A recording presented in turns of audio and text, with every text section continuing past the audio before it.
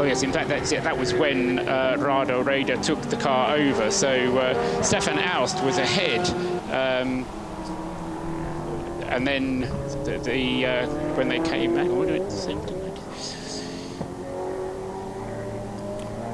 yes, that's right. So when Rader got into the car, he slipped behind Lafargue. Then he managed to get ahead of Lafargue. Okay. And then he's then led the Lafargue ever since he got into the car. So he came out. So he had to do the hunting initially. And now he got past, but he's not been able to draw away. Is the key thing. Yeah. Even as the cars have got lighter, but Lafargue had already made his pit stop. In fact, Lafargue's in now. Just comes in, yeah. So that's the end of his. Is that what you said? Because I had a feeling it was going to be a few more laps yet.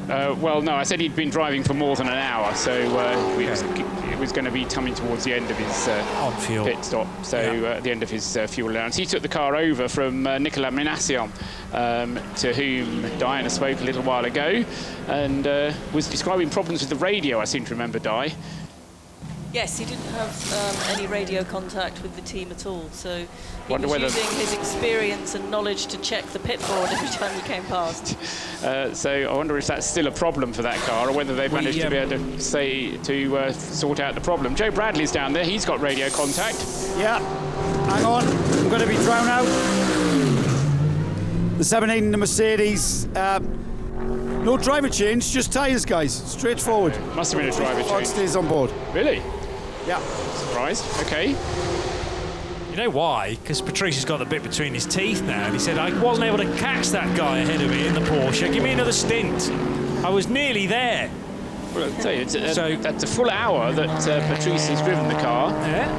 And he's got a 2-hour driving limit, so no problem for him to do another hour behind the wheel. But I suppose it's a little bit over an hour and 10 minutes altogether, so he'll have to go slightly less than an hour and in his second part of the stint. So you're not really optimising your stints, because the car could do an hour and 10, but your driver can't do an hour and 10 because it's right up against the 2-hour drive limit. Then I realise this is a bit of a toss-up, you know, and you try and work out, well, are we going to gain a bit of time because there's a quicker driver at the wheel, or are we going to gain the time because we do an hour and 10 minutes? And the other aspect to it is that because you can't actually make the tank full at every stop, most of the time you're not actually running with a full tank of fuel, because Mercedes can put 100 litres in at every pit stop, whereas the tank will take 120. So at the last stop they'll have put in 100 litres, but that won't necessarily have made it full. Yeah. So the next stop won't actually take it to the full hour and 10 minutes. It might only take it to the 50 minutes, because again you can't get 120 litres into the tank. The only time you have 120 litres in is A, at the beginning of the race, or B, if you have a code 60 and you can do what Scuderia Praha and Herbert did, come in twice during the code 60 period and put in the half allowance, but because you're coming in early, you end up at the end of the 2 stops with a full tank of fuel. Yes. And of course, we've not seen too many code 60s, have we? Only one, and that was for a mere 16 minutes and 20 seconds. Which did enable plenty of people to come in on the double step, if you like, the back-to-back pit stop, so you get your full allocation that way, and you possibly get a full tank that way as well, depending on how much was already in. So there won't have been too many with gripes about that, but from my perspective, what we're not doing is losing any lappery, numbers of laps, and I still think we're going to be mid-600s. I can't change my mind there, and you've always said over 700. Joe said 732 or something, and with Joe shouting in my ear saying, I said 732, let's get him to air. He said Anti-Bury. I know. Anti-Bury. How many laps does Anti-Bury think this race will go to? Mind you, he's in the TCE, so it's completely different. He's going to get... Now be prepared for a very strange look from Anti. You always get a strange look. Anti. It's got nothing to do with you. How many laps this race will go to. And it's kind of like a lottery. I've said 732. What do you want to throw your €5 in? 700, let's say. 700, there you go, Andy Bury. Andy, you brought the car in, the 131, the top car in the lead. My question to you is, how are those front tyres bearing up? Are you losing them towards the end of the stint? Yeah, for sure. The temperature is really high, so it's tires dropping quite much. And do you think it's going to be different when we get into the cooler climate of the nighttime running? Do you think you may be able to double stint the tyres? Yeah, it will help. When we get the temperature down, and we expect less than 20, something like 16 in the night, then it's good. Percentage-wise, how hard are we pushing out there in TCR? Say again? Percentage-wise, how hard are we pushing? What sort of a race? Are we pushing 100%? Are we maybe at 7/10? Yeah. Still, at the moment, we are just keeping the car on track, and later on we will start to push. Okay, I'll leave you to it. Leave you to get some rest. 700, yeah? 700. Put Andy Berry down for 700. Yeah, I've marked his card. I thought he was going to get, with you going 732, the clever thing would have been to say 731 or 733. You know, you box you in so that basically there's no chance you will win and every chance that... I'm beginning to think it could go to 800. Well, 800, I suppose, is possible. Everyone's pointing at things. What are you pointing at? No, I was just pointing at TCE division distance that they need to go at. Yeah, no, but in fairness, I think Joe was steering him towards the GT series because you're going to get more laps from the GTs, weren't you? I wasn't saying how many laps he could do. No. I'm talking about he's got his €5 in to the pot now. That's right. He's in the game. Well, yeah, there's no going back now, is there? Oh. 700. But you also almost want to ask him about a category he's got nothing to do with, because if he starts backing off or indeed increasing the pace just so that it is 700 laps, I'd start to question that. So it's nice that he's referred to the GT series, which he has no involvement in. But TCE, a completely separate race. Let us not forget, Kerry Laaksonen is taking that car over then, and the 131 car, the top car sports machine, leads the TCE series from the Autorama Motorsport by Wolf Power Volkswagen Golf of Yannick Mettler, but I still can't really pick a winner between those two. I know there's actually 5 minutes separating the two. That might be slightly misrepresentative now because the 131's just come in for a pit stop, and in third position in the TCE, the AC Motorsport Audi, which has never really got going again after a really good opening stint for Sam de Jonge, and then it was put off its stride with one or two niggly issues, including part of the wheel arch that became loose. There was a spin for Stefan Perrin as well when he took charge of that car. They also had quite a long penalty for speeding in the pit lane, which delayed them 33 seconds, I think it was. Okay. Yeah, so you add all those little individual problems together. None of them significant, but yeah, they when you add them all side by side, it means that the car's still on the podium for the moment, but it would dearly like to be at the sharp end with 131 and 112. Otherwise, in that class, you're looking at the Nordschleife Racing Peugeot, which has penetrated that top three at times, but now just starting to drift away with Guillaume Romain at the wheel, a name again that you may well know from Team Altran of old. Well, it's a renamed team, but essentially the same personnel beneath Nordschleife Racing. Yes, and only one lap behind the TCR Peugeot is the Synchro Honda. So I know it's not in the same class, but the Synchro Honda at the moment, touching wood desperately, is ahead of a car from the TCR class, it's ahead of a car from the SPX class, and it's ahead of a GT4 Aston Martin, all of which are out and racing. It's not like they're ahead of retirements. The one which is in doubt is obviously the Bonk Motorsport BMW, which is in the same class as the Synchro car, but the Synchro car is, let's say, ahead of 3 other cars which potentially are quicker than it. And the Ferrari of Josef Kral now heading through the first few corners of this next lap. 12 seconds adrift now of race leader Daniel Aleman. Another great lap from the young Czech driver. And that's the top 2 then. 91 Herbert Motorsport and 11 Bohemia Energy Ferrari, with Alex Cunha still 3rd for GPX Racing. And at this rate, Josef Kral could actually take Daniel Aleman before the end of the stint. I was suggesting that it might not be all the way to the end of the stint, but the way that Kral is going, he might actually manage it. Another 5 laps, I reckon. No, actually it'll be more than that, won't it? It'll be more like 10 laps for Daniel Alleman. And so if he's losing ground at the rate of a second a lap, then he'll just hang on. But otherwise, Josef Kral is going to be snapping at his heels for the time the German brings the Porsche into the pits. And we are now well over 6 hours. They'll be coming up towards the 7-hour mark in the race. And still bright sunshine, although the shadow's lengthening here in Portimao, and then that brings its own little challenges as you get the sun in your eyes as you come over some of the crests here. I know the other little calculation you like to do, Paul, is to get to 6 hours and then multiply that by 4. You had a go at trying to do that with Joe and I at the Nürburgring, but well, first of all, we weren't listening, and second of all, can't do on-air mathematics in any way. But I mean, we're now 35 minutes on from 6 hours, and only at this point have we reached the 200 lap mark. So I think any hope of 800 laps that Joe was suggesting.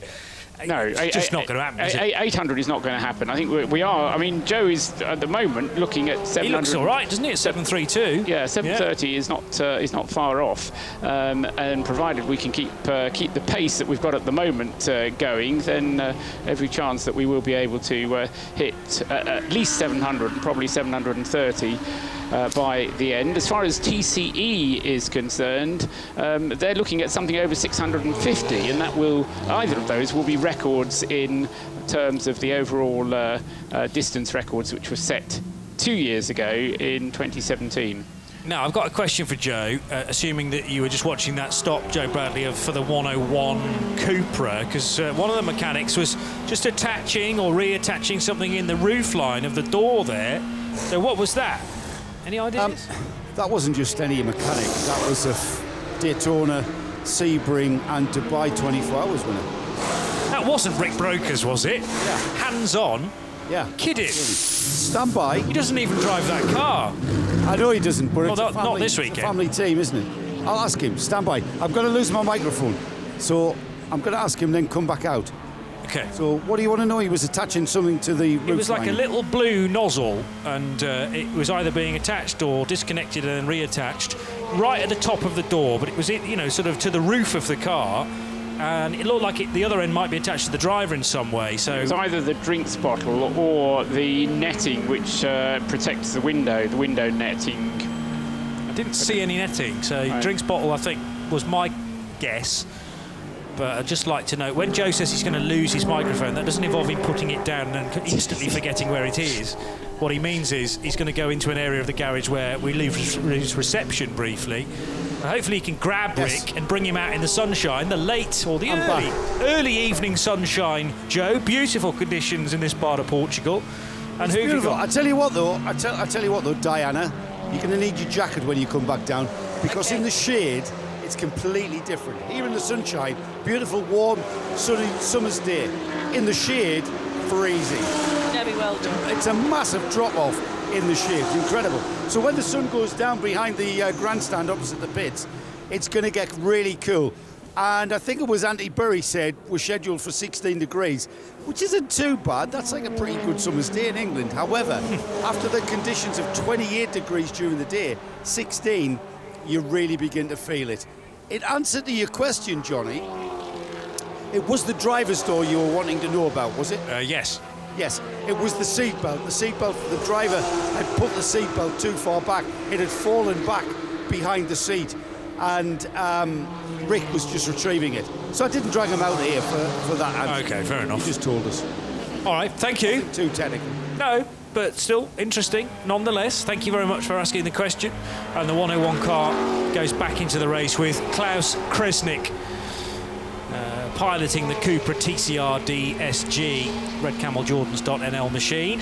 That car is running in 5th position in TCR. I think it was Klaus who started the car, wasn't it, for the Red Camels team. So that means they've done the complete driver cycle, having put Henry Littig in it after Klaus. Then Luke Breukers had a double stint. Then Nuno Corvo had a single stint. And now Klaus getting in for his first, or for his second shift of driving. Leo Weiss doing a personal best sector time in the number 22 Ferrari, I noticed. So the Wochenspiegel team Monschau Ferrari might be nearing the end of its stint, getting nice and light. Equally, I suppose it might be early in its stint. Paul will have the answer, but if it's fresh tyres, that will answer the question, or if it's a lighter car. I can understand why that car then all of a sudden is picking up speed. It's fresh tyres, yeah. Leo having just done a full stint of an hour, so he knows the track conditions, he knows the car, but a fresh set of tyres means that it's going very rapidly indeed for him, and he's just picked up a place at the expense of the number 15 TopSport WRT Mercedes, which is in the pits for what I was going to say was a routine stop, but there was a time penalty to be absorbed, which I think was around about 20 seconds. Now it goes back out, so I think it was probably 20 or 25 seconds that the TopSport Mercedes had to absorb, and now he's on his way again, and the number 15 spent just over 5 minutes, 5 minutes and 12 seconds in the pits. Mercedes 454 back in the pit lane, Joe. Yeah, I mean, this is the car that wasn't allowed to start because of an irregularity with the fire extinguisher, which you must have operating at the so it's been climbing back through the field slowly, and again that was a routine stop. Thomas Jaeger has handed the car over, didn't quite catch, but once again delayed in the pit stop because they couldn't bolt the driver in, they couldn't get his belts fastened. Different shaped drivers, different lengths of belts, you've got to loosen the belt right off when you get a bigger driver in, and Thomas Jaeger, that's the Austrian Thomas Jaeger, got out, he's of slight build, and the driver that got in was of a bigger build, and they had problems. Even though this car, the 454 QSR Racing School Mercedes, is coming back through the field, that cost them dearly. And if you're in a position to check out the synchro car, Steph's on the board now, just as the car pulls into the pit lane. Are you looking at the front or the back of it? The back's in absolute state. I can see the back hanging off now. Yeah. Just that last interview with Synchro, we saw Steph holding that big ball of rubber which had caused damage on the rear bumper, and it looks to me as though the right-hand side of the bumper has been subjected to exactly the same kind of damage. They're pulling bits of rubber off the car, massive amount of pickup being collected in there, and there's very little of that bumper left. The bumper's just there to make the car look pretty, to be honest. It doesn't really do anything, certainly on a production-based car like this. The car's back out, they've done it, but to me, I think it's been the pickup. Is that more pickup? So let's have a look at that. So here we go, Steph. There's another stress ball. Let's add this to the stress ball. That has come out of that wheel arch. All of that has come out of that wheel arch, so that has caused more damage on the car. Yeah, so it's the same problem as what we said happened earlier. We the cameras and wanted to bring the car in before race control brought us in again. So we had the time, just get it done, and at least we've got no bumper to fly off now. I'd have left him out. I'd have left him out till they tell me to bring him in. Leave him out until they tell you to bring him in, and then take your time to bring him in. You've got 3 laps when they tell you to bring him in. I'm just saying, Steph. It was a good call. Don't worry. Exactly. Playing devil's advocate. You've got another stress ball to play with, though. You'll each have one by the end of this one. Oh, we would, yeah. There's a lot of pickup and a lot of debris on this track. Yeah, we've had that, and plus the problem with the front-wheel drive cars, the pickup goes on the rear tyres, and you don't scrub it off. So it builds up, and then it fires off, and there's quite a lot of it, as we've seen, on the rear tyre that fires off. I don't know what you could do about that. We've tried everything. So in our first race, we have the black tennis rackets on the back. They were solid. And then the next race, we drilled holes in to try and give a bit of air vents. Nothing's happening. Don't know what we can do now. It may be different at another track. Barcelona's the next one. Just get through this one. Don't use a bump. Take the bumper off. Yeah, how many hours to go? Oh, a long way. Crack on. What they could do, don't even think about it. What they could do is get to the end of the event and then just weigh it all back into Hankook afterwards. Yeah. I mean, you'd get some change space, like returning your milk bottles, isn't it? You know, we haven't used all this. I know we paid for it, but you have this back, melt it down, and make some new tyres. Alan James, who's taking the car back out, he'd done 15 laps, but he didn't bother coming in for fuel, so he's probably just decided there's enough fuel on board to take him to the end of his 2 hours, and so why bother wasting time getting more fuel aboard when he'll only have to come in anyway when he gets to the end of his 2-hour driving time limit. So the car's still, say, leading 3 other class cars, and Synchro Motorsport then in 24th place overall, and now 12 laps behind the overall, sorry, 10 laps, 30 laps behind the overall race leader, 30 laps behind the overall race leader. Talking of laps behind, the 454 car, I seem to remember that joined in 6 laps behind when it started the race. It is now only 4 laps behind the SPX class leader, which is the SPX class leader being the Lippert Motorsport Mercedes, car number 710, currently in the hands of Ilmari Korpivara, the Finnish driver, and that car's completed 187 laps, and QSR Dominic Bastian now at the wheel of that car, having had another pit stop. Of course, they have lost a bit more ground. They're now 6 laps behind on 181 laps then, so perhaps they'd caught up a little bit, but that last pit stop dropping them down again. The 454 QSR Mercedes, Dominic Bastian taking the car over from Thomas Jaeger. This race lead's looking a bit tasty now. We were asking the question whether Daniel Alleman would be able to fend off Josef Kral. They're going to be absolutely together as they come down the main start-finish straight here at Portimao.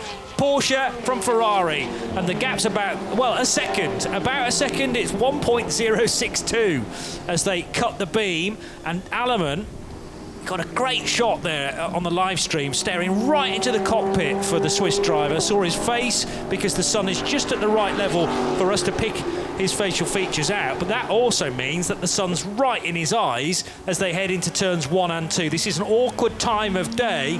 Josef Kral in control here, I would argue, right now with the Porsche as they run down the back straight behind the paddock and then dart down the hill and into the braking area for turn 5. Yeah, it's kind of inevitable, isn't it? This is going to be the 3rd time that the lead has changed on the track. Never mind about pit stop lead changes. It's going to be the 3rd time the lead has changed on the track, because Matteo Malicelli took the lead on the track when Ralph Bone, if I remember rightly, was driving the car.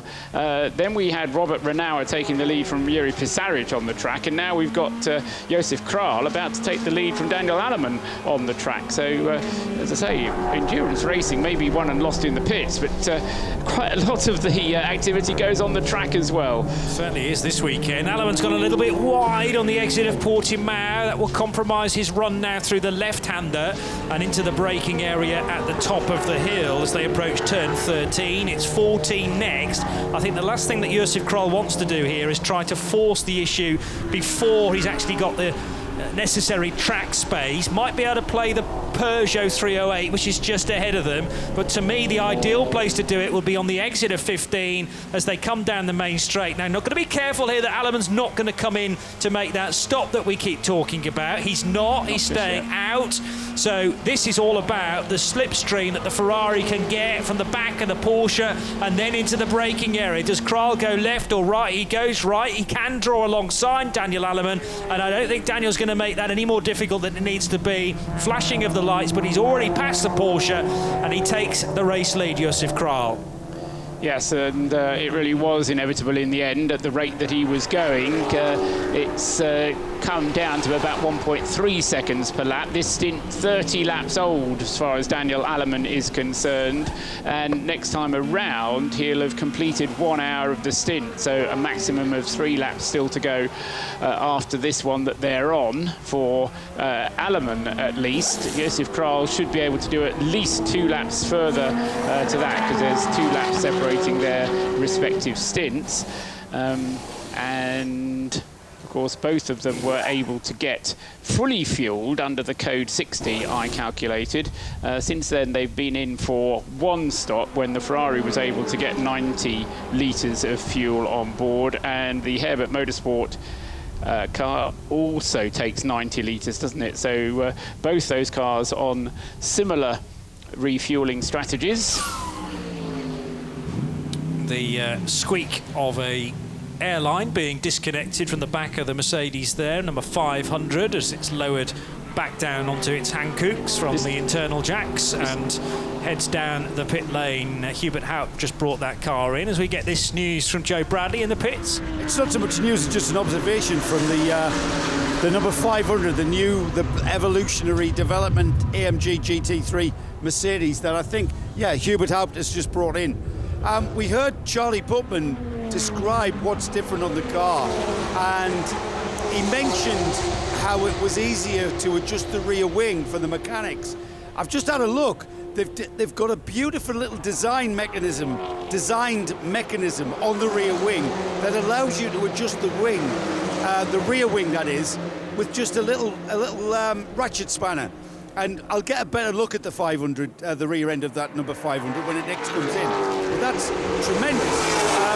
Before you would have to take little bolts out, slide the wing, put the bolt back in. This looks like a kind of a ratchet mechanism that swings and angles the wing so that you can have a wing adjustment mid-race. You can even, qualifying for instance, let's take some wing off, let's get a bit more speed down the straights. So that's one of the features that we'll try to get a look at the next one of the pit stops in the next 10 hours or so.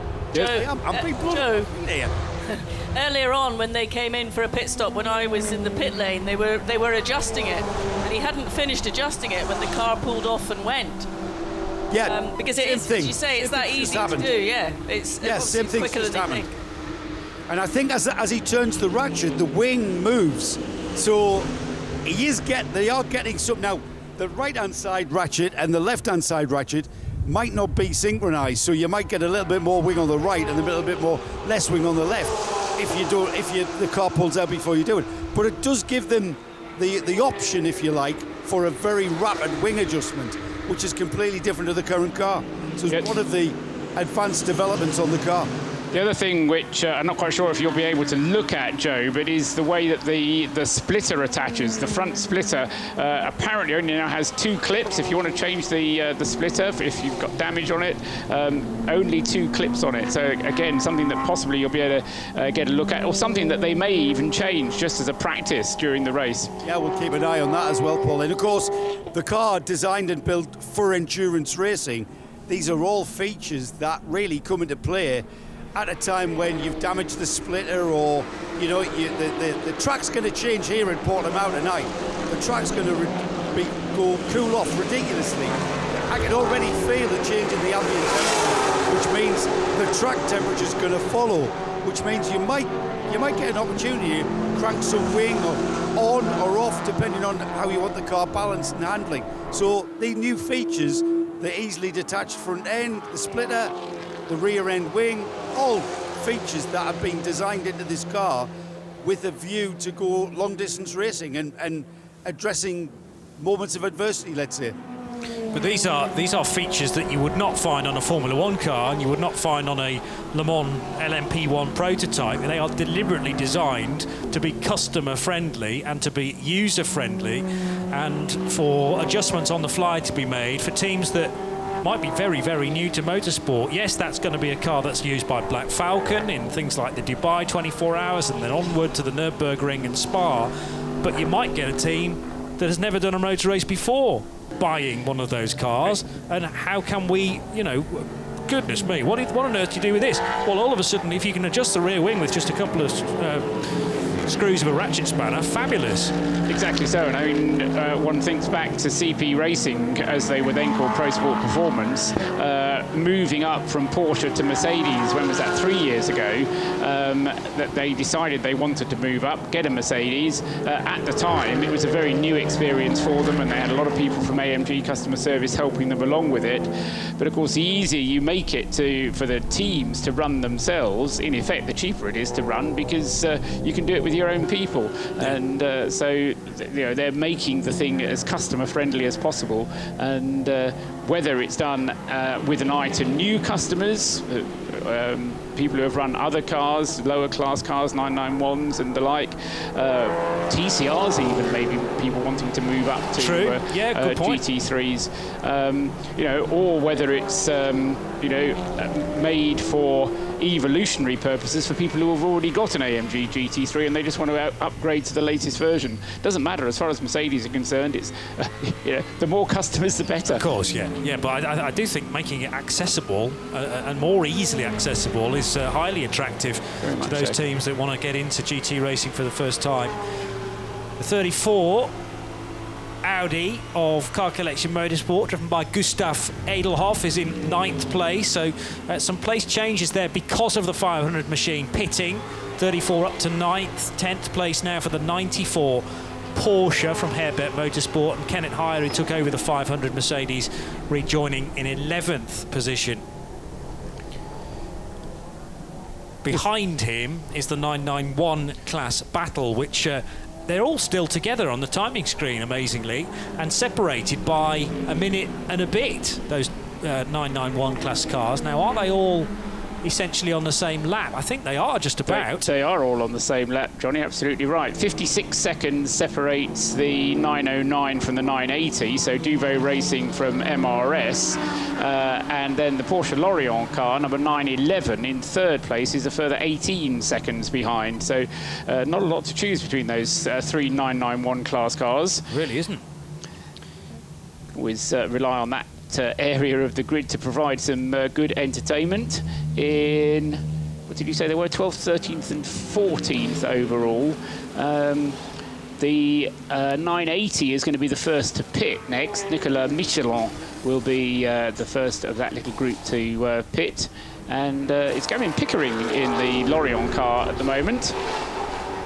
Car number 911, which has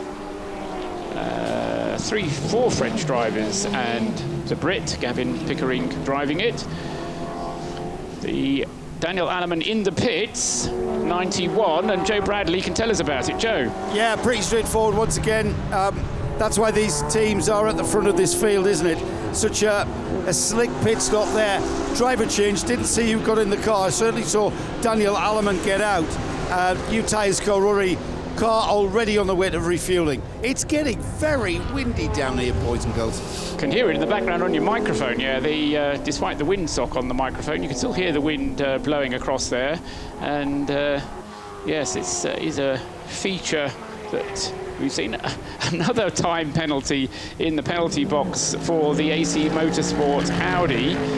And who's that bringing the car in? It was James Kay coming in, wasn't it, in the 188? Yes, it was. And so James Kay at the end of his stint, 3rd in TCR, soaking up another penalty, but they've got themselves ahead of the Peugeot. James Kay out of the car. Joe Bradley's with it. Yeah, interestingly, on the 188 pit stop this time, we're going to have a brake change on the left front. Now, we've got a brake disc, bell and caliper already set to come on. So we've got a dry brake hydraulic system there. The pipe just dropped down with that red end. That's the dry brake end on the brake pipe. That means we can disconnect the caliper without interfering with the hydraulics of the braking system. We've got certainly... Yeah, we're doing both sides. At first, I only saw a brand new disc and caliper for the left-hand side, but we've got one on the right as well. So brakes on the front of this car, and not taking as long as it would if we had to actually remove the caliper, remove the disc. We can remove the brake disc and caliper all in one unit, which we're about to do. James Kay already out of the car, the new driver in. Fresh tyres on the front. And we've left the rear tyres on. So all tyres on the rear, might as well. They're nicely up to temperature. And off comes the well-used, I've got to say, well-used brake system. I'm just going to check the wear on those pads, and they are well down. Yeah.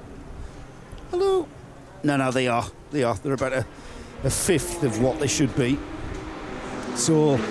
the brake change on this Audi RS3 of AC Motorsport, well timed. I'm not sure they've got more life out of the brake pads. The new caliper and brake disc on in position, just getting bolted on now. And then the easy bit would be to reconnect the hydraulic brake pipe. Now, on a normal road car system, if you disconnect that pipe, you then allow air into the system. This is when you would have to bleed the brakes. So by having a dry brake system, it doesn't allow any air into the system, so you don't have to bleed any brakes. You just basically clip it back in. It's called a dry brake because it does that. It just brakes cleanly, and there's no interference in the level of fluid in there, so that there's no air in the system. You can continue. We're getting towards the end. Just need the brake pipe putting on. He just readjusts his ratchet spanner to go the right way for tighten instead of loosen, and that's nicely bolted in. The torque wrench aspect of it clicked, and now the brake pipe gets put on. Is it righty-tighty, lefty-loosey, Joe? Yes, yes. As usual. Yes, yes. I'm just Wise to tighten. We are 7 hours in. They're going to have to do this twice more, aren't they? You know what? Brakewear's marginal in cooler temperatures. It's not going to be that cooler. It's only going to be about 16 degrees, so it's not going to affect the brakewear at all. So yes, Johnny, I would suggest that in maybe 7 or 8 hours tomorrow morning, towards the dawn aspect of this race, we're going to see another set of discs and pads. This is a very physical track, not just for the drivers, but for the cars and the machines as well. So, you know, you've got a lot of braking areas, tight corners, fast sweeping corners, heavy brake use. So no surprise, really. Yeah. Wheels on. We're about to come off the jacks, just checking for debris, rubber debris in the rear end. We've had that on many, many other cars where we've had pickup creating problems. And I just noticed further down, we've got the number 11 Ferrari due in, because the Scuderia Prague team are out on the pit apron to receive that car in from the lead of what will be the overall lead of the race. We're about done here at AC Motorsport. We are waiting for look at all that pickup coming out of the front grille. Now the car comes off the jacks, and now the AC Motorsport Audi back in the race. Great job, boys. Great job. So I wonder whether that was feedback from James Kay during that stint, or was it always planned before the start of the race? Then maybe I'll be able to tell us a bit later on. Here's a review then of how the TCE Series standings look after 7 hours of this year's 24 of Portimao. It is the Top Car Sport by Baskuten Racing Cupra that leads the way. That's the 131 car that is now being driven by Kari Pekka Laaksonen, and he took over from teammate Antti Burri at the last stop. The Autorama Motorsport by Wolf Power Racing Volkswagen Golf is in second, the 112 car. Third is the car we've just been focusing on whilst it had it brake changed, the 188 Audi RS3 of AC Motorsport, the Belgian squad. And Nordschleifer Racing of France, despite their name, they are a French team. The 172 Peugeot 308 Racing Cup car is in fourth position, ahead of Synchro Motorsport and the 676 Honda. And the other A3 runner, second in the class, is still, technically speaking, the Hoffa Racing by Bonk Motorsport BMW M240i, but that BMW is still having some sort of huge turbocharger problem being fixed, or initially being spotted, diagnosed, and then being rectified. So we wish them well and hope that that car can reappear in the next hour or so, ideally. In the GT Series, it's 3 A6 Pro cars that are now at the sharp end. 217 laps completed for the race leader, Josef Kral, although the 11 car has just come into the pits, as Joe reported. Still retains its lead just about. And in second place, the 91 Porsche for Herbert Motorsport, ahead of the GPX Racing Porsche 911 GT3R, number 24 for the United Arab Emirates outfit. Herbert Motorsport are in charge in A6 AM. They are fourth in the GT Series race, and Klaus Rader is currently in the fueling area but remains the A6 AM leader. From the CP Racing Mercedes, number 85, the Talksport WRT Mercedes, number 15, and the Car Collection Motorsport car, number 34, which is an Audi R8. The 500 Mercedes, the brand new AMG GT3 with that very quickly adjustable rear wing and a smart new front splitter as well, which sort of snaps on and snaps off. SP4 it runs in, and it is 10th in the GT Series. The 991 class, completely together, still on the same lap. Great racing after 7 hours. Duvo, MRS, and Porsche Lorient Racing is your top three. 909, 980, and 911. SPX is still being led by the Mercedes of Lippert Motorsport, number 710. And the GT4 category has at the head the BMW M4 of Hoffa Racing, number 50, ahead of the Pro Sport Performance prepared Aston Martin Vantage AMR GT4, that's car number 1. And third in GT4 is the Park Algar Racing Team Mercedes number 412. Corroyser Racing's Mark II car of Australia, those cars built in Norwell of the Gold Coast, not far from Brisbane in Queensland. 717 is still in 20th position, and then in 21st it's the Team Virage Aston Martin Vantage number 417. And that car, when you combine the GT and the TCEs, is 27th, with C.O. Jones at the wheel, the Portuguese-based Brit. Did you go to visit Mark Cars then when you were in that part of the world? No, I didn't. But you know where it is? I do, yeah. Yes, I could tell. I looked it up earlier on, Oh, okay. and then I remembered that fact. I have met Ryan McLeod a couple of times, and that particular Mark car, which is actually just reaching turn 13 over the lap, that car debuted at Bathurst 2018, which seems weird to say that was last year, but it was last year. It was a long time ago last year. It was February 2018, where they turned up with, I think, 3 of them actually, and that was the next phase, the second generation of the old 5-litre Mark cars, which are silhouette machines. You can still race them, to my knowledge, and most of them used to look like Ford Focus cars. There was also a Mazda variant on that, and there was always talk of other different shapes of the original Mark coming out, but I don't think we ever did have any beyond that.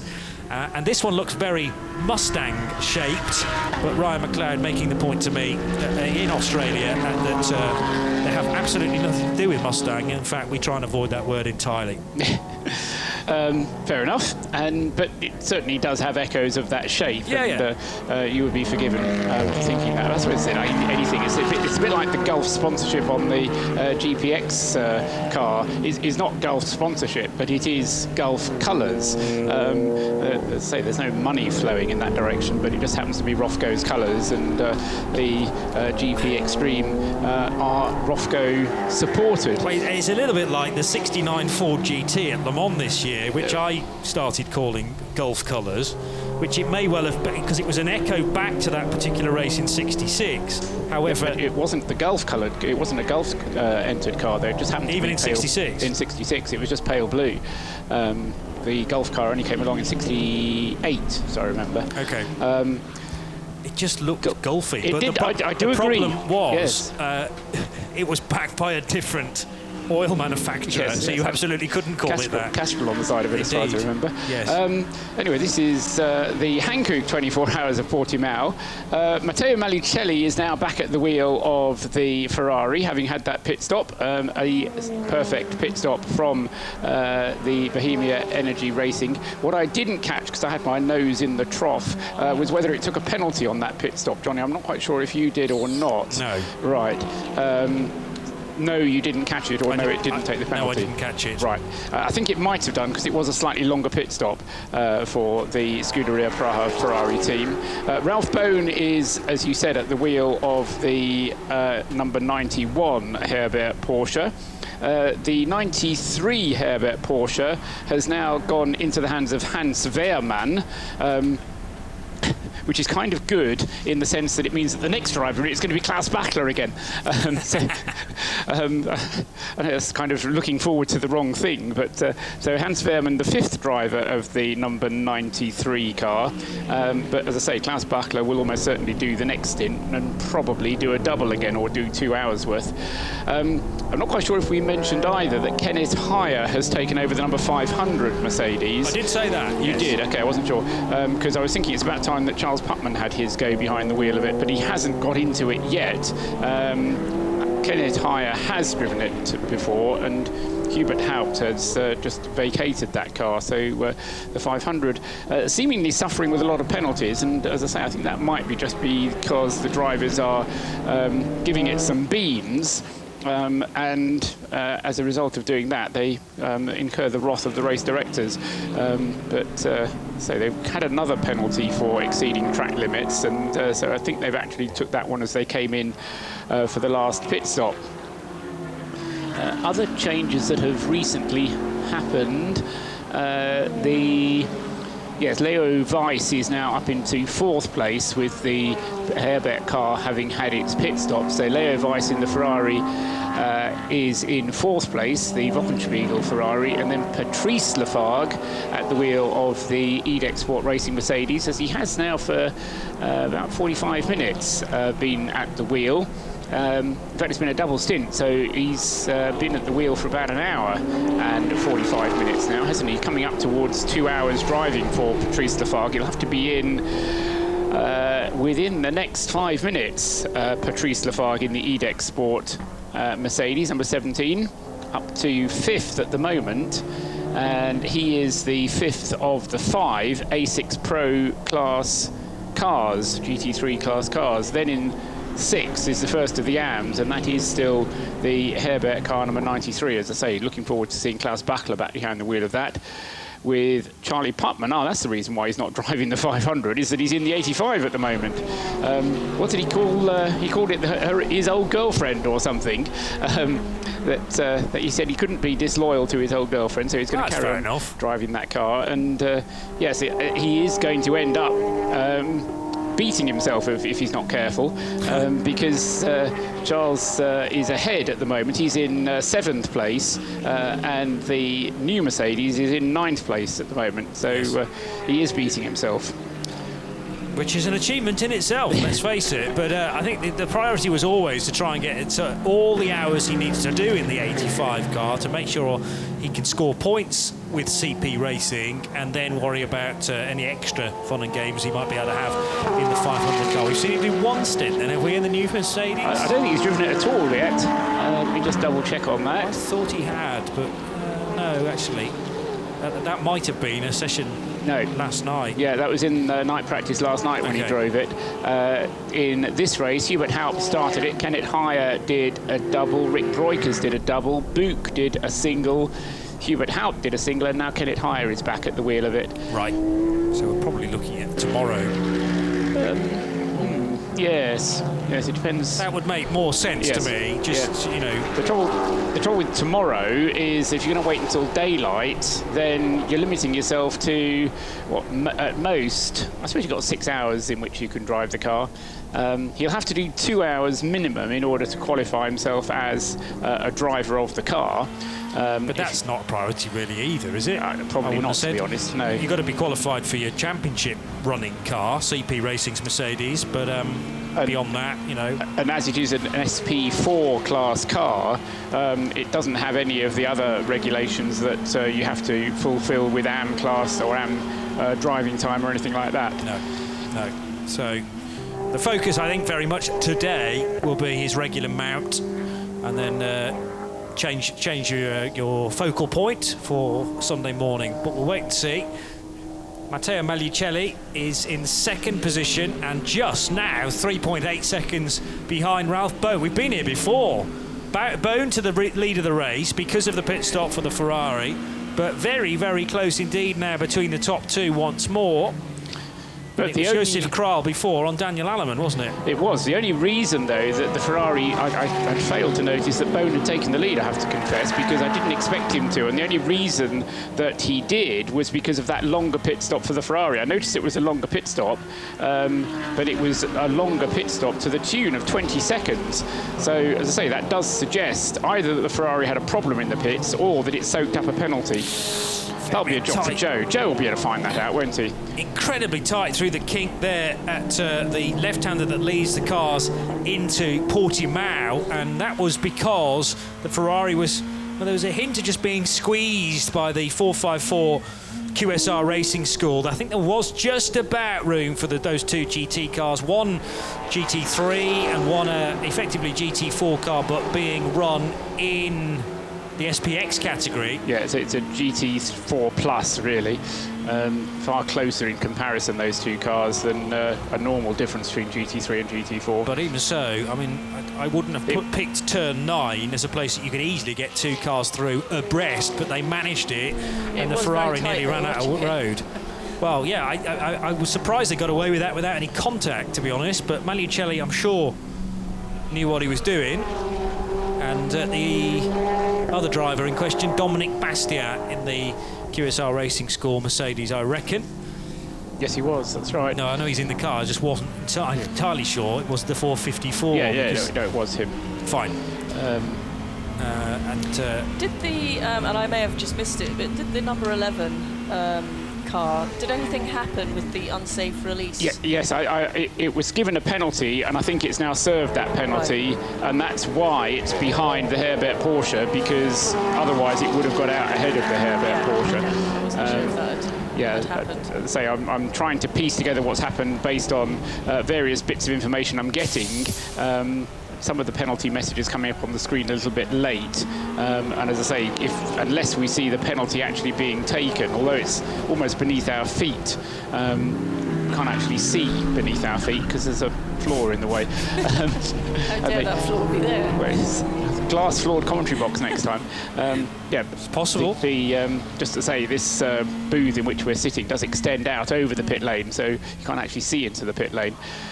Johnny, at this stage of the race, is there anything or anyone that's surprising you that you're watching or you've got your eye on? I was impressed with I have been impressed by Ralph Bone, and one or two people I know on Twitter were saying, are we sure it's actually Ralph at the wheel of that car at times? That was during his previous stint, but it is him. He's back in the car now, and it's been a sandwich stint with Daniel Alleman, effectively the meat in that sandwich, but Bone back at the wheel, and they're ticking off plenty of laps early on in this piece. I've never been doubtful about Maglicelli's ability to race, and there he goes into the race lead, squeezing up the inside, again given a slightly less racing room, I would say, than Alleman afforded Josef Kral at turn 1. But the Ferrari is through. As we mentioned, he was closing lap after lap, and Maglicelli fighting the car, isn't he, coming out of turn 4, and now with, I think that's the 454 Mercedes again that he's about to close in upon, the QSR Racing School machine, but a much easier overtake this time into turn 5. I like the fact that we've got the GPX Racing Porsche, rather, as part of the entry list, because Nicky Pastorelli and Jordan Groger always entertain. Alex Cunha, I think, still needs a bit of time behind the wheel of a GT3 car, and Jean-Pierre Valentini learning from those three as the AM with every turn of the wheel. But yeah, there are one or two, and I'm hoping that there are one or two that are brand new to 24-hour series racing that can go and tell their sometimes factory colleagues, hey, if you've got a free weekend, come and race with these guys, because it's good stuff. It's a bit like the young guys in the Pro Sport Performance team, Nico and Akhil. They're very focused. The young guys, they're starting out their career, and they are here and just absolutely loving it, but performing as well, and getting into that whole mindset, and just talking to the engineers before they get in the car. I mean, I was pretty impressed with that. Joe, you're on the cusp of possibly a car rejoining, or is this the BMW? Yeah. This is endurance, Johnny. Certainly the is. 869 BMW, the Bonk Motorsport car, has just fired up. And Michael Bonk stands suited and booted to the left of the car. He's about to get in. All right, the car's still on its hijacks. The under tray just underneath the engine has just bolted on. Last finishing touches. In fact, Michael Bonk is in the car. Have they actually put a new engine in, Joe, or is it just a new turbo bolted onto the existing engine? I'm going to ask that question when the car clears, and they'll be able to find out exactly what they did. Because it's been about 5 hours in the pits. The Synchro really, really keen on this car getting back out there, and they want somebody to compete with in the A3. These are the only two cars in the A3 class, and it kind of was souring their class lead, and they were hoping that the BMW would get out. Well, the good news is it is. And would you believe that they've been gauging how much of a lead they've now got? 135 laps. To gauge what they can do servicing the car. Right, we've got a time to change a drive shaft, we've got a time to change an engine, we've got time to change XYZ. You know what? The reappearance of this BMW, bizarre as this sounds, now puts Synchro under pressure, because Synchro cannot afford for a gearbox to destroy itself, an engine to blow up, because that really does put the cat amongst the pigeons. And it sounds bizarre, that, but I can kind of understand the psychology of it. But it's great stuff. But Joe, you were told by Synchro that they can change an engine in 45 minutes. They have a lead of 5 hours. Yes, I know. I know. They can afford to change 4 engines. Working through his head. Right, let's change the engine in case we lose an engine.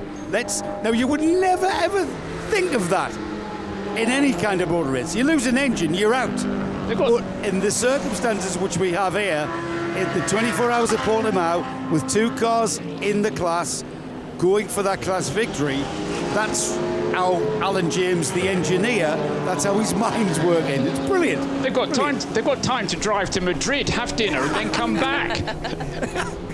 And still be in the lead. Go back to Swindon, pick up a new motor, drive it back. Yeah, brilliant. Very nearly. Anyway, we wish the 869 well, and there's a little piece of me that thinks, are we going to get a 24-hour race with no retirements? I can't believe that's going to happen. It's far too early to say that. We're not even 8 hours in. We're not even a third into the race yet. So it is far too early to be saying such things. But with the allowance for so much work to be done and the qualification minimum, I wouldn't say it's lax, but is relatively easy to sort. It does mean that cars can spend awfully long time being repaired and still be classified, as long as whatever has happened to this 869 doesn't happen again, and it loses another whole heap of ground. Just going back to what you were saying, Johnny, earlier on, because I was thinking about this battle between Herbert and Scuderia Praha. The good thing about having 3 drivers in the Scuderia Praha car and 4 drivers in the Herbert car is you always get 2 different drivers driving against one another to compare. So, at the moment we've got Malicelli against Bone. Previous to that we had Alleman against Kral.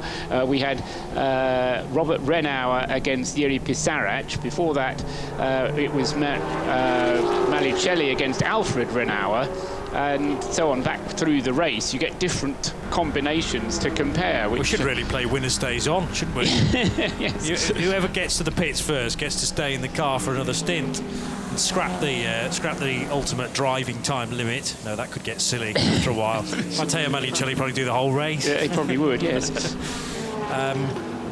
No, but it's an interesting point, Di. You mentioned probably 3 or 4 points ago now, but about those guys in the Aston Martin, number 1 particularly, because I actually asked the question of David King, who is the boss of Aston Martin Racing, about are they looking at the new wave of talent coming through and how much support could they potentially offer someone like Akhil Rabindra or a guy called Tom Canning, who's impressing Johnny Adam at only sort of 18 years old, Jamie Chadwick, who won her class along with Alex Brundle and Peter Kate at the Nürburgring 24-hour. And he said they can do so much, but what they don't have is a major junior program running like Porsche do, and you've literally got a classroom full of new kids coming through, and that's your next Porsche talent.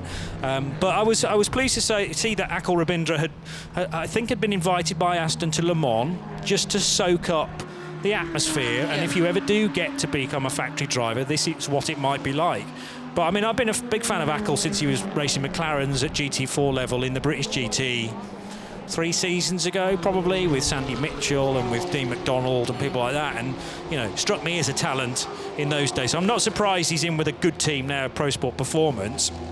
And you got to look then at people like Nico Verdonk to kind of put his arm around him and go, oh, this is where you could be faster on certain times, and you overlay the data and you say, oh, I'm getting this lap time because I'm doing this. Yeah, and it looked like there was a good amount of communication going on between all of them. But that is the only way you learn when you're new to this endurance racing. So, it is a 24-hour race, as we know, but a lot of these young guys they've not experienced that endurance racing for that length of time. It's teamwork. It's not just about them getting in, doing their own stint. So you've almost got to have a bit of a different mindset. Yes, and it's also being able to know how to get the consistency out there, along with, blisteringly quick lap times, but if you can only do those 1 in 10 laps, it's kind of no good to a factory team. You need to maybe decrease the lap time by just a couple of tenths and just give me 10 of those, because that's better in the long run than an amazing lap and then 9 shockers, if you like. There's a Porsche in the pit lane, Joe Bradley. This is the 911 from Porsche Lorient.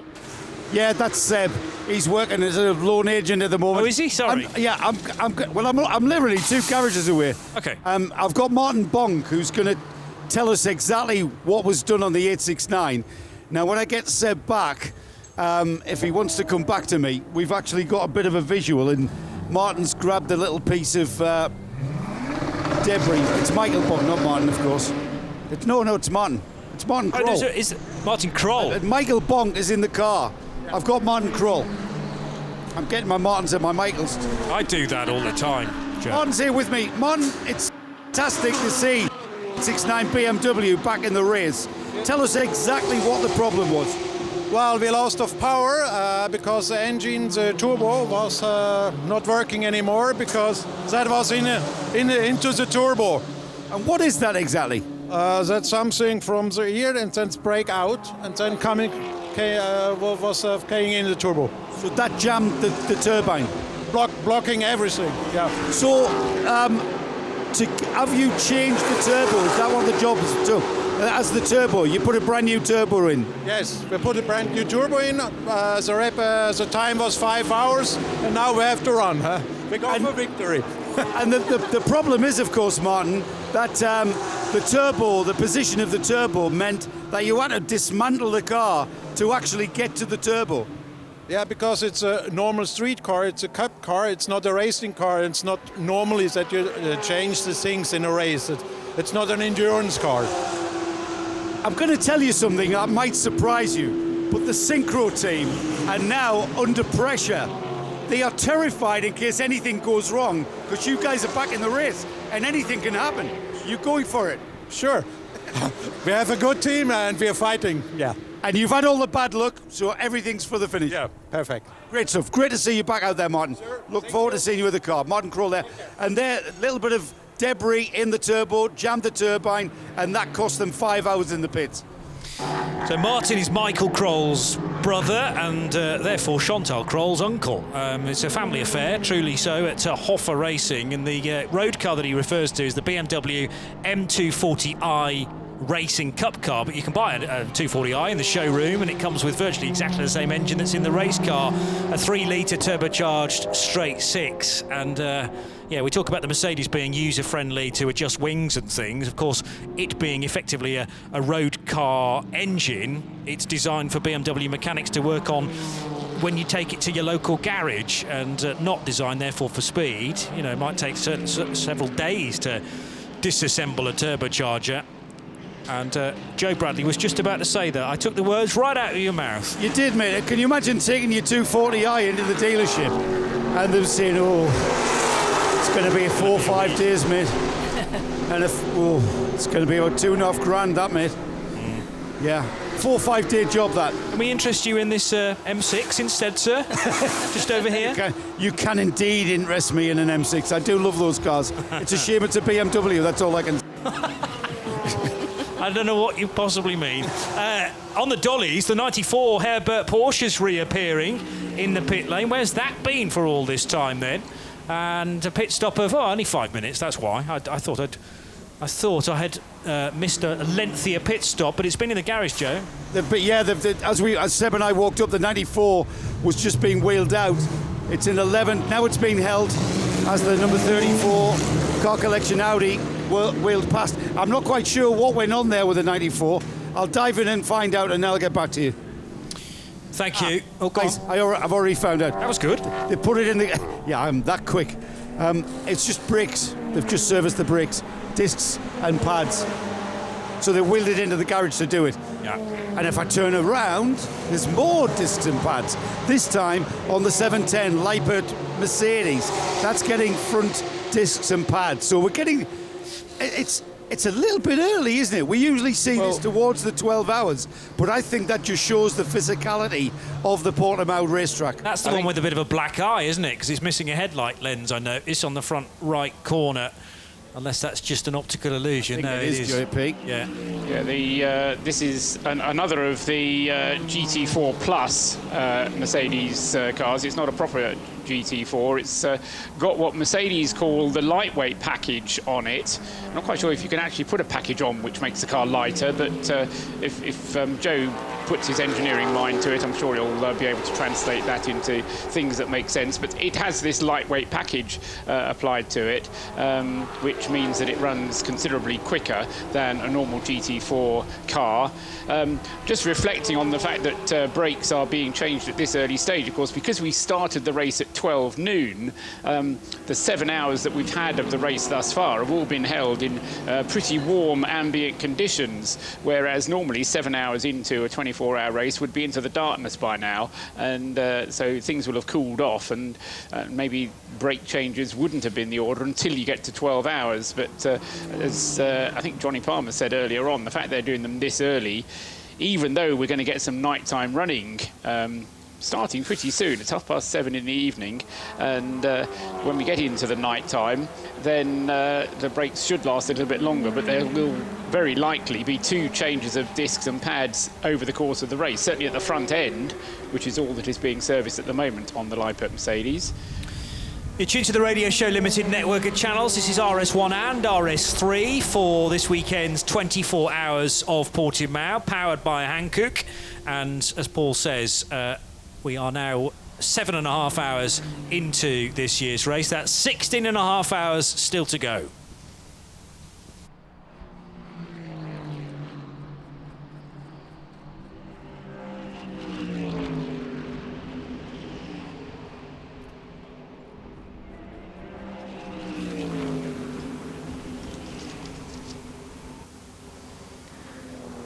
Matteo Magliucelli continues to lead the Portimao 24 hours in his Ferrari 488, and the gap is just 12.6 seconds after 7.5 hours. Ralph Bone in hot pursuit in the Herbert Motorsport Porsche. Jordan Groger in a similar car, the 911 GT3R for GPX Racing, is in 3rd position and streams across the line now. The gap between Bone and Groger only 54, nearly 55 seconds, so top 3 remain on the lead lap, and they are all, unsurprisingly, A6 Pro cars. It's then a gap of 5 minutes back to the Charlie Putman CP Racing driven car. We learnt the difference. I learnt the difference between the 2 Charleses this weekend, because Charles Putman likes to be known as Charlie and Charles Espenlau likes to be known as Charles. So that's how they tell the difference within the team as well. Who's in the car? It's Charles. Or it's Charlie, and everyone knows. Or it's Joe. Or it's Joe Foster. Or this weekend is Shane. And has been Xavier Masson, of course, in the past. Yeah, Not that's in the Mercedes, though. Has Masson never driven the Mercedes? I don't believe so. Certainly not. Interesting. I don't think so. I think Xavier last drove with the Pro Sport team when the Pro Sport team had a Porsche, or when CP Racing was with Pro Sport. Shane Lewis said that his last race this year was the Dubai 24 hours, and he's the extra driver he's required. The normal 4th driver for 24-hour drives. They've had Andy Pilgrim, I'm being told, before, but I don't think this season is the other Adam Christodoulou. But for the 12-hour races, do they just stick to the 3 of them? Charlie, Charles, and Joe? Yeah. Yes, they had Adam Christodoulou joined them for the COTA 24 hours last year. OK, thank you. Which was when they won the championship. But, of course, they then parted ways with Pro Sport, and it became CP Racing, which is, for this year, a new team, although you wouldn't have thought so to see the operation, because it's still the same cars, still the same personnel as it was running in previous years as part of the Pro Sport performance operation. The Leipert car still in the pits, having the brakes. No, it's now had the brakes finished. They're out in the refueling area now. Elmar Grimm is back in the number 34 car collection Audi, which means we've missed out on a Max Edelhoff stint, doesn't it? That means probably that Max is being saved for the night time. At the beginning of the race, Max drove a storming stint at the wheel of the 34 car collection Audi, handed it over to Elmar Grimm, and Elmar drove a very solid stint indeed at a very good pace and actually had the lead of the race at one point in the car collection Audi. Was in the lead when he brought the car into the pits and then spoke to Joe, and although he was clearly exhausted, was very good at describing what it was like to drive a car in the conditions as warm as they were earlier on. Joe's just observed a pit stop for the Mark II V8. What can you tell us about it, Joe? Oiser got out. I'm not sure, I wasn't down here quick enough to see who got in. Core Oiser got out. You just broke up for a second there. Core Oiser got out, you said. Core Oiser got out. I'm going to go and drag Core because I'd like an explanation or a bit of an inside. It's certainly not Ricky Coomber in the car. I think it's Jim Briody. Let's wait until Core gets his helmet off, and I'll give you a shout. We'll get an idea of a bit of insight as to the problems that this car has had. That's what's dropped the car down the field. Yeah, it was a long stint from Core, so you'll probably have to give him time to get his breath back. It was a full 2 hours. Not at all. Look, he's already smooching with Jim's wife. I wish you could see this. Is that Pat? Engine builder give Core 5 minutes. I've said he's already smooching with Jim's wife while he's in the car. Come and talk to us, Core. Yeah. 55 laps he did. Jim's in the car, yeah? Yeah, it is Jim Briody. Core, I just wanted to get a talk to you. We saw earlier the trials that errant stuck wheel caused the car. Cost you a lot of time. What exactly is it that caused that? Well, we still don't know yet, because yesterday we had one as well. And we did basically made the holes a little bigger so that they have more space. So now we tighten the wheel more, you know, like over-tightening it. And for some reason, it stay on. So I don't know, it's the level is too low what we tightened it, which was, according to the factory, 740 Newton meter. Now we put it up to 800. Okay. Well, and it was just the pegs that was stuck, wasn't it? Maybe the expansion rate. Because what are the pegs made of steel, and the wheel is made of alloy? Yeah, they are in the wheel. The pegs are in the wheel. Normally they are in the hub. So you can't get the wheel off. So you have to knock out the studs from the wheel, and then they stay in the hub. And from the other side you have to hammer them back. Ah, that's what was going on with a punch. We talk about Jim. We've talked about Jim doing his 98th 24-hour race. But how many 24-hour races have you done? I never calculated. I know I did 1,000 races last year, so somebody will know that. So I don't want to investigate yet, because Jim is the man. Yeah, I'm not going to take anything from him. Are you looking like being the person who puts Jim in the car at quarter for the 100? Yes, I do. Yeah. Right, so you guys are doing Barcelona and quarter? Correct, yeah. In this car? This car. You must love this car. Does this car remind you of your Marcos days? Lots of power, lots of rear-wheel drive, spinning the wheels? Well, the thing is, this is a modern V8 car with it has traction control, ABS, power steering, which our car didn't have. Right. So we have quite an easy time in the car, you know, for 2 hours. The Marcos you have to fight, and after 2 hours you're dead, you know. You have to lay down for 4 hours to recover again. You were a lot younger then, though, Core. That's true. I'll leave it to it. Thanks, Core Oiser, the legend that is. And he said he didn't count. We need Janos. Janos will be. Yeah, I mean, he's as he said, he went over 1,000 races that he'd competed in last year. But I reckon that. He's certainly up there in the 70s or 80s in terms of the number of 24 hours of races he's competed in. I mean, to an extent, it is easier these days. It's like Grand Prix drivers get so many more Grand Prix these days, and it's quite easy to complete 100 Grand Prix. When you were Jim Clark or Juan Fangio, it wasn't quite so easy to complete so many Grand Prix, but there are a lot of 24-hour races around on the calendar these days that you can compete in, and at what is now a very high level with GT3 class cars. You know, they're not all races for lawnmowers or something. Yeah, so no, I'm sure somebody will know. Well, actually, maybe not. Somebody needs to research how many 24-hour races Core Oiser has done, but certainly more than most. He must have some scrutineering stickers somewhere, or if he's anything like you and me, he will have picked up a programme for everyone he's done. So just count the programmes at the end of his career. But yeah, he's a long way off finishing yet, isn't he, Corroyser? You would have to imagine. Certainly going to see this season out, and Jim Briody will join him in the United States for the COTA 24 Hours. But Briodi's got a few years on court. Just looking at the number of titles that Cor has.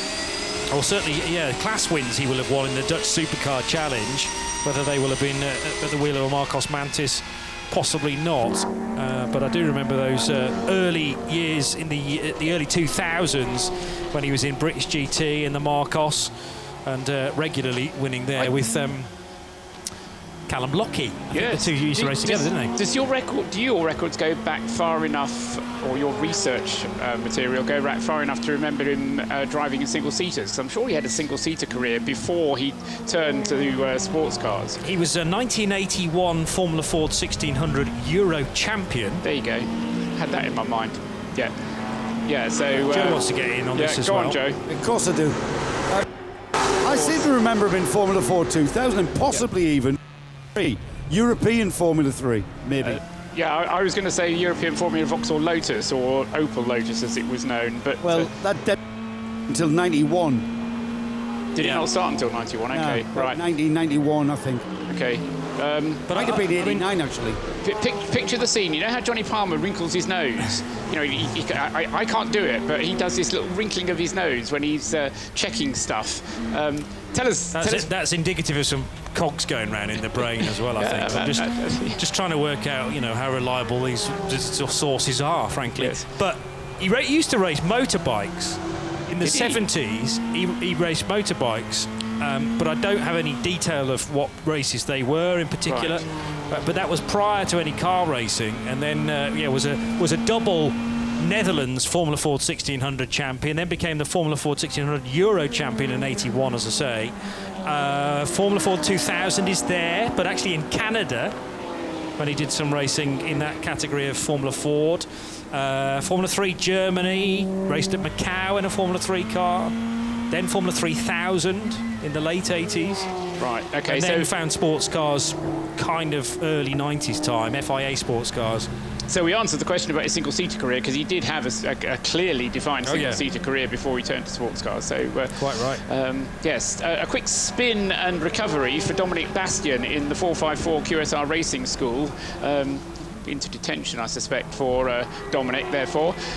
The SPX class Mercedes having a bit of a gravelly moment. That was over at turn 3, the kind of first hairpin, which does have a name. It's Lagos, I think. The tight hairpin, which then leads up onto the little plateau that then brings you down to the hairpin behind the pits. However, the yellow flag, having been waved to announce that, has been withdrawn, and we're now back to a full racing green circuit again. Charlie Putman going through across the start-finish line, and he is coming towards the end of his stint in the 85 CP Racing Mercedes, which is up to 4th place overall, leading A6 Am, and taking advantage of the fact that Hans Wehrmann isn't as quick. Hans Wehrmann lapping in the 153s, whereas Charlie Putman lapping in the 150s. So Charlie, very rapid indeed, even though he's not perhaps as quick as Charles Espenlaub is, but Charlie Putman still very capable at the wheel of the CP Racing car. So leading A6 Am are CP Racing. Herbert Motorsport with their 93 car are second in A6 Am. Third in A6 Am at the moment is Toksport Mercedes, number 15, which has just had a pit stop.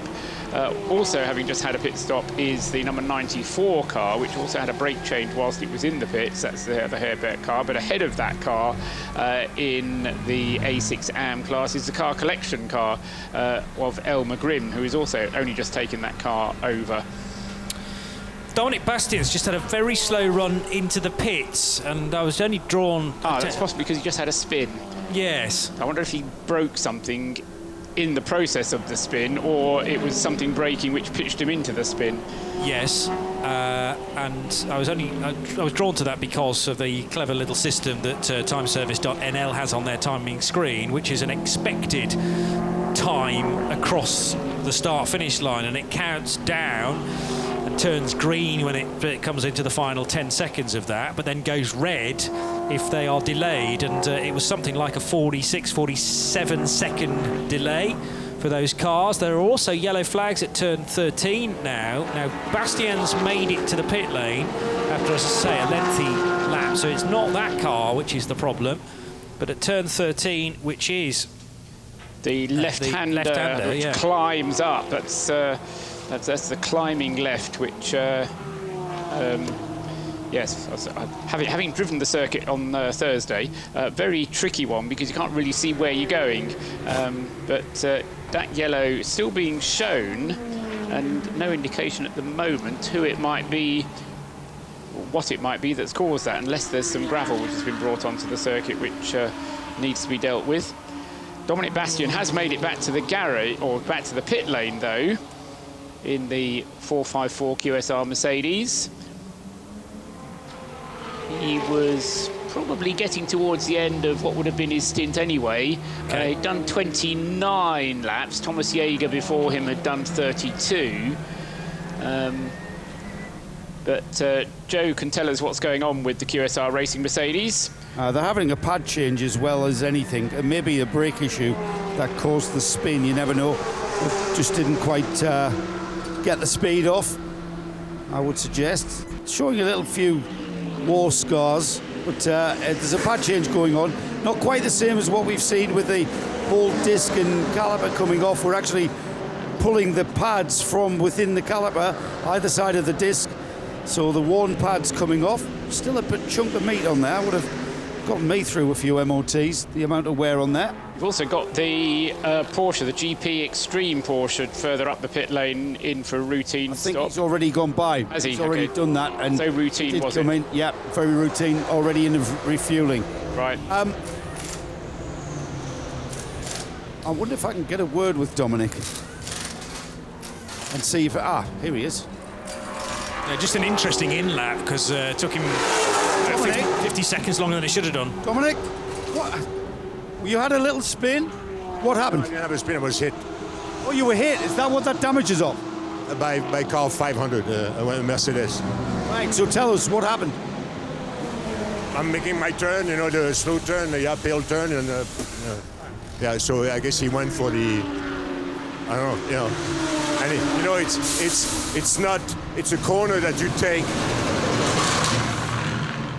It's a corner that you take wide and come in, right? Obviously, you know, so you end up on the wide. So it's not the kind of corner where you put yourself. So I took the normal line, and he tried to find a gap that didn't exist. You know?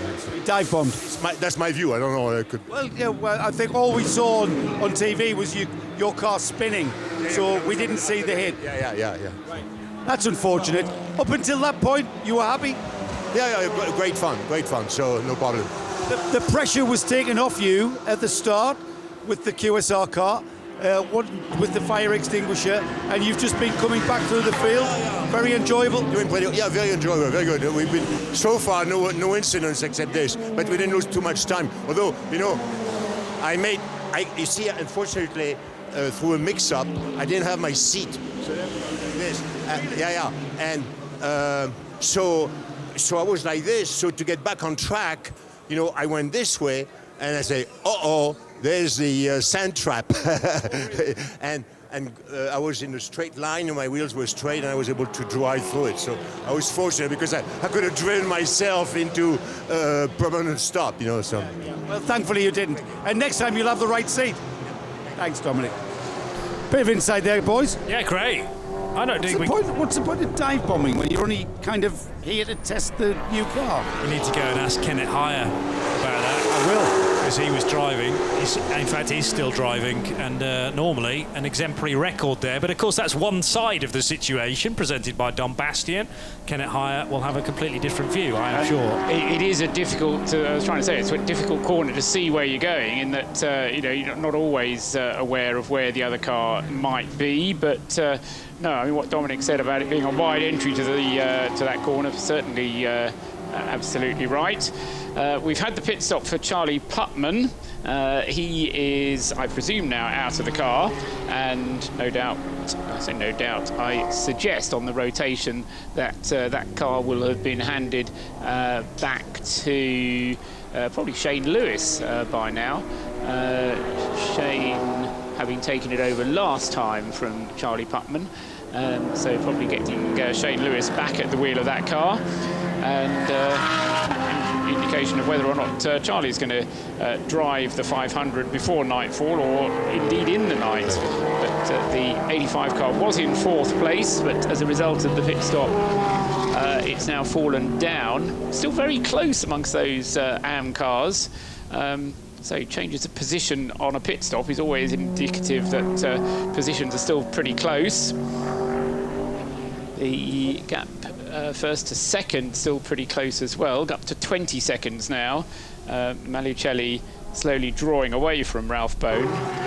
But those two rapidly turning into a class of their own, just those two on the lead lap now. And the rest of the field 2 laps behind or more. Jordan Groger still, no, that car out of the pits now, isn't it? The 24 car, having had a pit stop. Jordan Groger, having done one double stint, up for another one, because he's going out for another double now at the wheel of the GPX car. So that's now inherited 3rd place. Hans Wehrmann in 4th, halfway through his stint. Then it's Georg Weiss now at the wheel of the Wochenspiegel Monschau Ferrari. That's in 5th place, but 4th as far as the A6 Pro cars are concerned. And then Charlie Putman, or that car with a driver change going on, the CP Racing Mercedes, losing places while he's in the pits. Edex Sport, they've had their pit stop, and number 17, Paul Lafargue, now having taken the car over from his father Patrice. And we're going to hear from Charlie Putman, all being well, very, very shortly. You were right, it was Shane Lewis taking over the 85 car. Matteo Malucelli continues to lead A6 Pro and the race overall in the GTs. And in the TCE series, our race leader is Kari-Pekka Laaksonen, who drives the Cupra from Top Car Sport. One of a couple of cars prepared by Baz Kooten Racing. Baz not with us this weekend, busy elsewhere, but he's brought his many members of the team to this Portimao circuit. I think there's only one Baz Kooten car here this weekend. This weekend, yes. Normally we've had, normally it's 2, and on occasion it's been 3, and I think we might have even had 4 Baz Kooten cars. Certainly seem to recall seeing an awful lot of Baz when he was describing things to Joe, and not just describing one car, but going through a whole litany of issues that he was having. Another penalty soaked up for the number 500. This is the 42nd one, I think. I think maybe all of those penalties have had to be aggregated. And anyway, the 500 car into the pits, that 10 is higher. And another another penalty, as I say, being soaked up by that number 500 car. The class leader in the TCE series, as I say, Kari-Pekka, just heading over the line now in the 131, ahead of Harold Schlotter, who's actually in the GT series race. And then Stefan Tanner due across the line now in the 112 machine, which is the Autorama Motorsport by Wolf Power Volkswagen Golf. 3 laps behind. OK, well, that's a very good lead, isn't it, to have in the TCEs. They are both TCR cars. The A3 leader remains the Synchro Motorsport Honda FK8 as we head back to... Are you on the pit wall now, Joe, or have you dragged Charlie to the garage? You know what, JP? It's far too windy on that pit wall, isn't it? It's absolutely freezing. Charlie, you've just climbed out of the CP Racing Mercedes, number 85. You're in 2 cars this weekend. So we'll start with the 85, because I know you haven't been in the 500 yet. Firstly, the CP Racing Mercedes, things are going, fingers crossed, the way they should be. Yeah, the car came off the truck, as we say, really good this weekend. It felt really good in the first session, and when you have that, you're all smiles, because then you know it's not too much work to fine-tune it. So we think the car's pretty good. As it gets cooler, it likes the cooler temperatures as well. We spoke to Shane on the grid at the start of this race, and he was absolutely enthusing about this place. What were you guys saying to him when you asked him along to race for you this weekend? Well, actually, we asked him to fill in for all the 24s this year. So he was with us at Dubai. He'll be with us again at Barcelona and hopefully at COTA if his schedule will allow. But we told him, you know, we're trying to make All-American boys team or All-American old guys team, whichever you want to call it. But we've known Shane for a long time. He's known us all. So it was really kind of a natural fit. It was really nice to have him join us. So, Charlie, when are you actually going to have an outing in the race in the number 500? Okay, I get about an hour and a half rest now, and then I'll be in the 500 for my first stint of the race. Of course, I drove it a bit in practice and in qualifying, but this will be my first race stints coming up. Right, so in practice and qualifying, what are the major differences that you found in when you got behind the wheel of the car? Well, there's no real major differences, but some minor differences. They've tried to improve the aerodynamics of the car a little bit. It's not a 5 second a lap difference. It's very subtle things. Takes a decent driver to notice it. But I think that car is just very forgiving to the gentleman driver, to somebody who doesn't need to be 100% on edge the whole time. It makes a good endurance car. It feels really nice. That's kind of perfect as a customer car.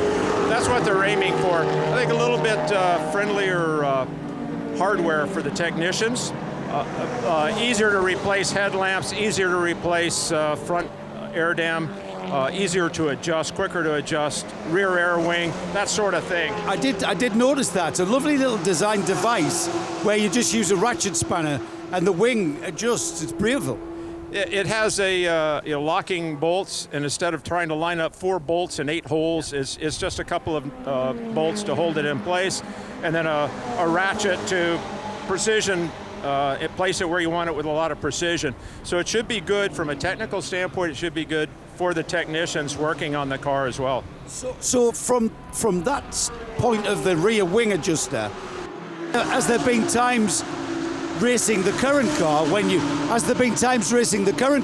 thought, I wish I could adjust this rear wing quickly?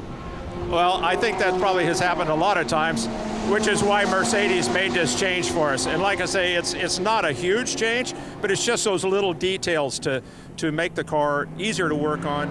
Also, some of these components in their design were designed with the team owner in mind to try to keep the price of repairs and price of replacement parts down.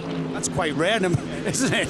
Customer service. That's really nice of them, and I appreciate it a lot. So. Yeah, and as a Mercedes customer, of I suppose, which I am, I drive a Mercedes, but as a customer of Mercedes race cars, do they take feedback from you guys? Do they take critique and feedback from every weekend?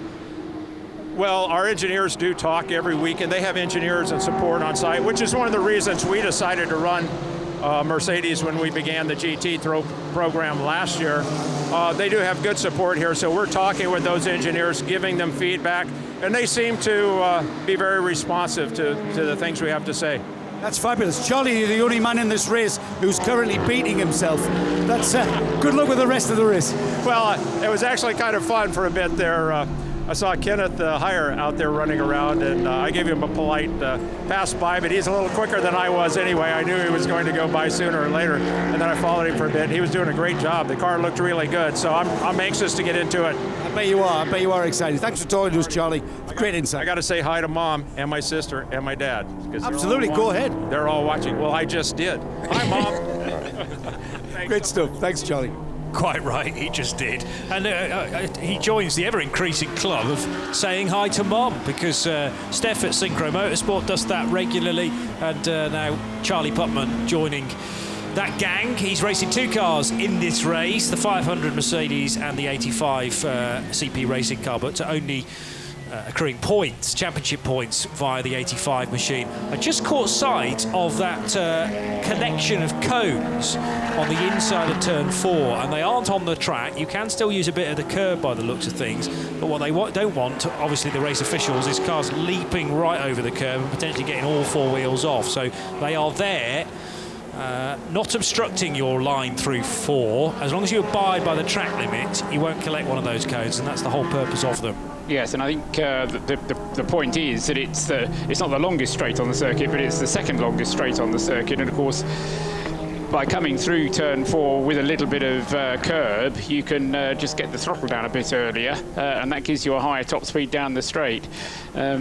Just in case anyone else was wondering, Johnny and I were having a little chat off whilst we were listening to Charlie Putman there concerning the hat, which was clearly a Mercedes-Benz hat, but had a stylised number 30 on it, which I couldn't quite work out. But it was to celebrate Mercedes-Benz having been involved in the DTM, the Deutsche Tourenwagenmeisterschaft, for 30 years, and that got me thinking as to when I first saw DTM, because it can't have been far off 30 years ago. But Mercedes probably, somebody out there will correct me, ever present in the 30 years that the DTM has been running. I can't think of a year that we've had DTM when Mercedes wasn't present, and I think they are the only manufacturer to have been ever present in the DTM. Johnny's looking that one up and will correct me, and no doubt there's people on Twitter who are also looking up the same thing. The only car that is in the pits at the moment is the leading TCE division car, the number 131, the Bazkooten Cupra, which Johnny mentioned had come into the pits after a long stint from Kari-Pekka Laaksonen, and having had a stint from Antti Buri before.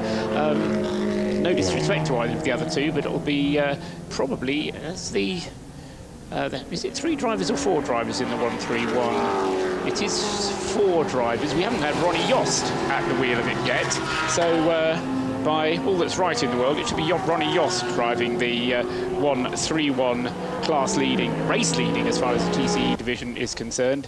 The Cupra, rather than say a Cupra, the Cupra. The DTM technically starting as the DPM, by the way, which was for production cars. A certain Volker Strycek was the first ever DPM champion. Yes, so that was 84. When Mercedes came into it, you would have to think was 89, if that's a cap from this year. 30 years ago. Indeed. Anyway. 8 hours into the race, Johnny. We are. Bohemia Energy Racing with Scuderia Praha's Ferrari leads the way by 30 seconds, 31.1. In fact, and we'll get a new time just as soon as those cars stream across the line. We've already seen Matteo Magliucelli and Ralph Bone expected in something like 20 seconds time. Herbert Motorsports number 91 Porsche then still there in second, and then the third placed A6 Pro car is GPX Racing's Porsche number 24. The A6 AM class leader is Herbert Motorsports number 93 Porsche, the white example. Wochenspiegel Team Monschau's 22 Ferrari is fifth, ahead of Edex Sport Racing's Mercedes number 17. CP Racing, we're talking a lot about Charlie Putman and his car. Well, that is 7th and second in class. And in third position in A6 AM is the Toksport WRT Mercedes AMG GT3. So, what have we got in AM? A Porsche from a Mercedes, Then the very special number 500 Mercedes. Perhaps that should be running as car 30 after all that discussion, but it's 500 anyway. It's in an SP4 category, which has sort of been specially made for cars that aren't yet legally allowed to run in GT3, but will be from next year. And in 10th place, the Car Collection Motorsport number 34 Audi. And outside of the top 10, Herbert Motorsports number 94 car still clings on to that position in A6 AM, which is fifth for Taki Constantinou, the Greek driver. 991 class is led by the MRS GT Racing squad, number 980. Duvo Racing from Luxembourg, number 909, second in that division, and Porsche L'Oreal Racing's 911 numbered Porsche 911 or 911, and the 991 shape car is in third position. That class is effectively 4 991 Gen 2 Cup cars.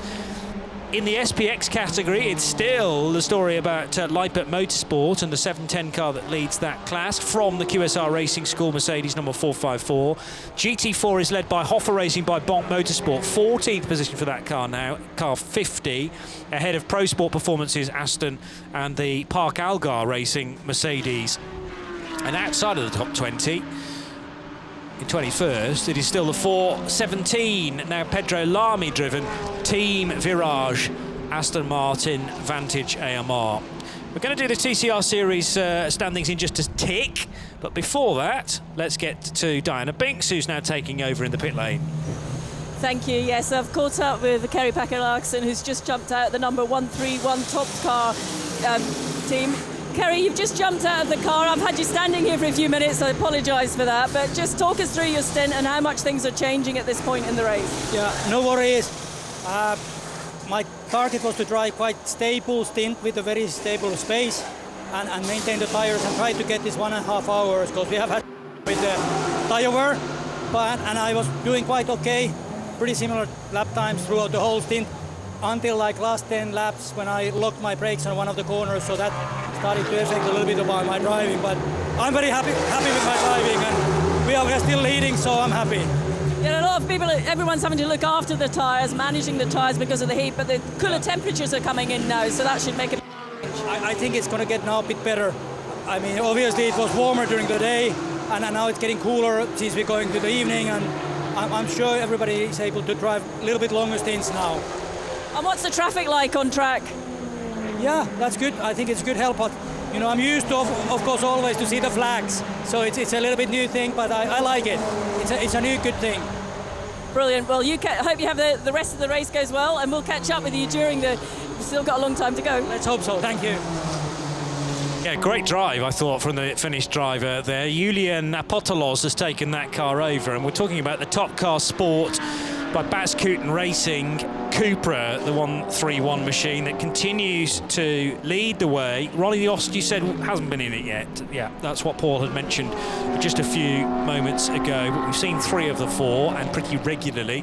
The Autorama Motorsport by Wolf Power Racing 112 Volkswagen Golf was in second, and then it's the Nordschleifer Racing Peugeot number 172, which is back into the top 3 now in the TCE Series race. 4th position, the A3 leader, is Synchro Motorsports Honda FK8 Civic number 676, leading A3 from the Hoffa Racing by Bonk Motorsport BMW 240i. That's the car that's been in the garage for an age and has now finally gone back out again after a pit stop that was 5 hours to replace, or at least work out what on earth was wrong with the turbocharger, and then get that little errant bit of detritus, the foreign body, out of the turbocharger, refit effectively all the new bits they needed to, and then the car is back out again, still with Michael Bonk driving. I think he brought it in, and he's doing this next stint, 869. He will have had a significant sit down though, and well, just sort of staring at the floor thinking, why are we not in this race, and how long is it going to take? Well, they can start to attempt to hunt down the Synchro Motorsport Honda now. And just to give Red Camel and AC Motorsport a quick mention, because they've been there or thereabouts, the Red Camel Jordans.nl car, I think, has been in the top 3 already in TCR. AC Motorsport have led the class when Sam de Jonge took charge of that car from the start, and we had a really good fight between Top Car and Autorama Motorsport and AC Motorsport, but the Belgian squad have fallen back a little bit. Klaus Kresnik started the 101 car from 4th from memory, and it did just drift away a little bit, so that might have prevented the Red Camel car from ever being in the top 3 in actual fact.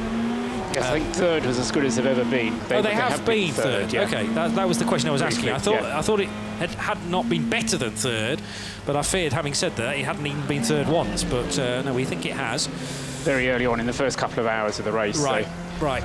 Well, that will have been when in the 101, who would we had at the wheel? Luke Brukers, I thought, impressed. Henry Littick as well. It was Henry who had the car into 3rd place, and then he had a puncture. And had to bring the car in slowly, as I remember, and that was kind of the beginning of that car going a bit more slowly. And it's the benefit of having a relatively slim on-the-ground TCE Series race, is that everyone has a chance to be in the reckoning, but then can you stay there is the big question.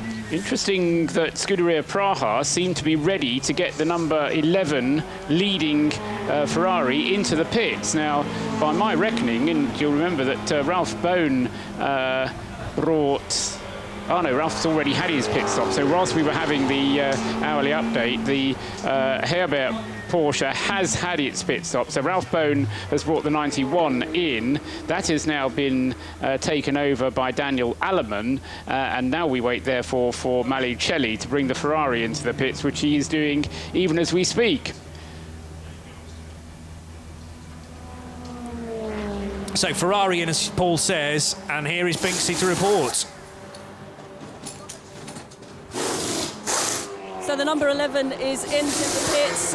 Yuri jumps in, and Josef has jumps out of the car. That's the leading car in the race at the moment, the number 11 Bohemia Energy Scuderia Parada Ferrari. Another slick stop by the guys. Full set of Hankook tyres going on. Door is shut, fire is up again, and away they go. Can't see many troubles. And heading for the fueling area will be the new driver. So now what happens as far as the race lead is concerned? Because Daniel, right, we had Malicelli versus Alleman in that stint, or for a portion of it. And Alleman now certainly with a bit between his teeth, because he won't will have enjoyed much Josef Kral overtaking him the last time he was in the car. No, but it was Ralph Bone who was in the car against Matteo Malicelli. So Ralph Bone against Malicelli it was last time. Now it's Daniel Alleman against Jiri Pisaric. So Malicelli having just got out of the car, Pisaric getting in. And say last time we had Alleman in the pits, he was against Josef Kral. And I think this time he may have better luck against Jiri Pisaric. The gap, though, I think, when they come out of the pits is going to be around about 30 or 35 seconds. We'll tell you when the Ferrari gets going again out of the pits. It's up in the refueling area at the moment, and Daniel Alleman is still coming up to his 250th lap. Where is he at the moment? He's somewhere around in sector 2, just coming into sector 3 now. So he'll get through and get onto the lead lap, but I mean, it's not going to be. He's going to be more than 30 seconds behind by the time the fueling is complete on the Ferrari. Georg Weiss across the line for Wochenspiegel Team Monschau. And that car's only got 90-odd seconds to try and find on Hans Wehrmann for Herbert. So we've got Herbert, Wochenspiegel, Edex Sport waiting really for a bit of disaster to happen further up the road in order for them to be involved in the overall podium for GT Series. And two of those three are pro machines. But that AM car of number 93 doing very well, because we haven't yet had Bachler back in, have we? You know, because you said we're looking. No offence to Hans Wehrmann, but we are looking forward to the end of your stint, because that's when young man Klaus Bachler, who started the race, gets back on board. But I mean, they're doing pretty well without him. The 93 crew. Yes, but it's been partly brought about by the fact that Wehrmann hasn't been into the pits yet. So Wehrmann coming towards the end of his stint now. Not that we're looking forward to that, but when he comes to the end of his stint, then we do expect Klaus Bachler to be getting into the car and probably then taking the car into the night to that 93. So the problem is, because the cars are all so closely matched, that you only need to make a pit stop and you'll drop back 3 or 4 places in that particular area of the race. Yes. So the Alleman has now gone through, hasn't he? Yes. So Alleman has now completed 250 laps, so he is on to the lead lap, as it were, and still the Ferrari being refueled. Jiri Pisaric up in the refueling station. Now he's out of the refueling station and onto the circuit again. So we now have to wait for him to complete the lap before he can then trigger the timing beam across start finish, and then that will be able to work out what the gap is between himself and the Herbert Porsche in second place. But I reckon it is something around, need to adjust that.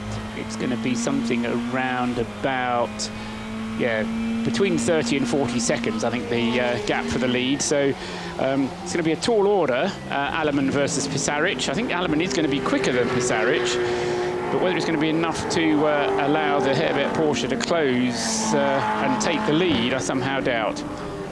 Veerman in, as you predicted. Georg Weiss then will gain a place in the 22 Ferrari. And how far down the order then are these cars rotating, if you like? You know, is it I think Paul Lafargue will go through, because he's actually going very rapidly in the EDEC Sport Mercedes. However, he'll be into the pits because of reaching his 2-hour driving time. Well, he's got, what, another 6 laps? So, yeah, I think Paul Lafargue will move ahead of the 93 Porsche whilst it's in the pits having its refuelling done. Okay. It's a longish pit lane here at Portimao, over 400. You'll appreciate this fact, Joe. It's nearly 500 metres long from pit in to pit out. So a long pit lane to cover at 40, that's the bit you have to do at 40 kilometres an hour. And then, of course, you have quite a long little trip through the garage before you get to the refuelling station. Then you have 3 minutes of sitting there having the fuel put in. Actually, it's not as long as 3 minutes, it's about 2 minutes putting the fuel in. And then once the fuel is in, then you have to come again at 20 kilometres an hour out through the garage and onto the track. So that whole procedure in total takes you around about 4 minutes, just under 4 minutes to do a normal routine pit stop. And Porsche's back on the move, the number 93 car that Hans Veerman brought in. So we're assuming Klaus Bachler takes it over and it heads to the fueling area now. But Georg Weiss will gain a place. Paul Lafargue most likely will gain a position up to 5th. And through comes Daniel Annemann in the 91 Herbert Porsche to give us a proper time, and it was 31 seconds is the gap. So at the beginning of the stint, 31 seconds is the margin, and Annemann, so it'll be quite a tall order to, it'll be an hour's stint for Daniel, and he'll have to then work very hard indeed to move up on Pisaric. The two Renaulters, for the moment, aren't driving that car because Annemann did the stint before Ralph Bohn and is now in the car again, and I suspect that means that Alfred and Robert Renault will alternate with the driving of the 91 through the night. The 94 Herbert car is the other one that Alfred is down to drive, but at the moment that's being driven by Tim Muller, Taki Constantino, Jürgen Hering and Jochen Thiessen, because Alfred Renault hasn't driven it. We've got Diana Binks down in the pits. Diana. Yes, I'm with Hans Veerman, who's just jumped out of the 93. I've just caught him. He's very kindly chatted to me. So it's a tough day at the office today, isn't it? Yeah, it's tough because, I mean, in the car it's really hot. And to be honest, I forgot to put the AC, so inside the car it was hot too. How long were you in the car then? Just one stint, 1 hour, maybe 1 hour 10. Obviously, conditions are starting to change now out on the track. Are you happy still with the balance of the car, or what are you adjusting? Yeah, I mean, the car is performing extremely good. I mean, at the end, there was a little bit oversteering, but this is because, I mean, in the end, the tires are getting a little bit weak. But in general, I mean, the team did a perfect job. Yeah. Are you enjoying the race? Yeah, very much so. Yeah. Hopefully it's going to end like we are positioned right now. So. Well, there's a lot of competition between you guys here. You've got the two cars next to each other. Do you all talk and share information as the race is going on? Oh, yes. In general, I mean, we share information. So, I mean, the really fast guys are really happy to share all the information with slower ones. So, yeah. Who jumped in the car after you? I couldn't quite see. Sorry? Who jumped into the car after you? I didn't quite see. It was Klaus Rader. Yeah. Commentators were talking, we were not sure. When are you getting back in the car? At 10 o'clock. Right, I will let you get some rest. Thank you for chatting to us. Thanks. It's very early, in fact, I would say, for Hans to be getting back in the car, because he'll have only had a little over an hour's break by then. And Klaus Rader is the other Klaus. I was expecting Klaus Bachler to be in the car. Yeah, they obviously haven't been listening, Paul. They would have known. We've got. There was have we spoke about the 22 Ferrari being tagged by the 500? No. This is the first time we've seen this. I'm not sure whether that caused a puncture, but I'm not sure even if they've made contact there. Just getting another look at that. So potential issues for the Wochenspiegel Ferrari. I'm not sure that has had any kind of influence on the car. The surprising thing is, okay, we've heard from the QSR Racing School team. It was Dominic Bastian. Dominic Bastian, yes, thanks, Paul. And he mentioned the 500 dive bombing him into a hairpin. And there we've got an example of the 500 being really aggressive, coming out of a corner and almost tagging the back end of the number 22 Ferrari. Yeah, my question is, all right, we know that the idea was to absolutely rag that number 500 Mercedes and put it through a proper test. But really, considering they're a non-competitive element to this race, they are just a test within a race condition. Why are they being as aggressive? Not a question that I can answer, I'm afraid, Joe. I know, I'm just throwing it out there. Sorry, I didn't expect. You haven't got a telepathic connection to everyone down there. No, but I think everybody kind of got away with that one more or less, although Georg Weiss, the driver of what Joe was describing, in case you didn't happen to see the stream at that time, was a very close moment between Georg Weiss at the Wochenspiegel team, Monschau Ferrari number 22, and the number 500 Mercedes, which Kenneth Heyer is still driving. Kenneth was in the car when there was the coming together with Dominic Bastian in the QSR Racing School car. So they have seemingly got away with that one. And the number 500 has... Yes, I think that's another. In fact, this is just messages coming through from race control about penalties for the number 500. I think if you add up all the penalties that the number 500 has had for track limits, then it certainly had more than its fair share, if anyone has a fair share of them. Meanwhile, the battle for the lead at the moment, still Pisaric against Aleman, and it's come down by a second on that opening flying lap after Pisaric was pretty much up to speed. Looking behind that, Paul Lafargue not yet coming into the pits, but as I say, he'll be due in pretty shortly. And just to repeat, in case you stepped away, the number 93 back into the race for Herbert Motorsport in 7th place, but second in the A6 AM class, with Klaus Rader rather than Klaus Bachler at the wheel.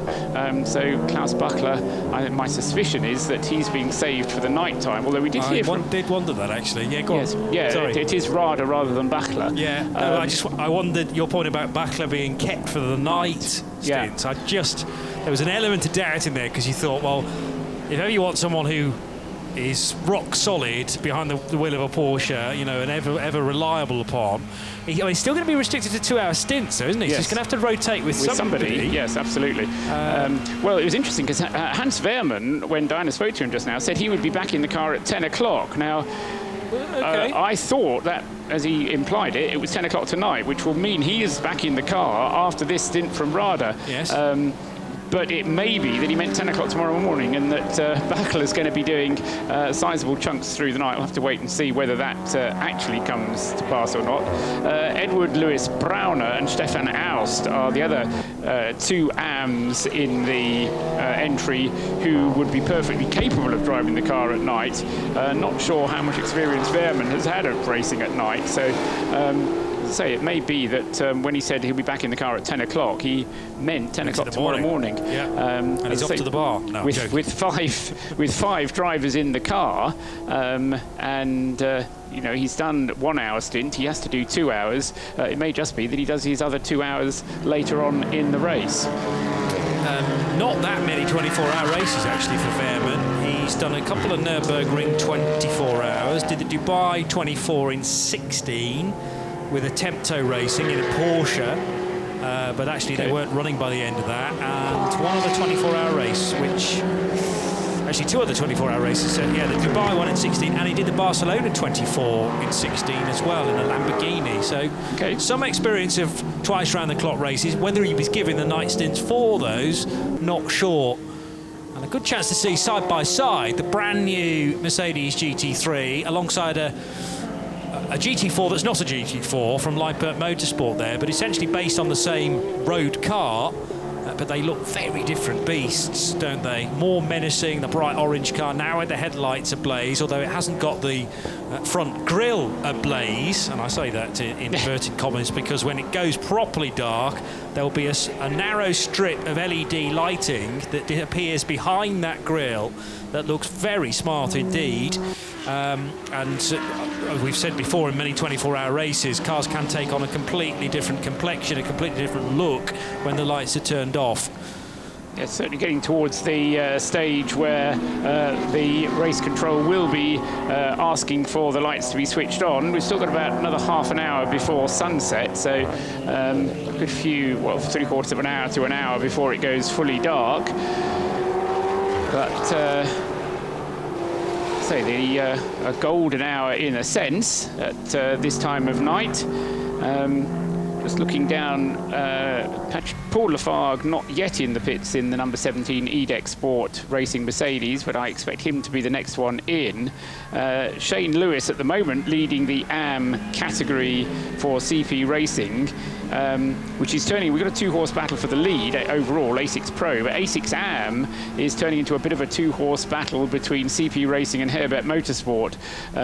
The Shane Lewis driven car number 85 and Herbert with the 93 car, the 94 Herbert car, which is also running as an A6 AM car, without the benefit of someone like Klaus Bachler. In fact, a team without a pro driver. The only semi-pro is Alfred Renauer, and he's not driven the car yet, I don't think. So the 94 car has struggled a little bit. It's been very reliable, but it's down there in 11th place, 5th in A6 AM at the moment.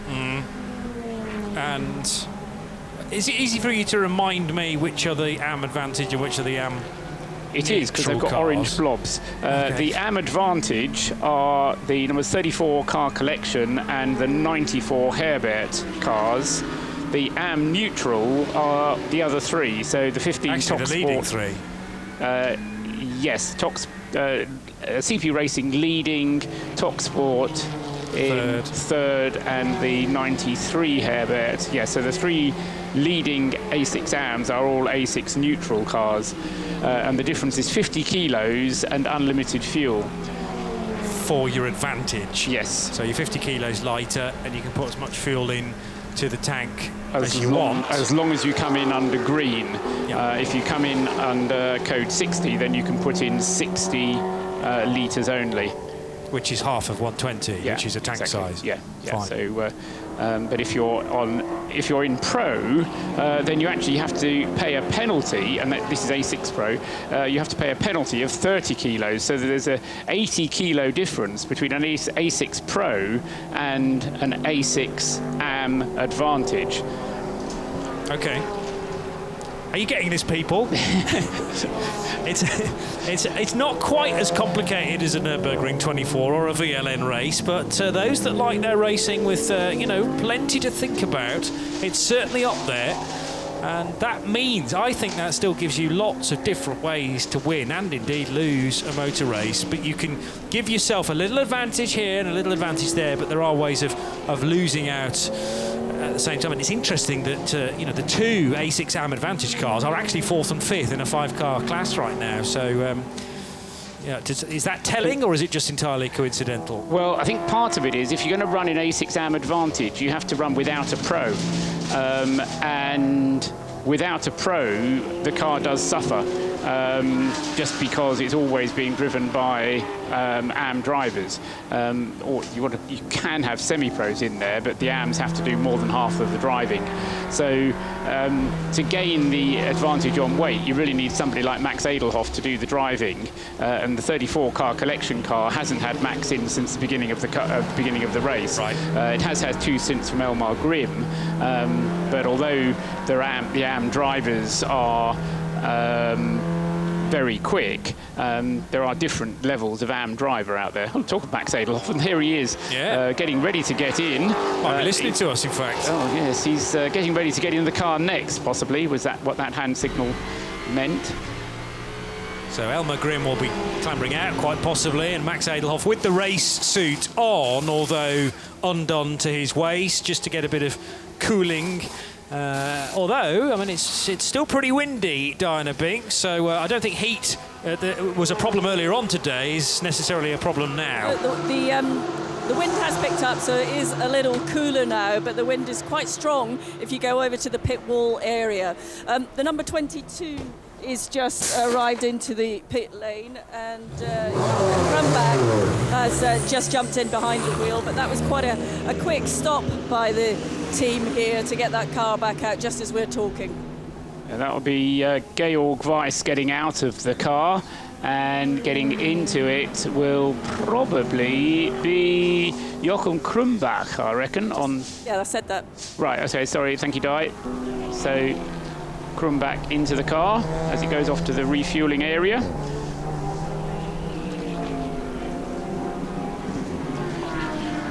Kenneth Heyer has been in the number 500 for what seems like quite a long time. He got into it at, let's see, when did Kenneth get in? At just before 7 hours into the race. So he's got about another 15 to 20 minutes at most behind the wheel of the 500, and then he'll have to hand it over to someone else. Won't be Charlie Putman just yet. I think Charlie, well, it might be Charlie, it depends.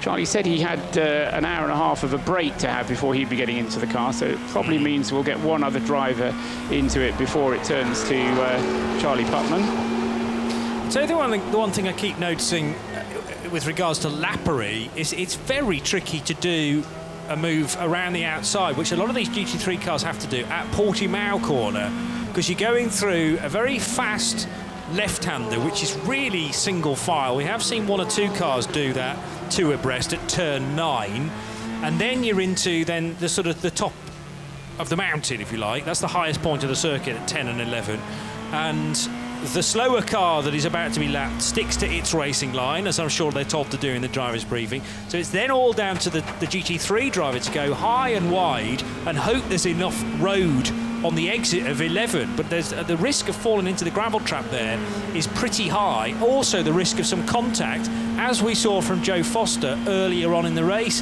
is pretty high as well, and that resulted at the time in a spin for the CP Racing Mercedes. So there are certain areas where you can get by slower cars very easily around here, but there's some really tricky places too. Yes, I think if you do come across someone there, your best bet is to bide your time and then wait until you get to the downhill bit going down towards turn 13, and not necessarily dive bomb at turn 13, but go down on the inside as you're going up the hill towards turn 13, and then maybe make the move there. But patience is not always something of which GT3 drivers are full of. No, indeed.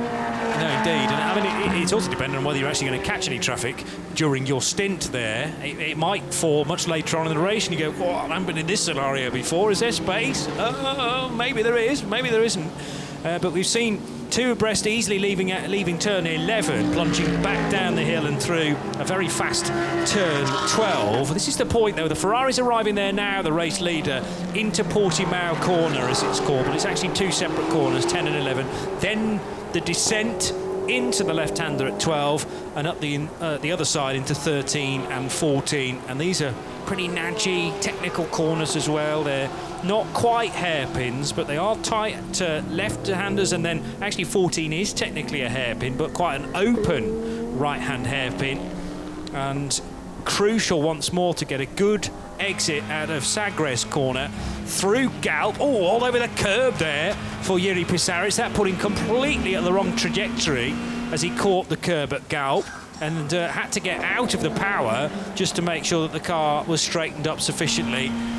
But over the line then goes Pisaric, 1:48.7. That's 3 seconds off the car's best, which will be a Matteo Magliucelli time. Yes, he's holding his own. I suggested that Daniel Alleman would be able to catch him. He hasn't been yet, although I think 9 times out of 10, Alleman is setting a faster lap time, but the 10th time, it's a slower one from Alleman, and that means that the gap overall stays pretty consistent, still 30 seconds. It was 30 seconds 10 laps ago when Alleman or Pisaric got into the car, into the Ferrari, and Alleman started his chase. Well, he's not managed to catch up yet. Into the pits has come Paul Lafargue. Did we tell you that with the EDEC Sport car? I'm not sure that we did. That has elevated the CP Racing Mercedes to 4th place overall, and means that the margin between how long is it before Shane Lewis comes into the pits? Shane's got a little while to go yet, so the CP Motorsport and Herbert, the AM Herbert car, on very different strategies, so it's difficult to work out quite which one is ahead because they swap places at each pit stop. So yes, the Mercedes onward to the fueling area very quickly, actually, because Binksy tried to report on that, and by the time they reached the pit bay, the car had already left and was in the fueling area, and that wasn't a driver change, was it? Paul Lafargue staying at the wheel? Paul stayed behind the wheel for a second stint. 6th place, so we are back into the situation where Lewis heads Rada, heads actually Joachim Bolting now for TalkSport. And CP Racing, Herbert Motorsport, TalkSport and EDEC are relatively closely bunched. Are they all on the same lap, effectively? Yes, they are. So you get CP Racing completing a lap, and it's less than a lap back to the next 3 cars. That's absolutely right, yes. And then EDEC Sport are just a lap behind, although they're in a different class, aren't they? Because they're in an A6 Pro class car. Oh, sorry, I was trying to include EDEC in there, but I suppose now we've had a pit stop, that will change the situation. But you reckon certainly CP, Herbert and TalkSport are on the same lap? Yes. But we can't quite get the French outfit EDEC Sport onto that same one, which at the moment is lap 259 and 260, in fact, in the case of the American squad CP Racing for Shane Lewis. The top 3 are all pro cars. The next 3 are AMs, and then, as Paul makes the point, EDEC Sport entered as an A6 Pro car, 7th in the GT Series race, and 4th, therefore, in class. And the 500 car, which isn't an A6 Pro or an AM, is still nevertheless infiltrating that area of the timing screen, because if it was one of those cars, it'd be 9th of the GT3s. It's now heading through the left-hander at 12 rather, up the hill to the braking zone for 13. And then they go along this little sort of shelf, which you get a good view of from the paddock area. It just looks like they're going along the top of the horizon from 30. And then they drop away and disappear completely through 14. And you get a good view of that as well from the very well-equipped media centre here at Portimao too. Yes, windows on both sides of the media centre at Portimao, which means that if you're not on one of those little rolly chairs, then you can switch across and whiz from one side of the media centre to the other and see cars going past you on both sides of the media centre. Yeah. Other media centres, please take note. I was going to say, it would certainly teach one or two others a thing or two. Fastest lap of his race so far for Jochen Kronbach in the Wochenspiegel Team Monschau. Somebody said it was the golden hour. You have the happy hour in the morning, golden hour at night is the way I always call it. 47.709 being the time for Jochen Kronbach. He's 7th overall. He'll take 6th when Joachim Bolting comes in for his pit stop, which will not be very far away. But I don't think he's going to be able to take any more places just yet, although the Herbert car of Klaus Rada not that far ahead, car number 93. Henry Littig is in the 101 Red Camel Jordans.NL Cupra. The car having had a rather troubled race of it, but since its troubles, it's been trying to pick up places, and Henry is still 5th in the TCR out of 5 in the TCR division. and trying to close the gap between himself and the Synchro Motorsport Honda, which Martin Byford is driving. So he's about 40 seconds adrift at the moment, but they're on the same lap, even though they're in different types of cars. The TCR car clearly a quicker car than the A3 class Synchro Motorsport Honda, but so Henry, having had a puncture earlier on, now trying to make up for lost time earlier on. Talking of the Synchro Honda, Paul, how is the battle for A3 developing now that we've got 2 cars back in it? There's 138 laps in it now, so right. I think that it's almost. I mean, it's too close to call, isn't it? It's going to be very tight by the end of the race, unless it stays the same way as it is now, in which case it'll be 138 laps apart. I kid you not, Synchro are worried from the sense of they know that anything can happen. Anything can happen. Anything can happen. They can, lose a gearbox. We've seen that car lose an engine before. They changed an engine. Was it 2 races ago? I mean, they regularly change engines in one of these races. But I mean, it's still okay. I mean, the BMW lost 5 hours having its turbo problems sorted. It's around about 4 hours and 40 minutes, the gap between them. So Synchro could come to a halt on the pit lane, and it would take 4 hours and 40 minutes of clean running from the BMW before it got.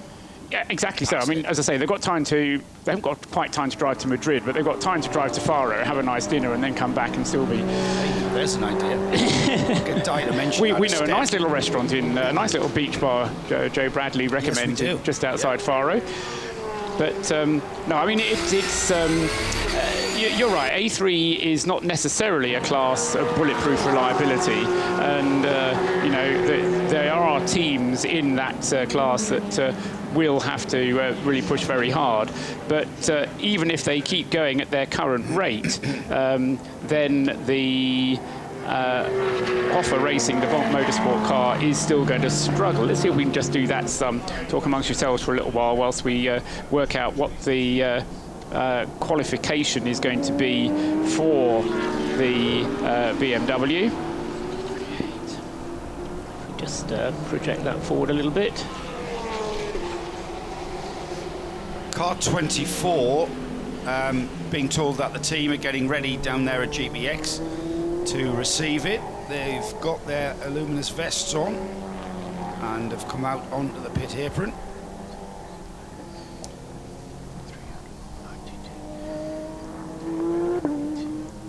Hang on, let's go down and Di. What was that, Di? I said the team here were limbering up, ready for this pit stop practice, but they've sort of stopped now. We put the camera onto them, but they were doing some yoga exercises, basically.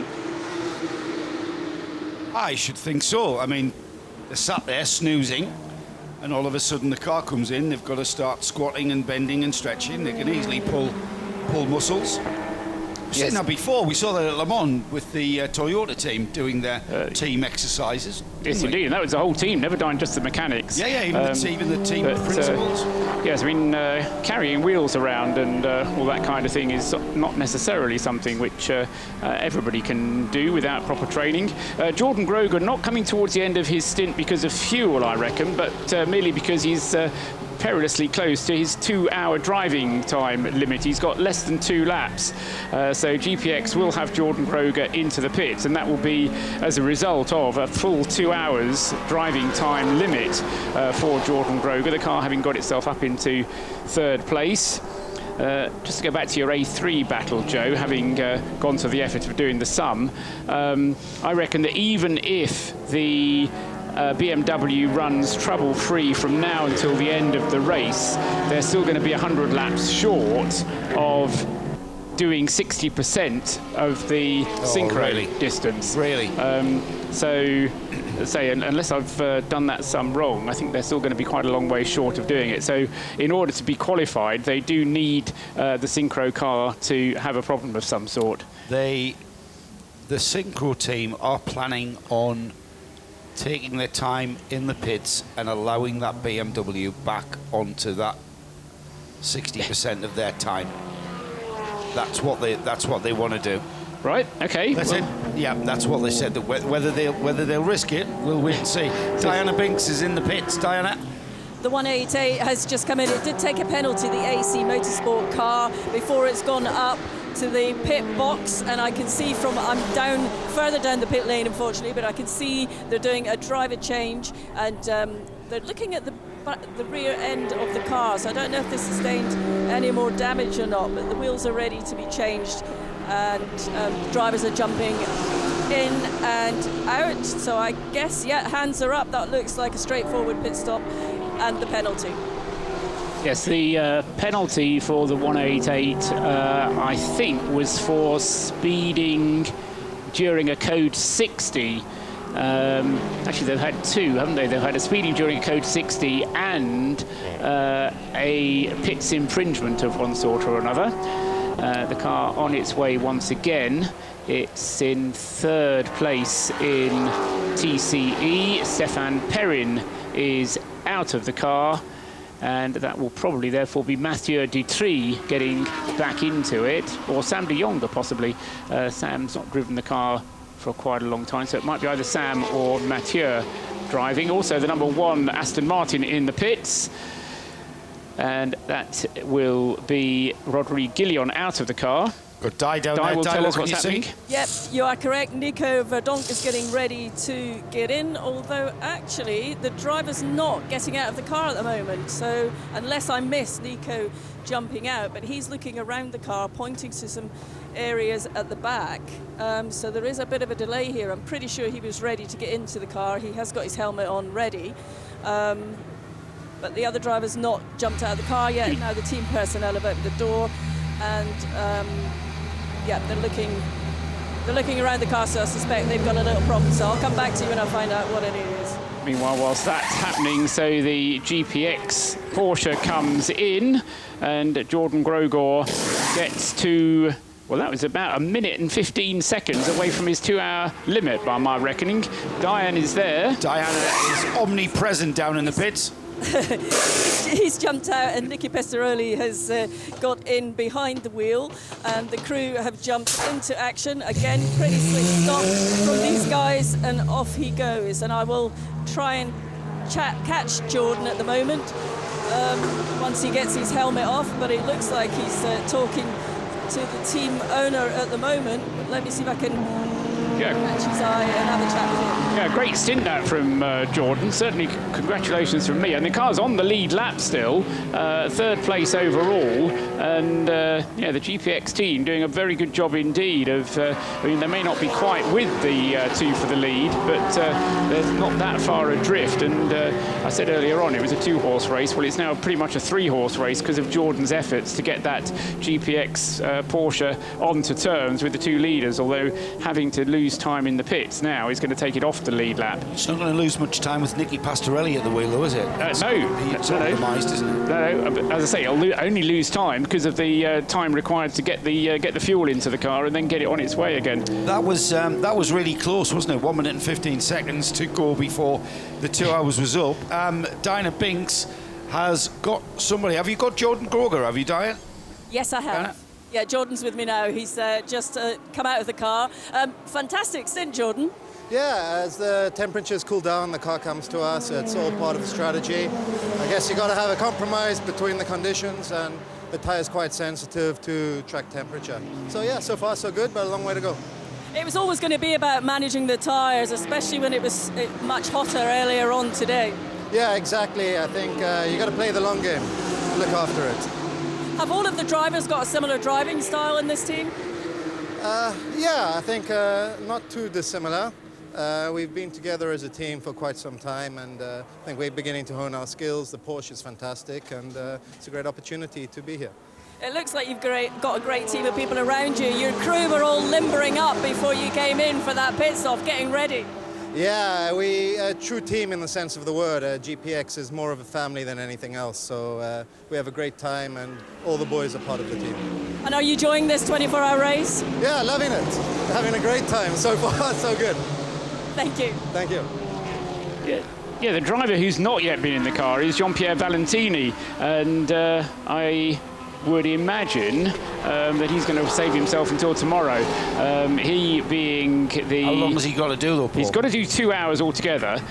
So because it runs as a pro car, we're looking at number 24 here, aren't we? Yeah, that's right. Because it runs as a pro car, and there's 2 semi-pro drivers driving. They can do as much of the driving as they want between them. That's Jordan and Alexander Acunha. Valentini just has to do 2 hours.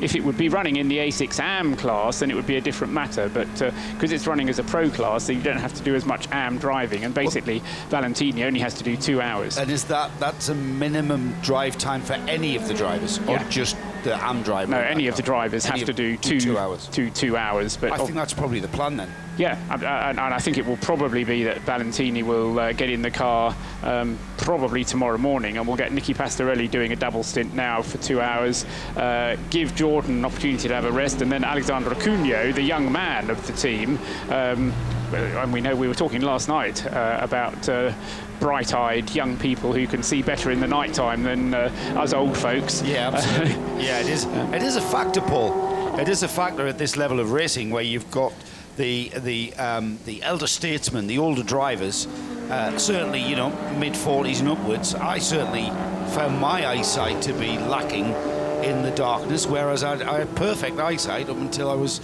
kind of towards 50 years old, and it's remarkable how little you can see in the dark. I find it's usually because I've got my eyes closed at night. That's very useful, yeah. No, and and you're right about you have to balance it. A lot of drivers are doing this because they enjoy racing, and in that case, there is something very special about driving at night. You'll know that just from driving an ordinary road car at night. It's a bit different from driving it during the daytime, and it gives you a whole different experience. And there are racing drivers here who will want to drive at night because they enjoy the experience of doing so. On the other hand, there are other teams who are looking at it purely from the competitive side. How far up the field can we finish? We want to win this race, and even if I am the AM driver, if the best way of us finishing high up the field is for me to only do 2 hours, then I'm prepared to only do 2 hours. You know, if it were you, you'd say, oh, can I do the maximum I'm possibly allowed to because I like driving so much? That's because I'm the best driver of the lot of us. Precisely. But you kind of get this the balance between people who are here because they want to have fun and because they want to enjoy the experience of driving the racing car, versus the pure competitiveness of winning. And that's something from sat here doing a commentary on a race and you analysing and working out the strategies that everyone's doing.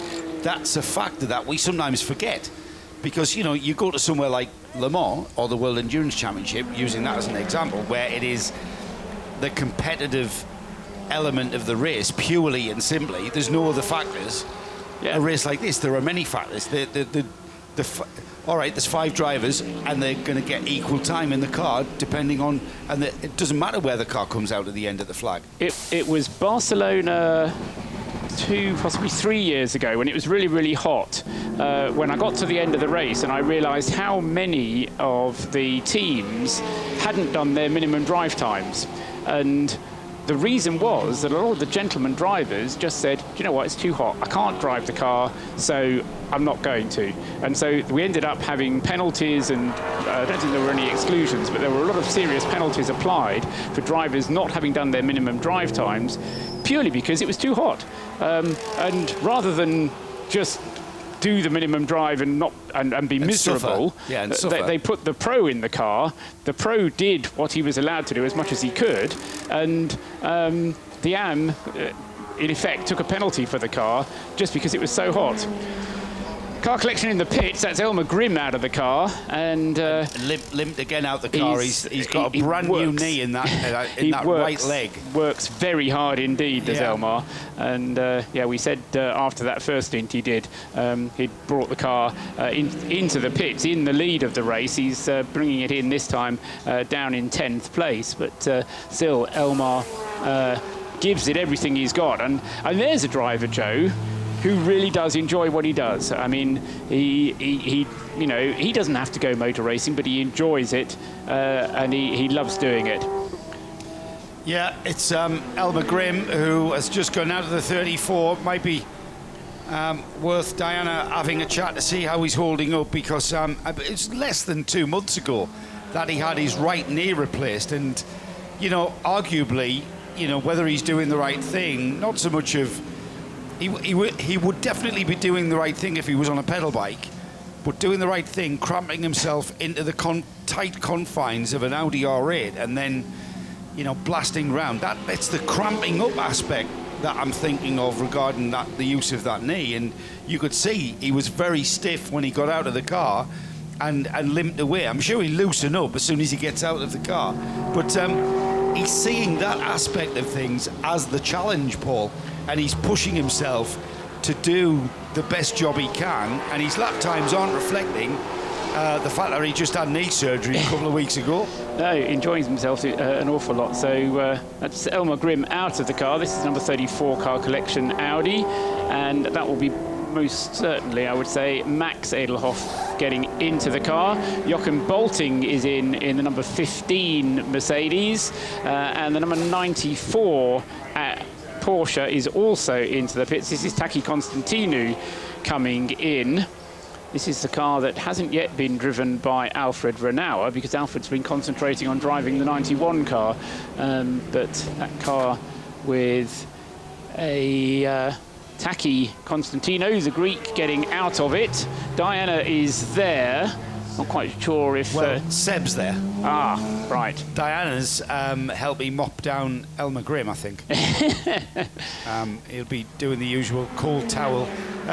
Diana, you saw Elmer get out of that car collection Audi, and I'm sure he's going to be... I didn't actually see him get out. All right. I followed him into the garage just within a few seconds, and he was already sitting down with a bottle of water in his hand. But he looked good. He looked fine. He was chatting to the guys. I'm just going to nip back in and see if I can have a quick chat with him. I think if Seb, he's here now, so if he comes out the back, you need to do it here? I'm not sure, Seb. Let me go and check, and I'll be back to you. Okay, Di, just shout up when you have a chance to speak to Elmar, and it's good to see him back in the series. He missed a couple of races, like I said, because he needed a brand new knee, and he's had that brand new knee. And one of the first things he does as part of his recuperation and rehabilitation is to climb back into a race car. Good on him, and he's having a ball. Kenneth Hire into the pits, having had a very long stint, and that one is so close to its limit that I need to go down to precision timing to see where Kenneth was on that stint. He was... he was... two stints of 32 laps each. I'd say he was 2 hours and 1 minute in the car, but he had a pit stop in the middle of that, so that actually gave him the 4 minutes that he required. So he's going to be clear. Kenneth Hire was under, yes, again 3 minutes under his maximum stint. Couldn't have done any more. Right, let's head down to Di. It sounds like Elmer Grimm's having a bit of a party down there. Di, is the champagne flowing? Hang on, let me stand on my tiptoes. I've got no idea what's going on here. I think he's playing with me. No, he's pretending he doesn't know Scottish. Elmer, how are you feeling? Oh, that's really cruel. That's what you need, Binksy. There you go. Look at that. I've grown all of a sudden. Now you can hear what he says. Look at that. Okay. Nice. That photo. Yeah, you like that. Elmer, how are you? How was that stint? Oh, it was very, very good. It was not so hot. My first stint, it was very, very hot. And so the tire are better, and it was very good, yes. I mean, it's massively impressive, isn't it? You're really pushing yourself physically as well as mentally, but you're clearly still having fun. Yes. I have great fun. It's wonderful, but Portimao is a very strong... anstrengend, anstrengend, you can translate it, yes? Tiring. So, when it's the sun is shining, it's too hot, but in the evening it's very, very good, and then it's funny, yes. It's a long race, as we know. How are you managing the traffic, and is it all sort of got at that point in the race where it's settled down a little bit as we go into nighttime, so people are being just a little bit more cautious? It's no much traffic, and all people are looking. It's very, very good, and okay, we are only 30 cars, and so it's possible. And when I think we have only 1 to 60, and now we think we are in the 6-7 hours we go, so it's okay. It's very good. You've just got to keep pushing, though, haven't you? You've still got to keep pushing to get to that flag. Yes. I what flag? The flag. You know, the flag when it's 24 hours. 24 hours, yes.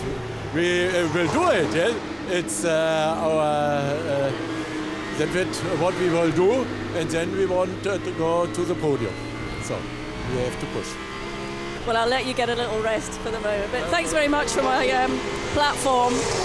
Look, he's now going to help me down. Hey, Bigsy, why don't you carry them about with yourself and every time you need them? Because most people are taller than you. I mean, Seb's on his knees now. That was funny. He's great, isn't he? He's great. And I know his English isn't, and sometimes we get lost in translation, and we don't lose anything. If anything, that makes it. And that German word he used for everybody is tiring. He finds Portimao tiring. He's a great competitor, and it's great to have him back in the series. Thanks, Ty.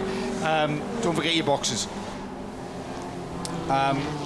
So into the pits this time around is the CP Racing Mercedes. So another hike up the pit lane for Diana Binks. Shane Lewis, I suspect, is going to be getting out of the number 85 CP Racing Mercedes, which comes into the pits in the lead of the A6 AM class, but will lose the lead of the A6 AM class whilst it is, well, not whilst it's having the driver change, but whilst it's having the refueling done, because Klaus Rader will go by in the 93 Porsche, and so Klaus Rader then has...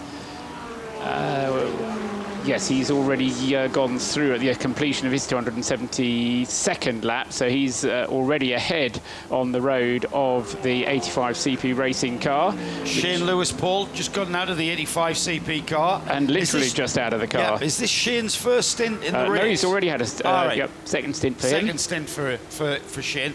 Diana Binks is down there. Look at that. He's just absolutely soaked up that drinks bottle as he gets out of the car to talk to our very own Diana Binks. I've got to tell you guys, well, you can see it, can't you? He's just got a lightning smile on his face after jumping out of the car. Obviously having a good time. I had a blast out there. I got lucky, just luck of the draw. I got the best stint, I think, of the entire race. You know, it's just as the sun's going down. And a couple points, it was really hard to see. You know, sun's in your eyes coming to the last corner, and you're trying to flat foot that thing there. But just as it cleared to clouds, the racetrack came to me, and I had more fun than you could possibly imagine. I've been chasing a Porsche for an hour and 10 minutes, and they're like, man, you got a box. And I'm like, I have this guy. But anyway, I had a great time, yes. So you were never going to lose your motivation or concentration, will you? No, I didn't want out. I'm like, can you double me, please? And they're like, you've already been in. You know, you can't go more than 2 hours. And trust me, I wanted to stay in right now because it's still really good out there. Everyone we talk to keeps talking about this circuit and just saying how fantastic it is. I know you've said it before, but I'm guessing you'll say it again. Yeah, I mean, not to just be repetitive, but this is, it's hard to really describe to someone else. A lot of the racetracks in the U.S. that I'm familiar with, you know, and I kind of mentioned it earlier, is that if you took all those and kind of just compact them a little bit, it's not like a tight, I don't mean like it's too tight of a circuit. I just mean you're busy all the time and the G-loads you're doing. And I think what I really like about it is it's the engineers get to tune on the cars, but the drivers still have to drive it, right? I mean, they've got to get in there and really shoe this stuff. So, yeah, I'm having fun. I was talking to Nicola Manassian earlier, and he said that he had lost all radio contact with the pit wall. And because of his experience as a sports car racer, he said, look, I was just looking for the pit board every time I went past, and it was back to basics, basically, and I'm loving it. Yeah, you know what? Fortunately, we have a fuel warning light in the dash. We have had some radio issues. For some strange reason, we never do, but So I know that when the fuel warning comes up, I have 2 laps and I have to come in. So we're kind of fortunate on that one, that we've got exact window to know where we're going to come in, what we're going to do. So it takes a little pressure off the driver, knowing that if something happens, you know what to do. So yeah, yes, go ahead. Great, thanks for chatting. Thank you very much. Awesome. Hey, hi to all my family and friends back in the United States. You've got to come do this race. Awesome. Everybody take advice from Shane Lewis. It's great to have Shane in this series. It's great to have him in the CP Mercedes. We have got 15 hours of this race remaining, so still more of the race to go than what we've had. The TCE standings look like this. It's a 4-lap lead for the Top Car Sport, with Baz Cooten, car 131, leading TCE and the TCR class. In second place, current championship leader, Autorama Motorsport by Wolf Power Racing. Their Volkswagen Golf GTI car 112 is second. Nordschleifer Racing, great to see that Peugeot 308 Racing Cup car up there in third place in TCR and overall. It's the recovering Red Camel Jordan's Cupra, car 101 in fourth place, just moving ahead of the Synchro Motorsport Honda that currently is in fifth and leading A3. AC Motorsport has had a torrid time in this race. Car 188 is currently sixth, and rounding off TCE we have the Hofer Racing by Bonk Motorsport.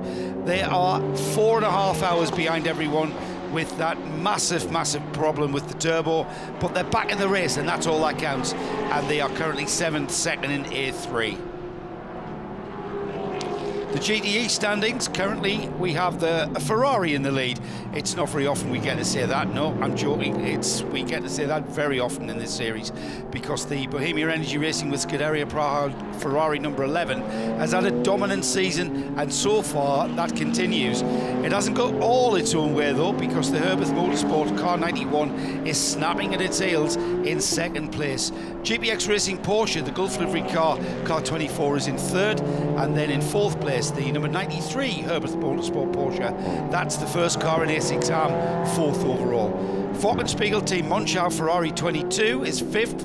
Edex Sport Racing Mercedes car 17 is sixth, and then we have the second place A6 Am car CP Racing. We just spoke to Shane Lewis.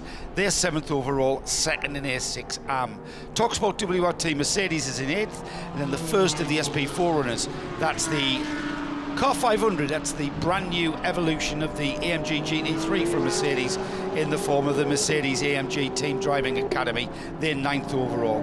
Car Collection Motorsport 34 is in 10th, and in 11th place it's the third and final Herbeth Motorsport Porsche car 94. First in 991 is the Duvo Racing Porsche, that's in 12th overall. MRS GT Racing Porsche is second in 991, 13th overall, and then the 911 numbered Porsche Lorient Racing Porsche, third in the 991 class, 14th overall. Hofer Racing by Bonk Motorsport is leading GT4 in 15th overall, that's car 50. Liebherr Motorsport, their Mercedes 710, that's the GT4 version of the Mercedes, is leading at SPX. QSR Racing School, they had a torrid start of this race, but they're back now into contention, 17th overall and second in SPX for the 454 Mercedes. Pro Sport Performance, Aston Martin car number 1 is second in GT4, 18th overall, and then the Park Algor Racing Team Mercedes, they are 19th overall. 20th overall was the car 717, that's the Cole Oyser Mark V8, and Team Virage, the Aston Martin Vantage car 417, rounds off the GT field in 21st overall.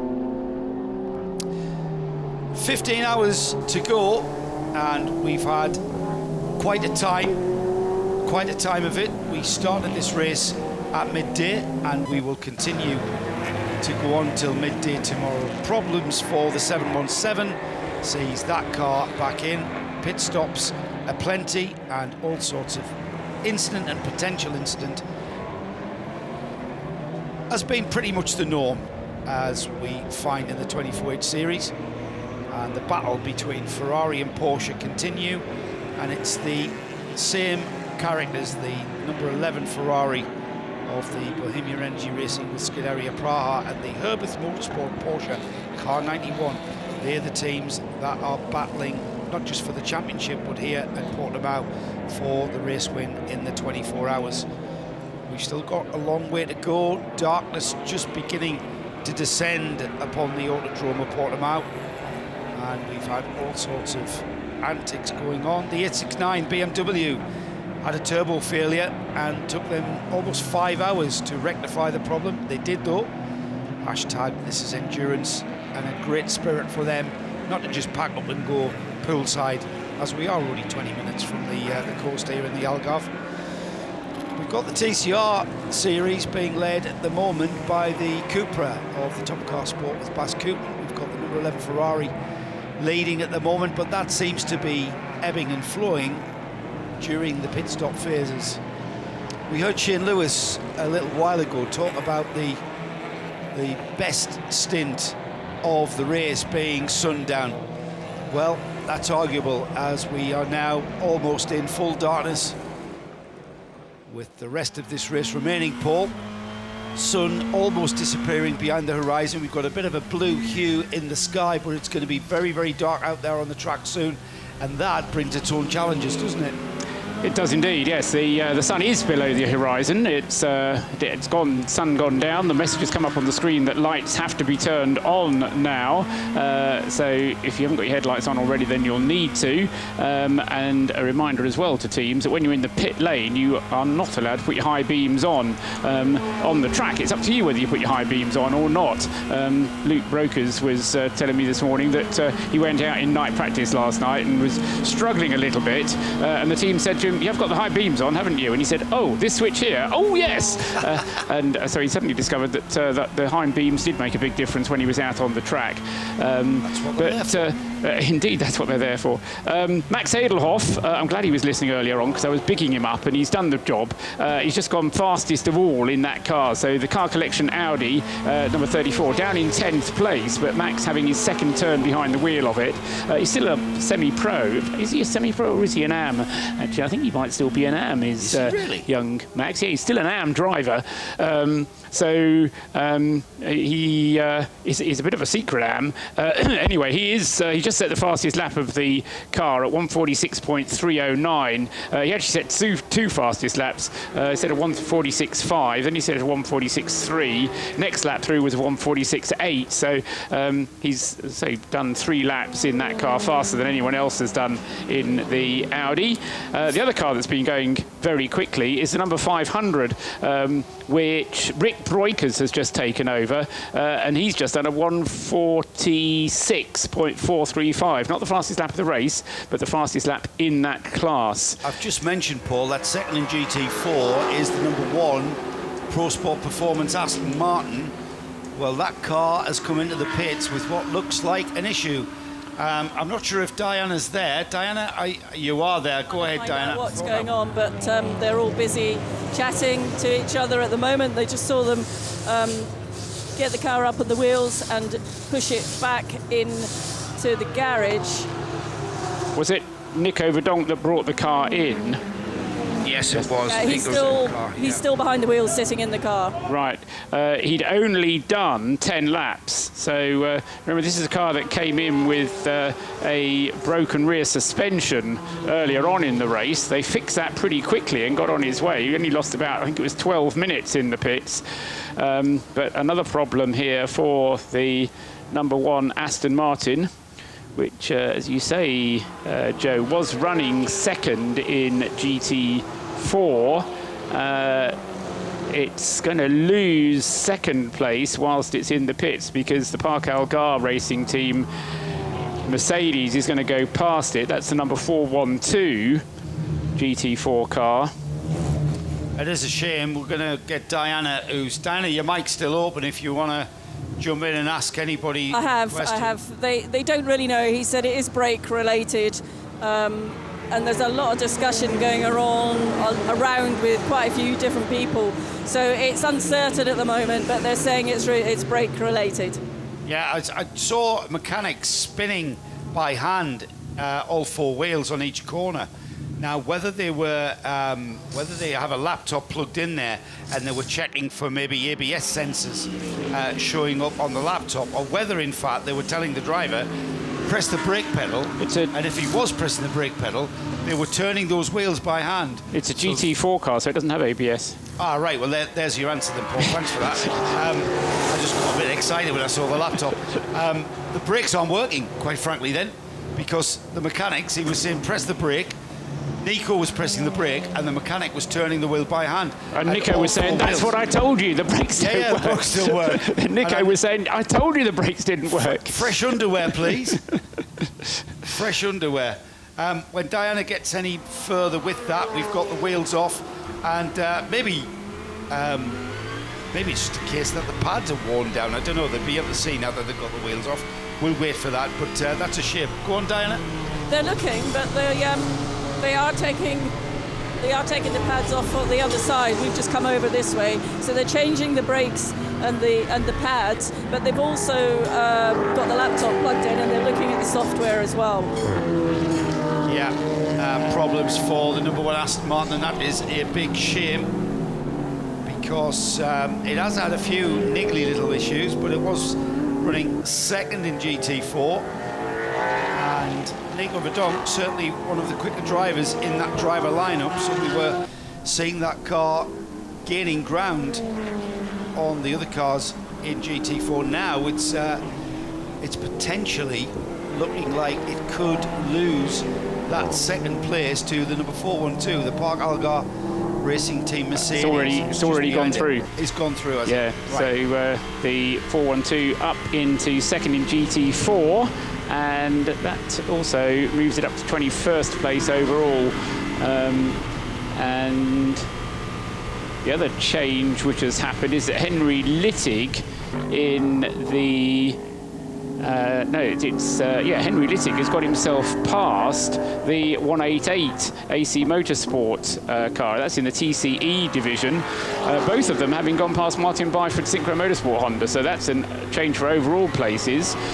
Martin Byford was higher up. He was in 24th place overall. He's now back to 25th as Henry Littig has gone past both Sam de Jong and Martin Byford. So changes down at the bottom end of the field. Whilst number 91, Daniel Alleman, comes in for his routine pit stop and probably handing the car over to one or other Renault. Probably Robert, I would say, on the rotation. No, probably Alfred on the rotation. So Alleman having done 2 out of the last 3 stints, there will be a Renault now getting behind the wheel of that Porsche when it resumes, and the fact that that Porsche comes in means that we'll be expecting in Jiri Pisaric very soon indeed. And the important thing from the point of view of the battle for the lead is that there was no gain or loss between Alleman and Pisaric. The battle went on for the best part of an hour, but Alleman wasn't able to gain on Pisaric, but then looking at it from Herbert's point of view, neither was the Ferrari able to pull away, so stalemate reigns as far as the first 2 are concerned, separated still by around about 30 seconds as they came in for their pit stops, but the Ferrari pitting a couple of laps later than the Porsche. And whilst they make their pit stops, so the GPX Gulf Porsche manages to get back onto the lead lap. Doesn't get any further up than that, just gets onto the lead lap. And then he will have to make his pit stop, but not for another, another half hour or so. We'll get Nicky Pastorelli into the pits, and guessing, because Jordan Grodegar did a double, that Nicky Pastorelli will do a double stint as well at the wheel of the GPX Porsche. I reckon work on that Aston is progressing, Joe. Diana can tell us what progress. Hang on, Diana. Yep, they've dropped the car down, but they're still having a discussion after looking at the laptop, and they've put it back up again. So they've changed the discs and pads, and now they're taking the front wheels off again. So they've found something on the software that they're not happy with, so that it's delayed them again. But so they've opened the bonnets up again, as you can see, and the wheels off. Sounds like it might be a hydraulic problem.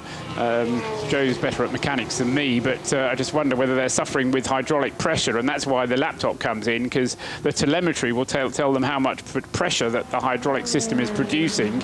Putting the new discs and pads on, as you were saying earlier on, Joe, you don't need to bleed the brakes after that, but if you've got a leak in the bit before where the brakes actually come in and all the hydraulic fluid is filtered out or drained out, then the brakes still won't work, even though you've changed the discs and pads.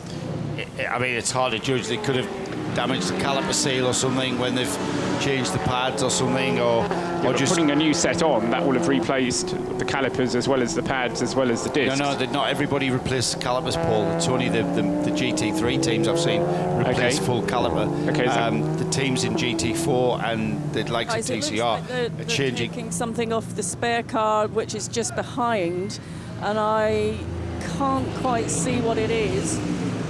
They're definitely taking something off the spare car behind. I don't know if you can see it on the camera.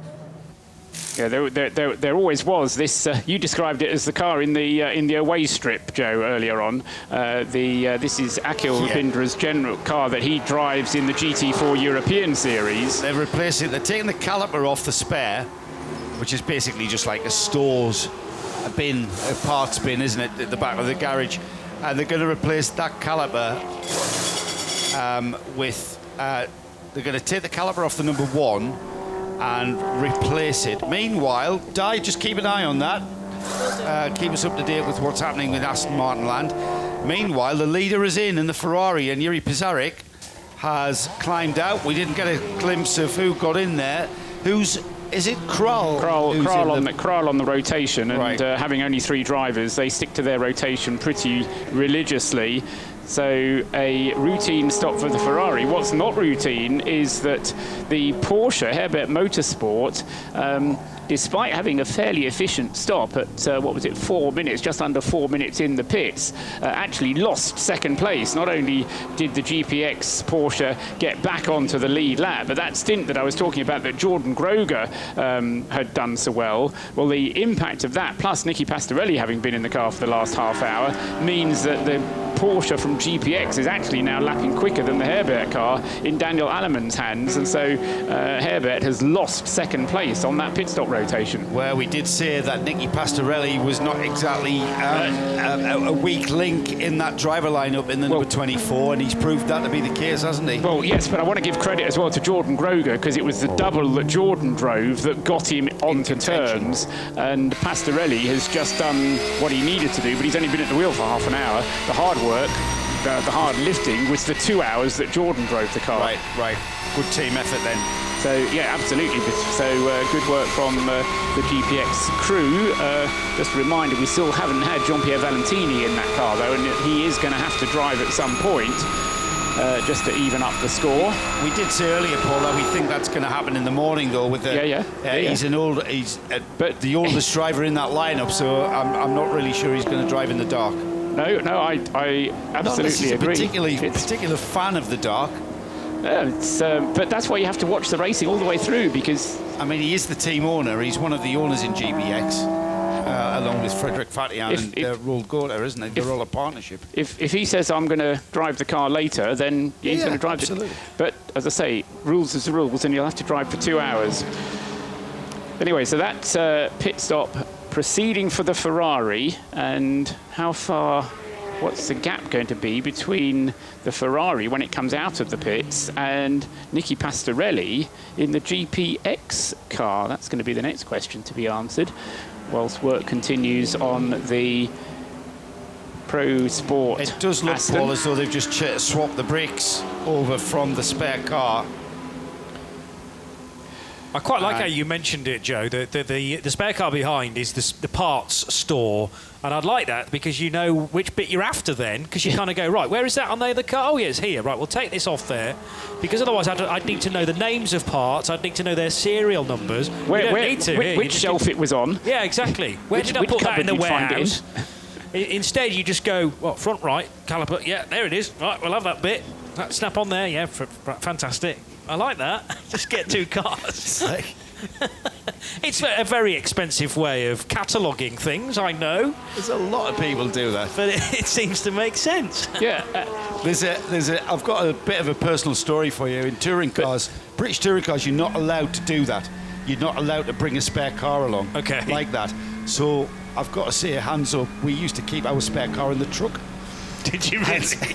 And there was once we needed the rear suspension off one of the Lassettis. Yeah. Have you ever tried to take a rear suspension off when you can barely get a man down the side of the truck wall? But we got people underneath it and took the suspension whilst off. It was still in the truck. Because you couldn't let on that it was in the couldn't truck. bring it out of the truck.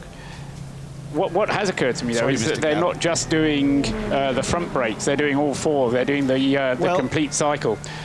You may as well, Paul, because you don't know what is causing you the problem. And this is part of my point. I don't know that they know yet, and they're kind of going through a list of things, and even when this job is done, I don't know that that's going to necessarily fix the problem, because reading the body language there, they're just going through a checklist to work out what to change next.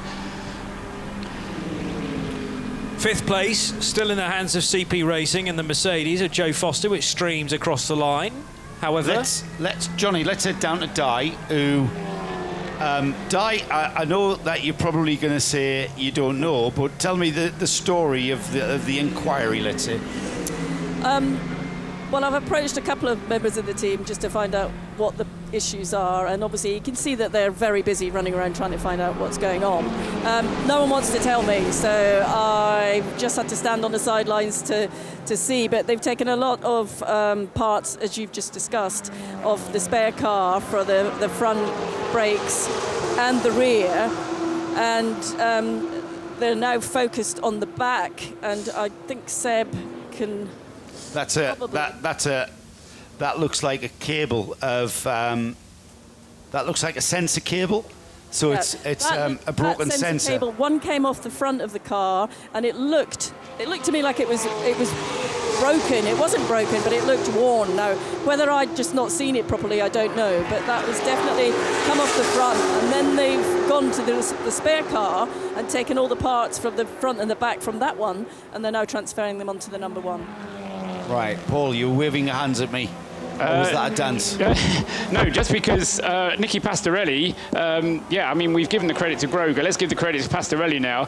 12 seconds is the gap for the lead. Now, all right, Pastorelli is going to be in the pits within the next half an hour. 2 cars off, though, first of all, Paul, at the first corner. And this is one of them is the QSR Racing School racing car and the Mark II V8 of Coroiser Racing. And that's been a big spin for the Mercedes, which... there's a lick of flame as well from the left side. So is that brakes catching fire now whilst the car is in the gravel trap? I think it certainly smacks of that, and desperately now trying to wave marshals to the front of the 454, which is a light, and it is going up big time, this 454 car. The driver who stepped out, thankfully, is Jimmy De Broca, but he desperately wants marshals on the scene to extinguish this brake fire, which is on the front left corner, because it is starting to now swamp the whole of the front of that Mercedes. Code 60, needless to say. Yeah. And we're in a situation again, I'm not sure whether that extinguisher is going to do the job initially. It needs a bit of powder to fully extinguish it, but the marshals are quickly on the scene. I'm pleased to say that is a fire extinguisher of a decent weight, and there's another one arriving on the scene now as well. But yeah, brake fire can quickly just catch the rest of the bodywork effectively, and the underneath of the car, the engine bay gets very, very hot. It's already red hot, of course. It doesn't take a lot for all that to start to go up, and it's deeply embedded in the stones as well, which might actually mean that compact area underneath the car means the fire grows even quickly. I think that was a job well done, to be fair, although it took a little while to get the man on the scene with the fire extinguisher. Once he was there... further problems, Paul. The 34 car collection Audi has ground to a halt. This is Max Edelhoff, who was going great guns at the wheel of that. Yes, having set fastest laps in the golden hour as it was going dark. Yeah, this is at up at turn 14, isn't it? Oh, this is just further round the corner from turn 1. Yeah. Okay, so I wonder if he was involved as well. Maybe 3 cars coming together then at turn 1. The Core Oyster racing car has headed off on its way, and into the pits has come Nicky Pastorelli, and already out of the car, so an early change of strategy with the code 60. Both second place Porsche, the GP Extreme car, Nicky Pastorelli, and Robert Renauer, who'd only just got into the Herbert Porsche, both of those cars into the pits, and the number 11 Ferrari has not yet come around since the code 60 was put into place. I don't think. If it did, then it hasn't come in.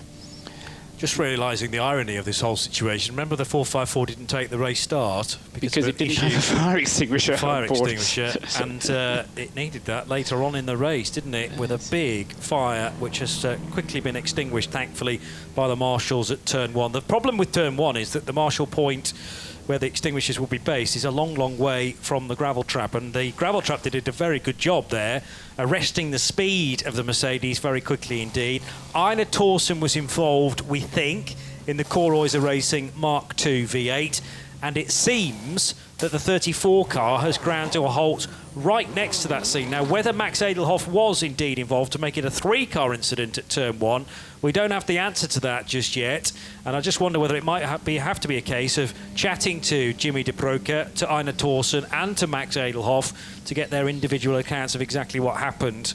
But this, amazingly, only our second code 60 of the race, and we've had plenty of takers to come into the pit lane, but you are only allowed half the allocation of fuel if you do it under code 60. Yeah, and the key car that hasn't come in, because in fact it had just made its pit stop, the number 11 race leading Scuderia Praha Ferrari, Josef Kral, had only been out for 2 laps. He was just coming across the line for the second time when the code 60 was given. Now he's coming out of turn 14 now, so we'll see whether or not he takes this opportunity to come in.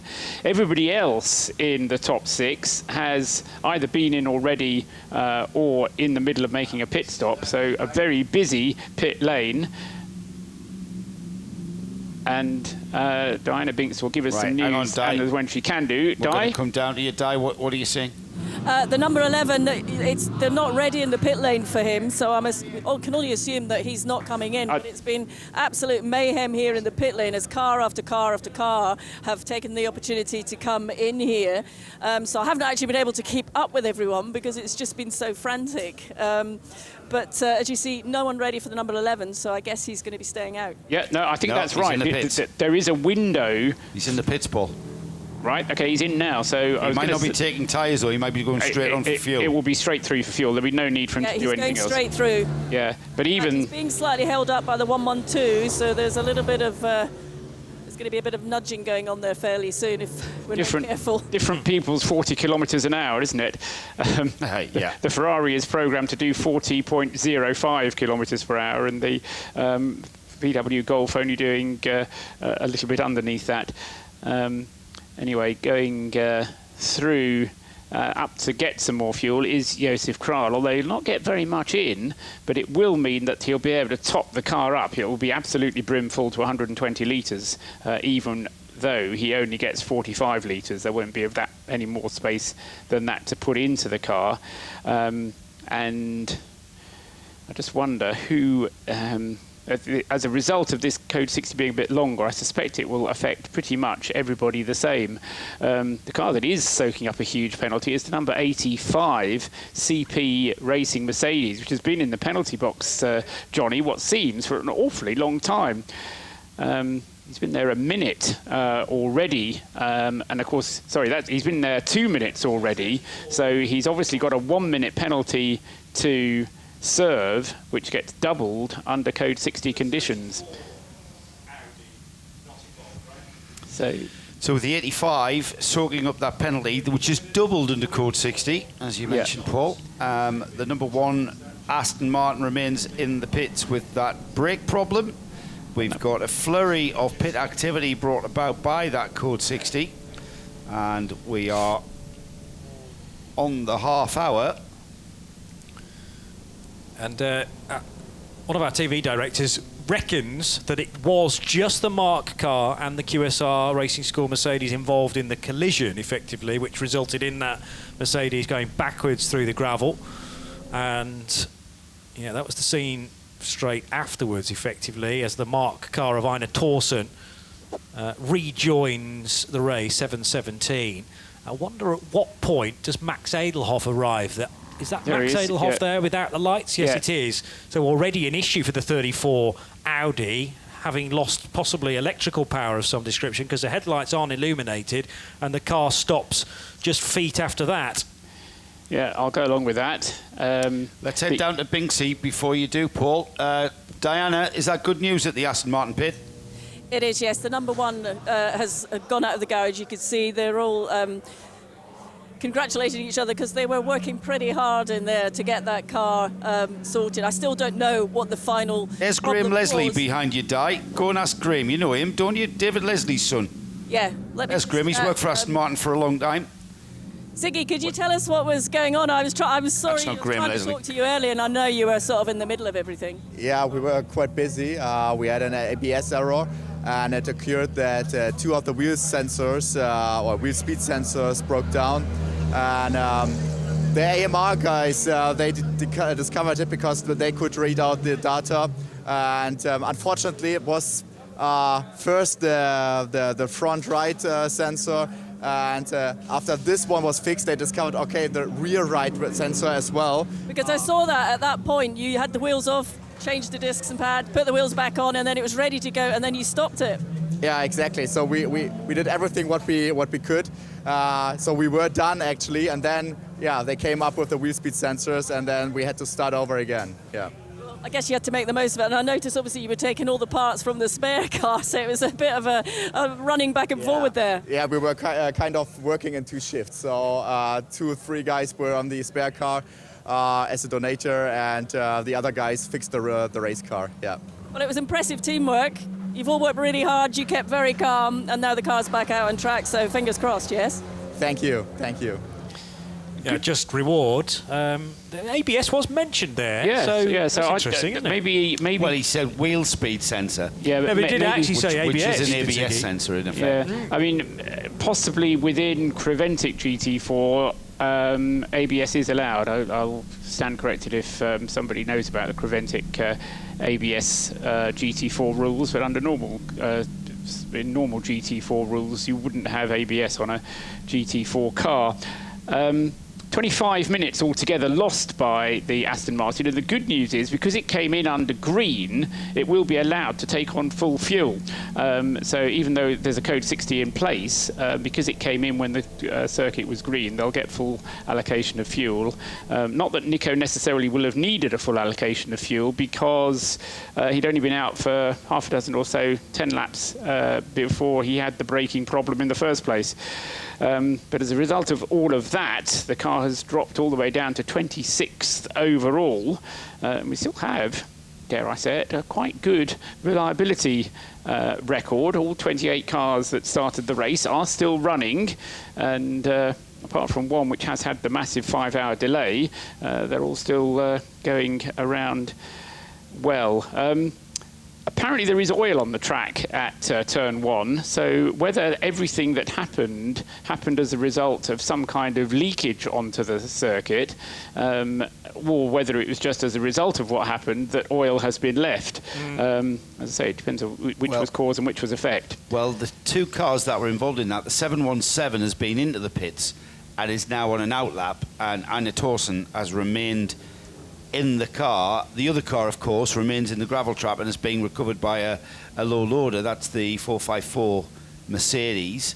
I'm just thinking, was it one of those cars that has lost oil down there, or has someone else lost oil, and those 2 cars are the victims of that? Let's head down to the pits, and Diana Binks has grabbed someone.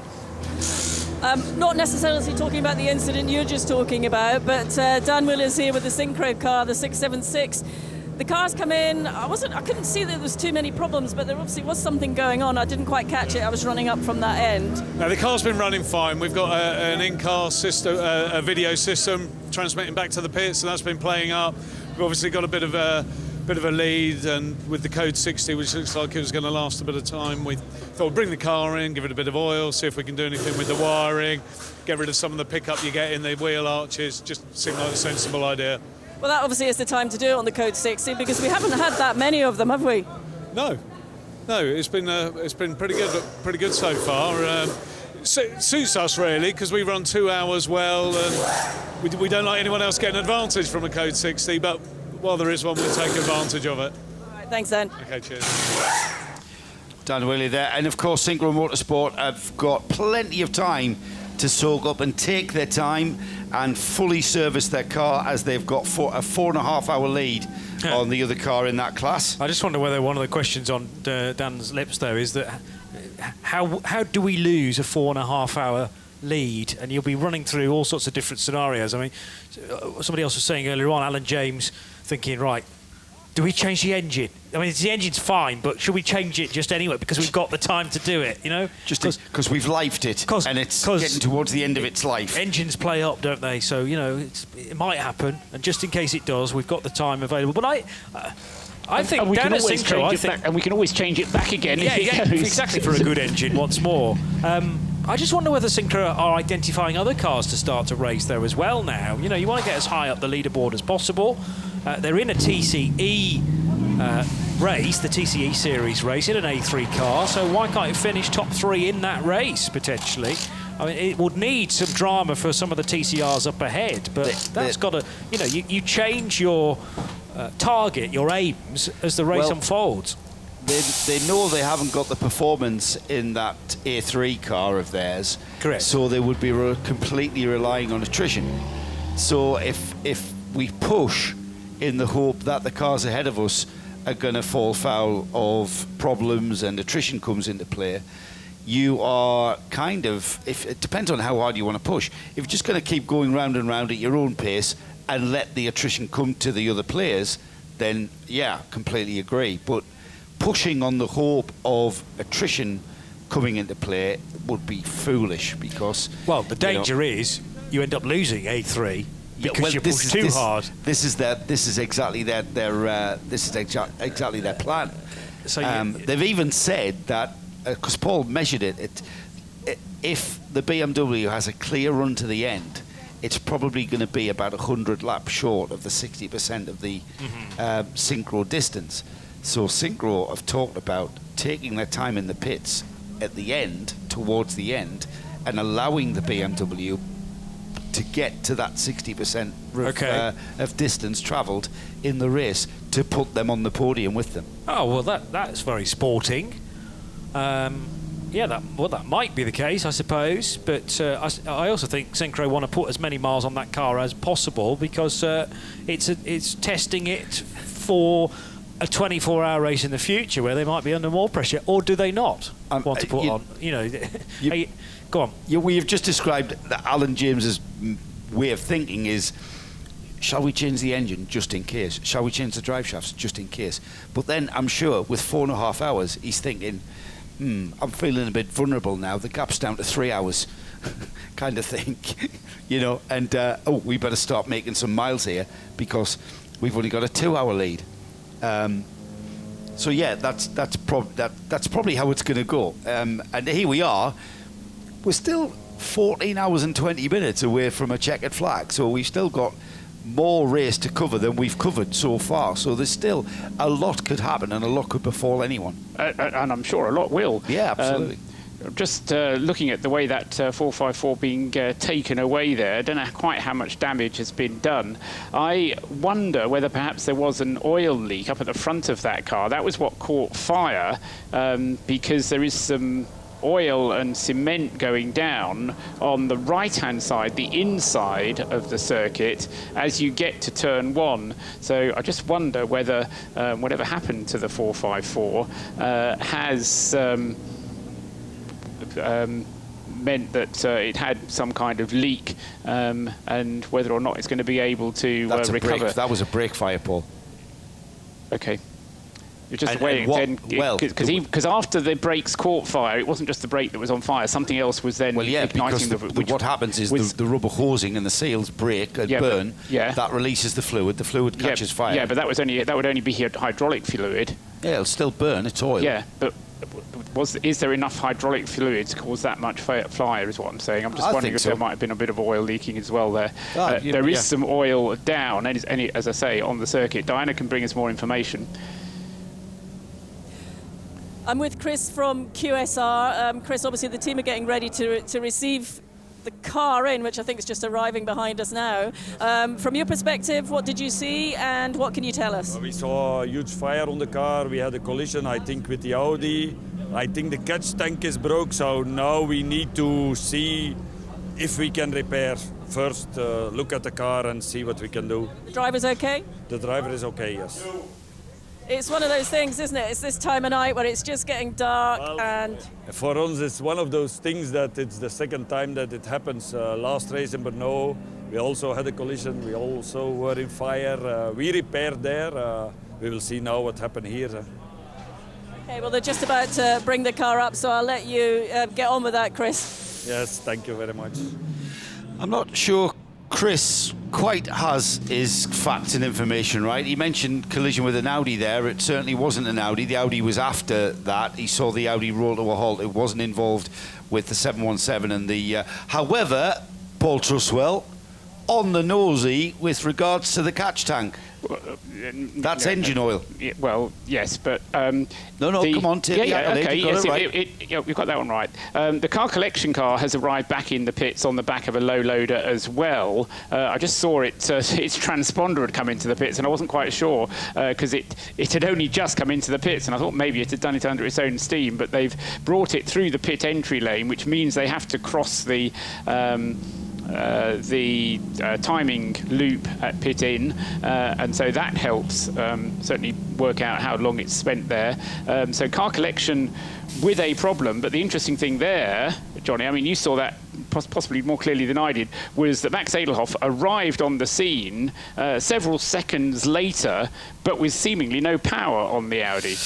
No headlights, and the car was touring into turn one and then stopped basically in the motorcycle chicane between turns 1 and 2 of the configuration of the track we're using this weekend. So is it electrically related? I mean, that car was going really well. When Max had taken it over, he was throwing it around like a Formula Ford at times during that last stint, just like he did at the start of the race. But maybe after relentless running so far for, well over a third of the race now, has it just cried enough at this point? And now the team are going to have to work out exactly what the problem is.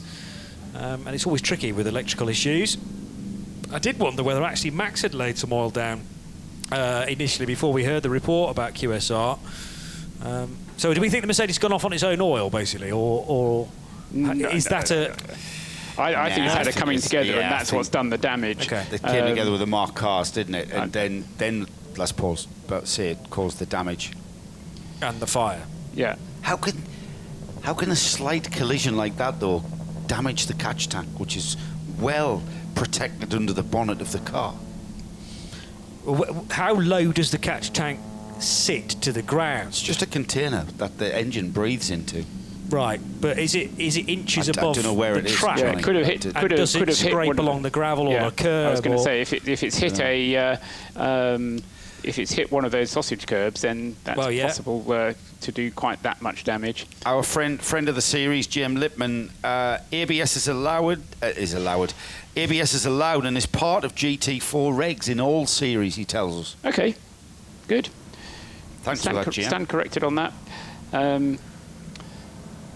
So a lot of cement dust going down, having been put down on the inside at turn 1. It's now going down on the outside of turn 1, and QSR comes into the pits on the back of their low loader with quite a bit of fire extinguishant on the car, and that car will now be deposited, and then once we get the rest of the work done at turn 1, then will be able to get on with the racing. But it will be, once again, code 60 until further notice. And whilst the code 60 has been going on, the number 11 Scuderia Praha Ferrari has made one pit stop immediately before the code 60 and then two further ones under code 60. So Josef Kral has an absolutely full tank of fuel aboard his Ferrari. Nicky Pastorelli goes through now in second place. He's only made one pit stop under code 60, but he's probably close to having a full tank full of fuel, and is how far is he behind? He's probably about 20 seconds or so in real time once we're back to full speed racing. It's a lot more than that at the moment because they're all going at 60 kilometers an hour. So he's there in second place, and then in third place, waiting for Robert Renauer at the wheel of the Herbert Motorsport Porsche. He'd made a pit stop just before the code 60 as well, but has also come in and refueled under code 60, but just the once as well. So, as I say, the Scuderia Praha had a bit of a margin and was able to squeeze two pit stops in. The sorry state of the QSR Racing School. Mercedes has made it back to the pits and has been offered back to the team from the back of a lorry. It's in a sorry state. Evidence of that fire on the left front corner, and fire extinguishing pretty much all over the car now. Car just being lowered onto its dollies to enable the team to wheel it straight in the garage. I will be amazed. I mean, I know we've got just over 14 hours to go. I'll be amazed whether they repair that car. I'm not sure what their intentions are. Maybe I know Binksy's down there.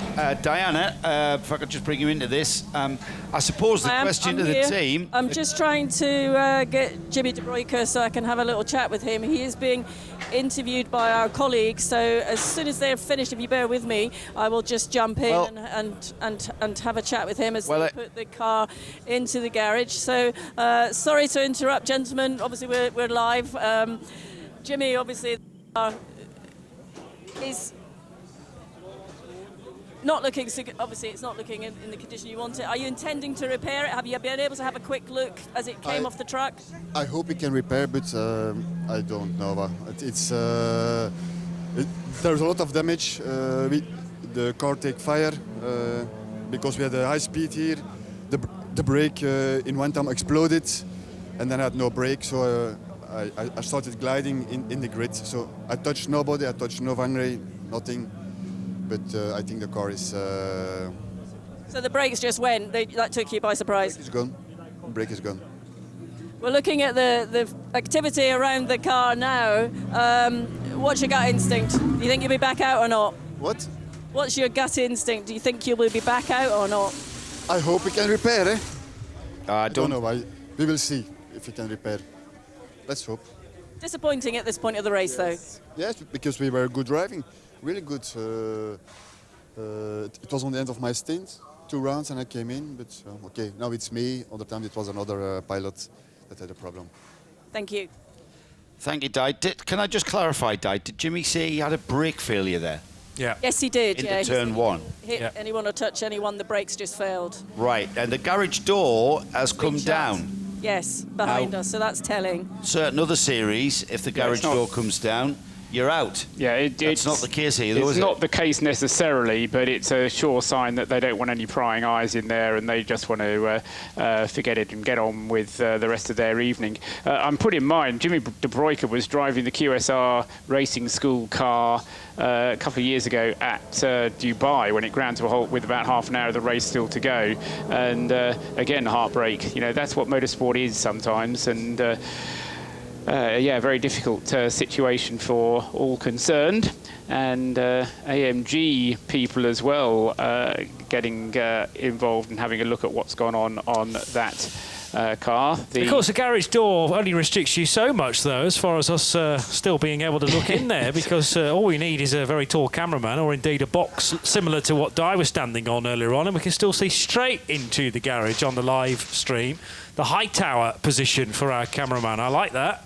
And focus is definitely in and around the front axle, the front brakes, but if it was a brake exploding, I mean, that reminds me of what we've had in the past at Imola during rounds of the 24-hour series, where that is incredibly high speed down to very hard stops into the chicanes at Imola, and GT3 brake discs were literally going bang and sometimes splintering into several pieces and setting fire to nearby grass and trees sometimes as well. We've had quite a serious fire at Imola into turn 1 because of an exploding brake.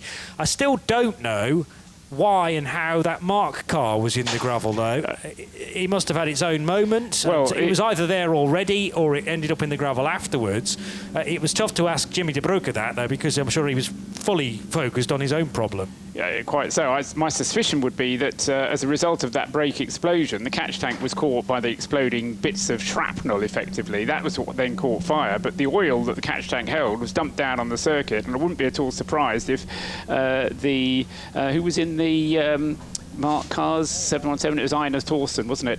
I wouldn't be surprised if Einar hadn't gone off on the oil that was dumped on the circuit by the Mercedes. Remember that Mercedes, the 454 QSR Racing School car, was running as one of these development GT4s, running the lightweight package on the Mercedes, and I just wonder if part of that was lighter brakes, because calipers and discs are not... I mean, overall, with the overall weight of the thing, they're not the heaviest things in the world, but if you can economise a little bit on weight, then that might have been an area that they were able to save a bit of weight, and that possibly caused the problem there. So if that is the case, then a retirement is probably not impossible.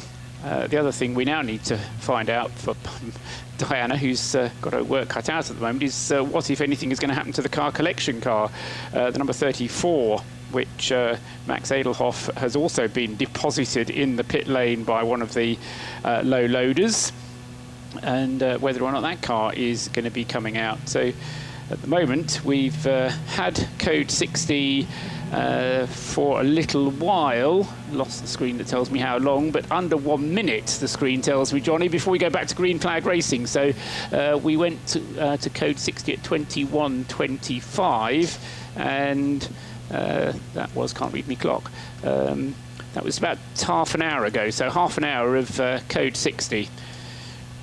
You tune to RS1 and RS3, part of the Radio Show Limited network of channels. This is the 24 Hours of Portimao, powered by Hankook. It's round 4 of the European part of the Creventic season, after Mugello, Spa and Brno. And of course, after this, in a couple of months' time, we will head to Barcelona at the end of August for another 24-hour race that is such a long race, will actually span 2 months. From the end of August to the start of September, and the season ends with another flyaway race in COTA in Austin, Texas. Green, so we are green now once again, and we'll take you through the order that these cars are currently running in both the GT Series and the TCE Series in just a tick.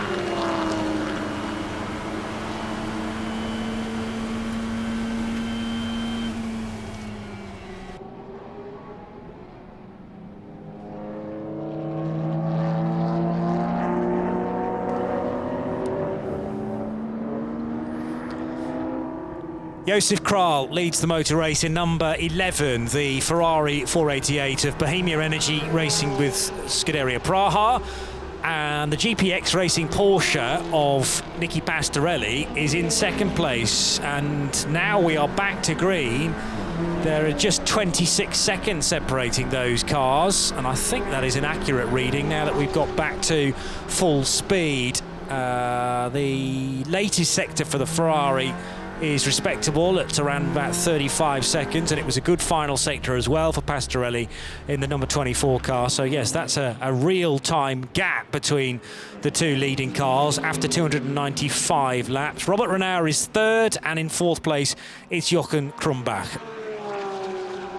It's Robert Renauer who is the guy that has lost out, isn't it? Because he'd lost out in any case because of the pace of Nicky Pastorelli, and he'd already made his pit stop. Then with the code 60, a further 2 pit stops made by Herbert under code 60, and that put him further behind Pastorelli than he was already, and the gap now between him and the second place car is very nearly a minute, and it is over a minute obviously then back to the race leader. So Herbert put on the back foot a little bit by that code 60. Although I have to say that the Scuderia Praha team, very efficient indeed in the pits, doing the job of getting the car fettled and then back out again very quickly indeed. Yes, and if you're looking at the timing screen from timeservice.nl, the 2 purple pit stop times are still ticking away, because they are the 2 cars that were troubled effectively by that, or brought the code 60 out. The 34 Audi, which only made it back to the pits because of a flatbed. And I'm impressed that the transponder still registers, even when it's several feet up in the air, the race car. And also, Jimmy De Broca's rather broken and rather smoky smelling, rather covered in extinguisher QSR Racing School Mercedes. And Jimmy did not sound too hopeful that that car would be able to continue, although the team, I think, are going to look into it, maybe work on it for half an hour or more, and then assess further. Yeah, I think the presence of that garage door being brought down, though, is significant. Whilst it's not necessarily a sign of retirement, it was certainly a signal of their unwillingness to continue. Just go back to how the Herbert team lost all that time. 2 pit stops during the code 60 for the Herbert car. One of them was 2 minutes and 20 seconds. The other one was 2 minutes and 10 seconds. Now compare those to the 2 pit stops that were made by Scuderia Praha in the same code 60 period. 1 minute 58 and 1 minute 06. So practically 2 minutes of a gain under code 60 just on the time in the pit stop. Obviously, you're not going to make up any time going around the circuit at 60 kilometres an hour, because 60 kilometres an hour is 60 kilometres an hour. But where the Scuderia Praha team has made up its advantage there has been by coming into the pits, and whatever they did was really short. Now, I just wonder whether Herbert sneaked in a little brake change whilst they were coming in there, and by doing the brake change under code 60 conditions, they're now good to go to the end of the race, whereas Scuderia Praha might still have that brake change to do. Now that's a little bit of detective work that Diana's going to have to do, or Joe Bradley, depending which of them is. If Joe's going down now, that might be a Dr. Joe then. Yeah. He'll relish that. I hope he's listening as he's preparing. So find out if Herbert sneaked a little brake change in whilst we were under code 60 there, and if they did, have Scuderia Praha done one as well, because I don't think they have, because they won't have had time. But Herbert could well have done, and as I think Diana said at the time, there was so much going on in the pits that it was hard to keep track of everything that was happening, and as well, of course, she was trying to chase down what had happened over at turn 1 on the circuit, so there was plenty going on.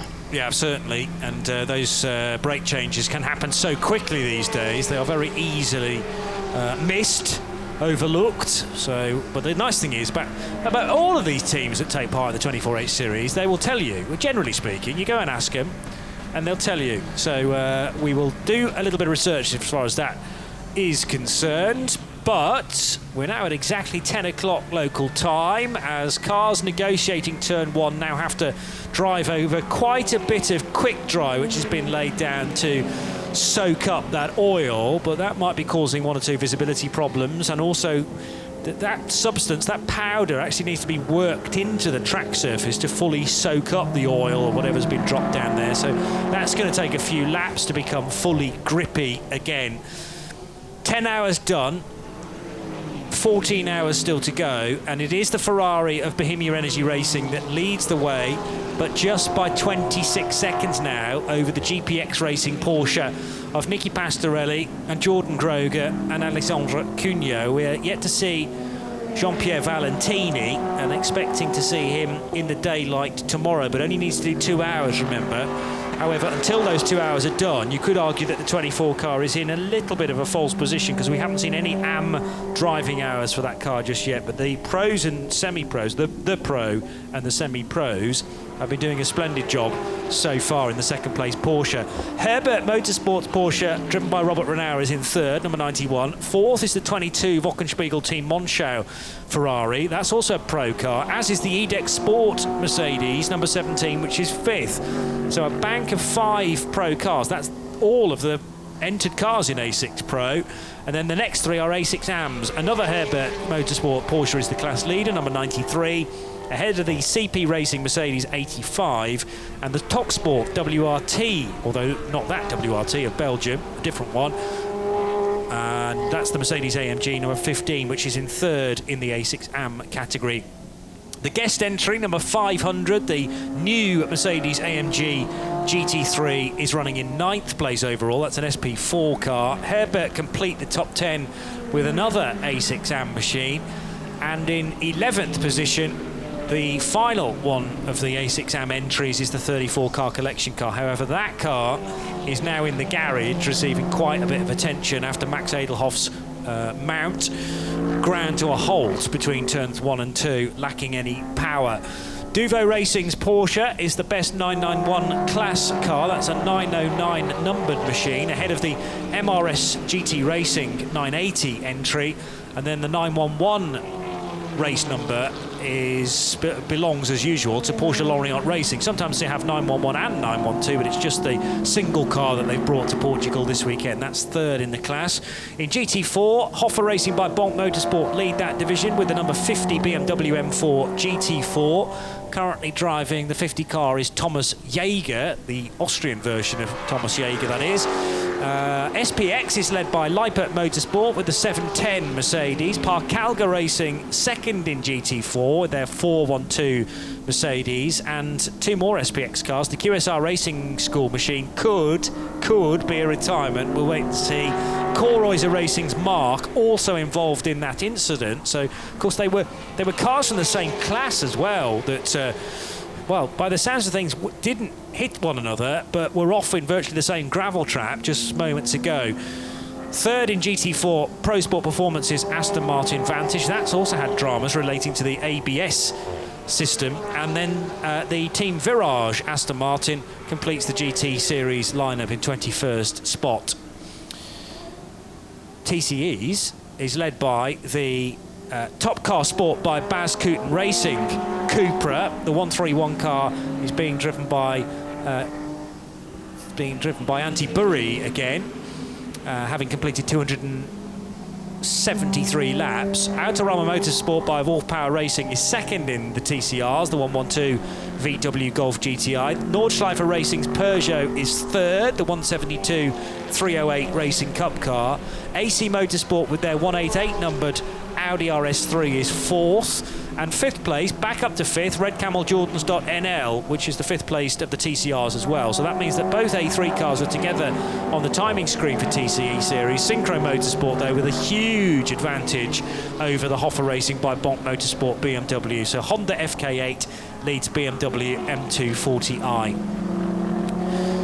And that's how we stand with 14 hours to go. 10:05 at night. In just less than a couple of hours, we will have reached half distance, and that's one of the benefits of starting at midday, I suppose. You know, you get to Sunday morning, just a minute past midnight, and you think, oh, halfway there. A bit more of the race has elapsed. Yes, it's one of those things, isn't it? You never quite know. But there are different milestones, and getting to midnight is always a milestone. Getting into daylight hours is also going to be a milestone. But then once it is daylight, then the race will only go on until midday. So time to go for lunch on Sunday. Fastest lap of its race so far by Martin Byford in the Synchro Motorsport Honda as we go back to green conditions there. 2 minutes 3.320 for the Synchro car. So that's going very well. And actually, no, let's go down to Joe Bradley now, who's in the car collection garage, and he'll tell us what's going on. Yeah, I got your info on the the brake change on the Ferrari and the Porsche as well, which I'll find out for you after I've updated you on the number 34 car collection. You probably gathered by the way the car just looked like it ground to a halt. There was more airing towards an electrical problem. That's exactly what it is. It's an electrical problem that the team are working on. They thought they'd gotten to the bottom of it. They thought they'd found the culprit. It was one of the main relays on the car. They've replaced that. However, still a problem, and they are struggling to find out whether it is what they thought it was. On saying that, the car has just lit up and the position boards have come alive, so maybe they're getting towards finding out exactly what it is, because before that, literally this second, the car was still dead. You may not know this, Joe, but was there any warning at all for Max Edelhoff or for other drivers earlier on in the race, or is this just a problem that's appeared out of nowhere? Nah, just the car just stopped, literally stopped, just died, and the car just ground to a halt, and the car's been recovered back on a flatbed. So it's one of those horrible problems where you really need to just go through a checklist, a process, a diagnostic process, which they've done. They thought they'd nailed it. It wasn't that part, and now they're moving on further with the diagnostic process. Yeah, they're horrible, those processes, because you never know where they're going to end. You don't really know where to start, but it's just a process of elimination and hope you're going to get lucky. But sometimes invariably it's the last thing you check or try, isn't it? Because you've run out of ideas. It has to be that. Well, and then when it's not that, that's really the time to worry.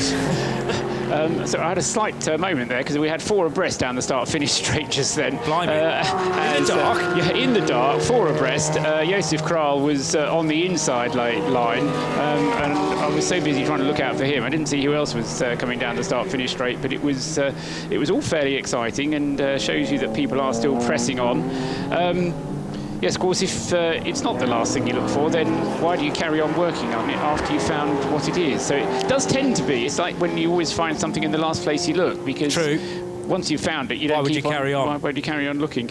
No, you might start with a sheet of paper with 10 ideas, and it could be the second one, Exactly. but invariably it's the 10th. In that sense, it's certainly true. I was going to run down, when you were going through the order in TCR, I thought actually what we need to know is the gaps, because TCR is, as you said, being led by the top car, Baz Cupra, which still hasn't been driven, talking about AM drivers, still hasn't been driven by Ronnie Yost. So Antti Buri is back at the wheel of the TCR leader, number 131, and he has 3 laps of an advantage over number 112, the Autorama VW Golf. And then a further 8 laps of an advantage back to the Peugeot. So it's 2 laps back to the VW Golf, and then 8 laps back to the Peugeot, and then the Audi of AC Motorsport with Sam de Jong at the wheel, a further lap behind that. So the gaps in TCR are fairly big, and the car that perhaps has the most to gain is the AC Motorsport Audi, number 188, the one that's had various problems along the way.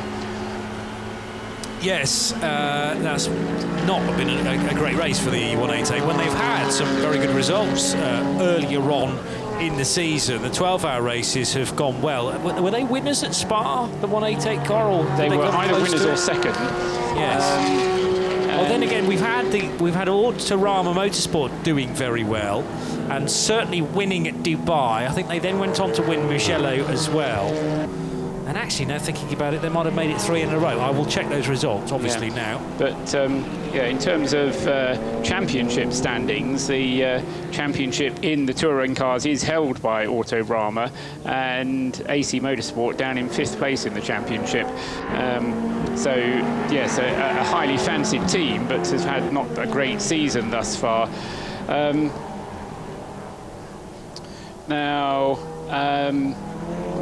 But as I say, they do have everything to gain by pushing on as hard as they can. And so relatively early in the race, still with over nearly 14 hours still to go, not over, but under 14 hours still to go.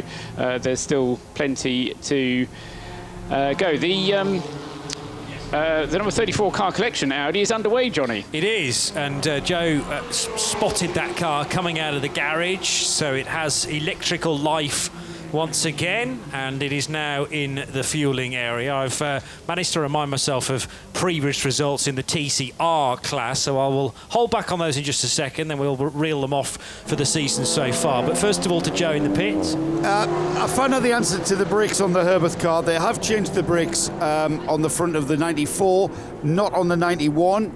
I was then making my way down to the Ferrari pit to answer that question. The same question down there. However, I've stopped at Synchro because something's happening on the 676. They came dashing out of the garage. They've got the marker board out. That I don't think this is scheduled. Is this has caught you by surprise, Steph? Is it a problem? Potentially, yes. There's a bit mixed messages on the radio. Might be the drive shaft again. He's in the gravel, I believe. Is he? Yes, I'm being told he's in the gravel. Oh, okay. And now he's out. That's good. And now he's Thanks for the update. That helps. He's out of the gravel, I mean. Oh dear. He thinks this drive shaft is struggling with the pedal. Fingers crossed and hope for the best. Right, yeah, I think he's trying. Martin's doing his best to get. He's in the pit lane. I'll leave you to it, Steph. He's driving. Did you say deliberately, JP? Off the track, I think. Off the track, yeah. Keep it out of the way. That's right, to stay out of the way of everybody else, and actually it shortens the distance that Martin has to drive to the pit lane too. I mean, there's quite a lot of, on the inside of turns 14 and 15, the last two right-handers, you can go off onto runoff effectively, which is either painted concrete or painted asphalt, and that's exactly what Martin was doing, just to stay out of the way of everybody. But the car now arriving on the scene, Joe, looks to be down on that. Is it down on the left side? Yeah, it does look a bit like that, JP. The thing in Martin Byford at the wheel is reporting drive shaft, so it's got a limited slip diff in this car, we know that, so it would still get drive if one of the drive shafts went. Dan Whaley there ready to jump in. What normally happens is the driver will get out and the new driver will get in while the work goes on around him. Alan James was wanting to preempt this by changing drive shafts, wasn't he? Now I'm just thinking it's drive shafts because that's what Steph said. It might not be. It might be a broken suspension or could be anything. But This is, you know what? We thought the A3 race was over. It's not, is it? It's never over until it's over. And this is a prime example of what endurance racing is about.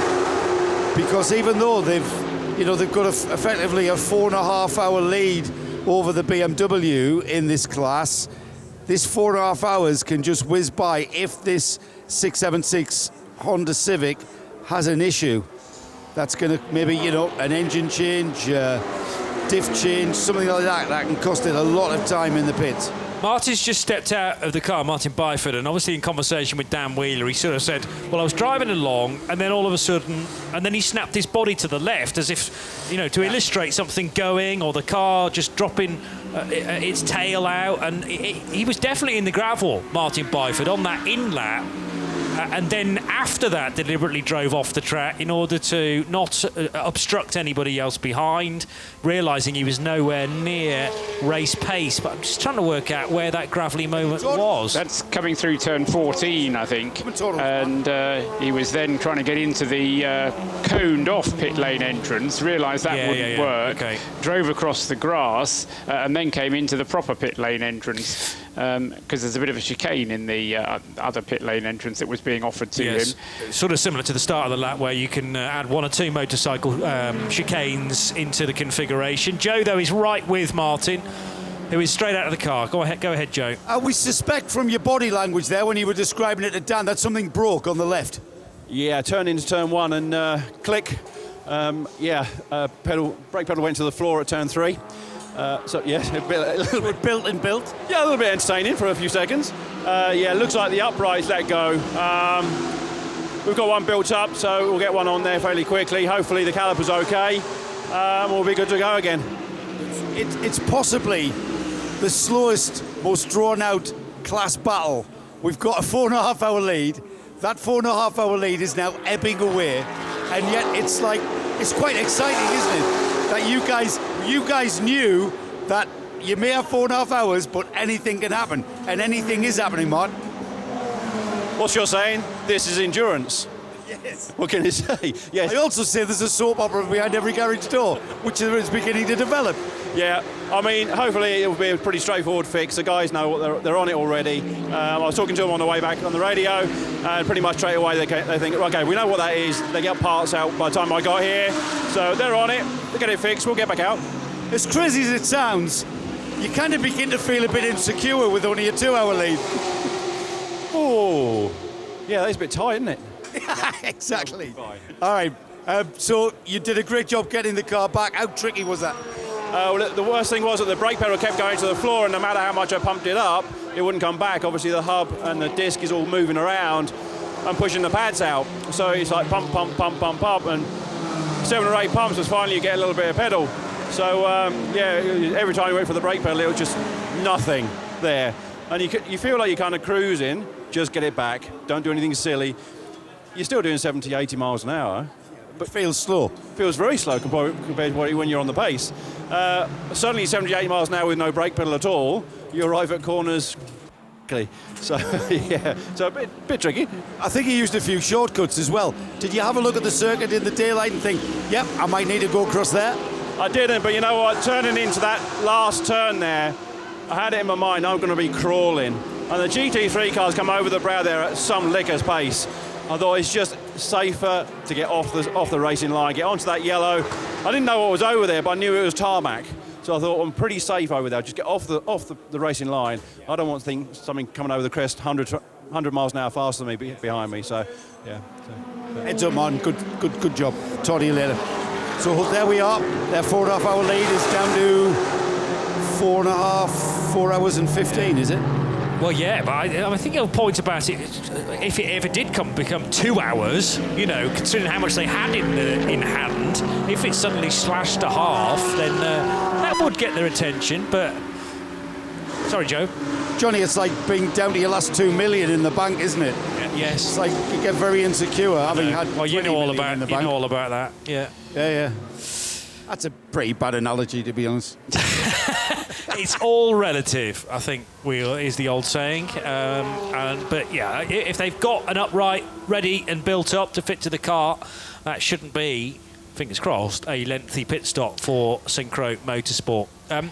Just going to remind everybody then, the results so far in the TCR category. Dubai was won by the 112 Autorama Motorsport crew. It's a slightly different lineup back in January, but nevertheless, it's the car in the Teams Championship that gets the points. They won it from a Bas Kuiten Racing Audi.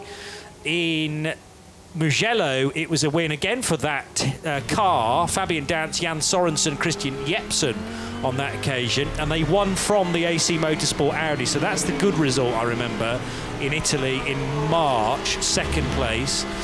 In the Spa 12 hours, it was actually a win for two of the brokers, Ivo and Rick, and Francis Chia in the 101 Red Camel Jordans Cupra, and they won that from Autorama Motorsport. But it was a podium finish for AC Motorsport at their home event in Belgium. And then we had the race in Brno, which was another win for Autorama Motorsport. So what was that, 3 wins and a second place? Yeah.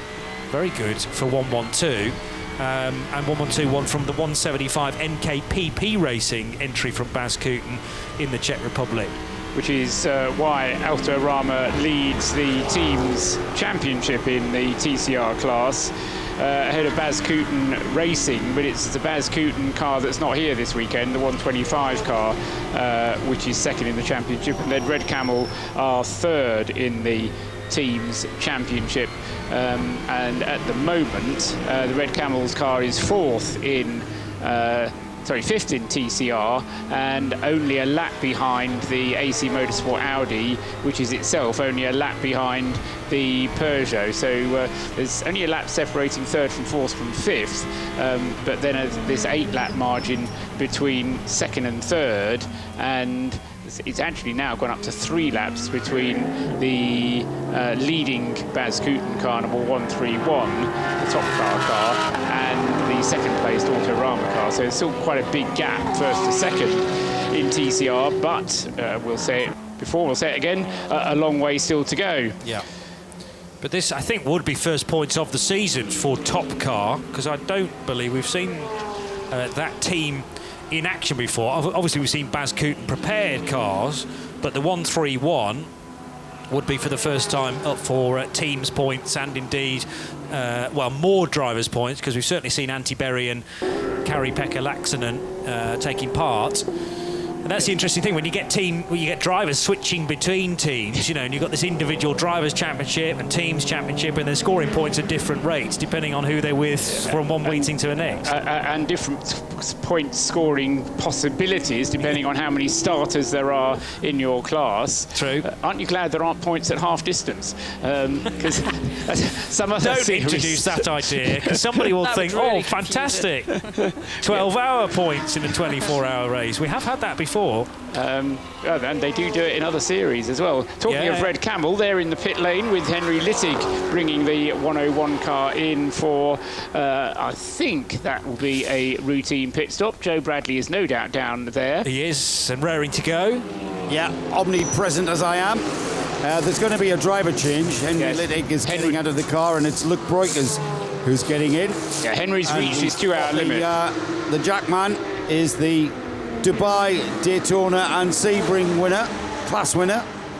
Dubai overall. Remind us who that is, just because Rick Breukers. Don't remember. Thank you. Remind everybody. It's the brother of the man who's getting in, the young man, 19-year-old Luke Breukers. And car already off its jacks, new rubber. Quite straightforward for them, for the Red Camels team. No issues. All the issues that this car has encountered, hopefully over. Oh, I'm saying that with fingers and toes crossed. We're just doing the driver's belts now. The car is off the jacks and pretty much ready to go. It's going to be going down. There's a bit of urgency now. And again, the belts have proved to be a bit of a problem before in this car. Remember, it was Rick who had to retrieve the belt from behind the seat, and also the drinks bottle that needed refixing. But Luke's on his way. Luke Breukers on his way with fresh rubber all round, so he'll be off to refueling. That Audi overall victory at Dubai, yes, one of the drivers was Rick Breukers, but I'm reminding myself another one of the drivers in that lineup back in January was a certain Fred Verviche. And didn't you, Paul, bump into his dad just knocking around in the pit lane? No, it wasn't me. I think it was Joe Bradley. It was Joe. That was me. Yeah. It was just gentleman came up to me. He said, "Hello, have you heard of a driver called Verviche?" And I said, "Frederick Verviche." He says, "Yes." I said, "Yes, of course." He won Dubai was at Le Mans, and he won the touring car race at the Nürburgring a week ago or whatever it was. And he said, "That's my son. My name is Fernando Verviche. He's got a house close by." And he said he looked in the local paper, saw that this event was on, and thought, "Oh yeah, we can do that." And off he came. Brilliant. Stuart Cox is here as well. Yeah, so Stuart. Algar Pro Racing, another. Are they based here, Paul? Yes, Stuart just lives 10 minutes down the road, so I think he actually lives near the sea and has the dream job, doesn't he, living in Portugal and running racing cars as well. Well, I tell you another reason why actually the Verviches will be in Portugal, because they're racing at Villarreal this weekend. They've already had a World TCR race today. Can I still say today? Yes, I can. It wasn't great for Fred, 20th position. Right. But there'll be 2 more races for Fred and others to do tomorrow on a frightening street track. So, yeah, busy weekend motorsport-wise in Portugal. And we're just a little bit south of that, not far from the Atlantic coast. Complete darkness now. Sunset officially was at 3 minutes to 9, and we're now at 10:25. I want to go back to this question of brakes on the Hairbear Porsche. Not so concerned about the Ferrari, because they can't have done a brake change. They didn't have time. But if the Hairbear Porsche didn't do a brake change during that last Code 60, then I need to know why they spent so long in the pits, because the the Ferrari was able to do a much quicker pit stop. So the pit stop for the Ferrari was much quicker, and if the Herbert Porsche didn't change its brakes, which Joe has said it didn't, then we need to know why it spent so long in the pits. Yeah, well, the Ferrari didn't, the Porsche didn't, so, you know, in a sense, standard stops in that respect, but that doesn't answer all of the questions. I completely realise that. Yeah, so we need to know if there was a problem which Herbert was investigating on the number 91 car, which took that extra bit of time during the Code 60s, because it means that the car is in third place. Nicky Pastorelli has less fuel aboard on his Porsche than the Herbert car does. So we're coming up towards a pit stop within the next 10 or 15 minutes for Pastorelli. But as I say, he did manage to jump the Herbert car whilst the Herbert car was spending longer in the pits. The gap between Herbert and the race leader, which of course is what concerns them, is over a minute and a quarter. And the pace of Joseph Kral is nothing to be ashamed of at all. In fact, it's more than a match for Nicky Pastorelli, because since we've gone back to green flag racing after that Code 60, which was, what, about 15 laps ago, since we've gone back to Code 6 to green flag racing, Nicky Pastorelli hasn't closed at all on the race-leading Ferrari. The gap has stayed absolutely constant. So Ferrari, Scuderia Praha, yet to be beaten at the 24 Hours of Portugal, of Portimao. They've had 2 races before, and Scuderia Praha has won both of them. So you can either call that 100% record, but it's 2 out of 2, and the third one in progress at the moment. And the races at Brno have gone pretty much that way historically too, haven't they? I mean, we made that point several times at the Brno circuit in the Czech Republic at the end of May. That's their home race, but yeah, they've made Portimao very much their own too. Although, as Paul says, only started in 2017, and 18 was a fairly curtailed affair with 3 hours taken out of the race because of a problem with the fueling area, so the race had to be red flagged on that occasion. At the moment we are on course certainly for 700 plus laps, 3:13 now completed. Race lead still 26 and a bit seconds between Joseph Kral and Nicky Pastorelli. Having been saying how well Kral has been going, Pastorelli that lap took 2 seconds off the race leader, so possibly a little bit of traffic experienced for Joseph Kral. And the front brake discs of the 412 car now glowing in the complete darkness. That's Paolo Pinheiro of Park Algar Racing and their Mercedes. Portuguese driver, Portuguese team. And he, I'm not sure if you were here at the time, Johnny, but we established that Paolo Pinheiro is the circuit owner.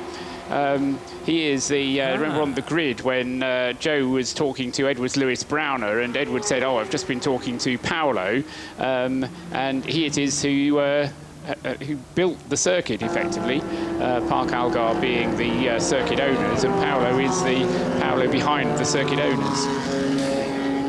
Has raced before in a couple of one-off races in the FIA GT3 European Championship, but that was 8 years ago, and has done one Blancpain sprint race. So I think, and I wouldn't be surprised if a lot of those were actually here. Yes, the 2014 Blancpain race was here as well. So having his first go in the 24 hours, though, from the sound of it. Yeah, can't find any sign of. Let's just have a check. There were 2 sprint races, I think, in 2011 in an SLS Mercedes. Yeah, just hour-long races. It looks like one Saturday, one Sunday back in 2011, but always at this venue, quite understandably. Here's Joe Bradley with some further points. What have you got this time?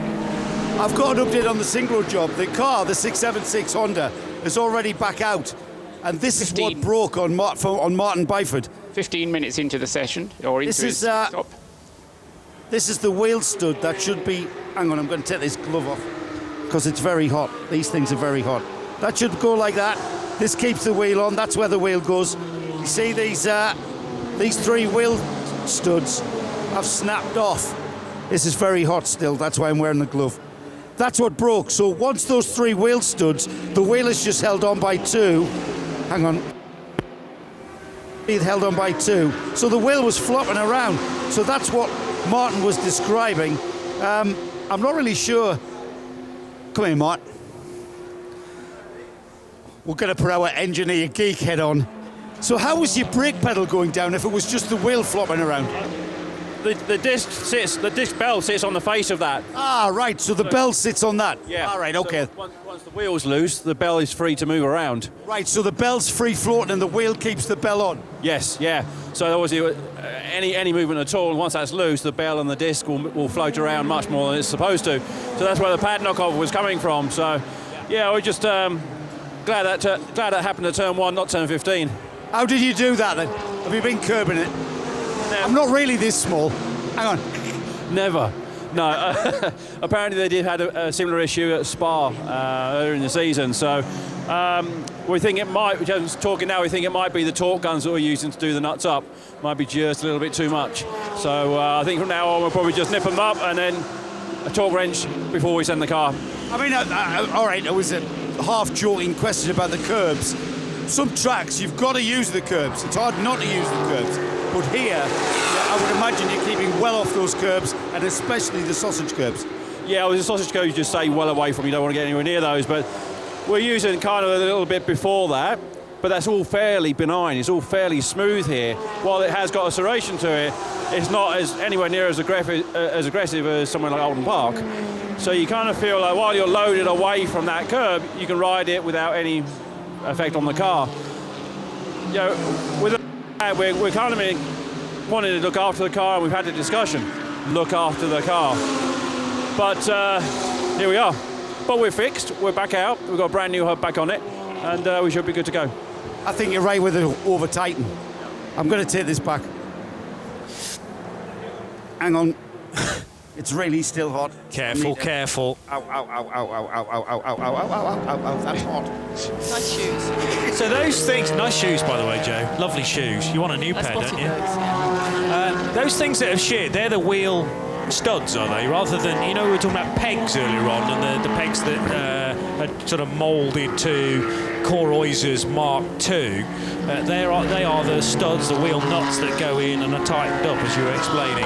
Yeah, remember the Synchro car is a production-based car, whereas the Mark car V8, that's got a race car hub with a centre lock wheel. So those pegs that we saw earlier are like locating pegs, so you get the central wheel nut on. This is more like your road car, where you have 5 studs and the wheel nut tightens to the stud. It's the actual stud that's broke off. They've just snapped shade. It happens. Like Martin said, it happens. Yeah, and when you get 3 of the 5 going.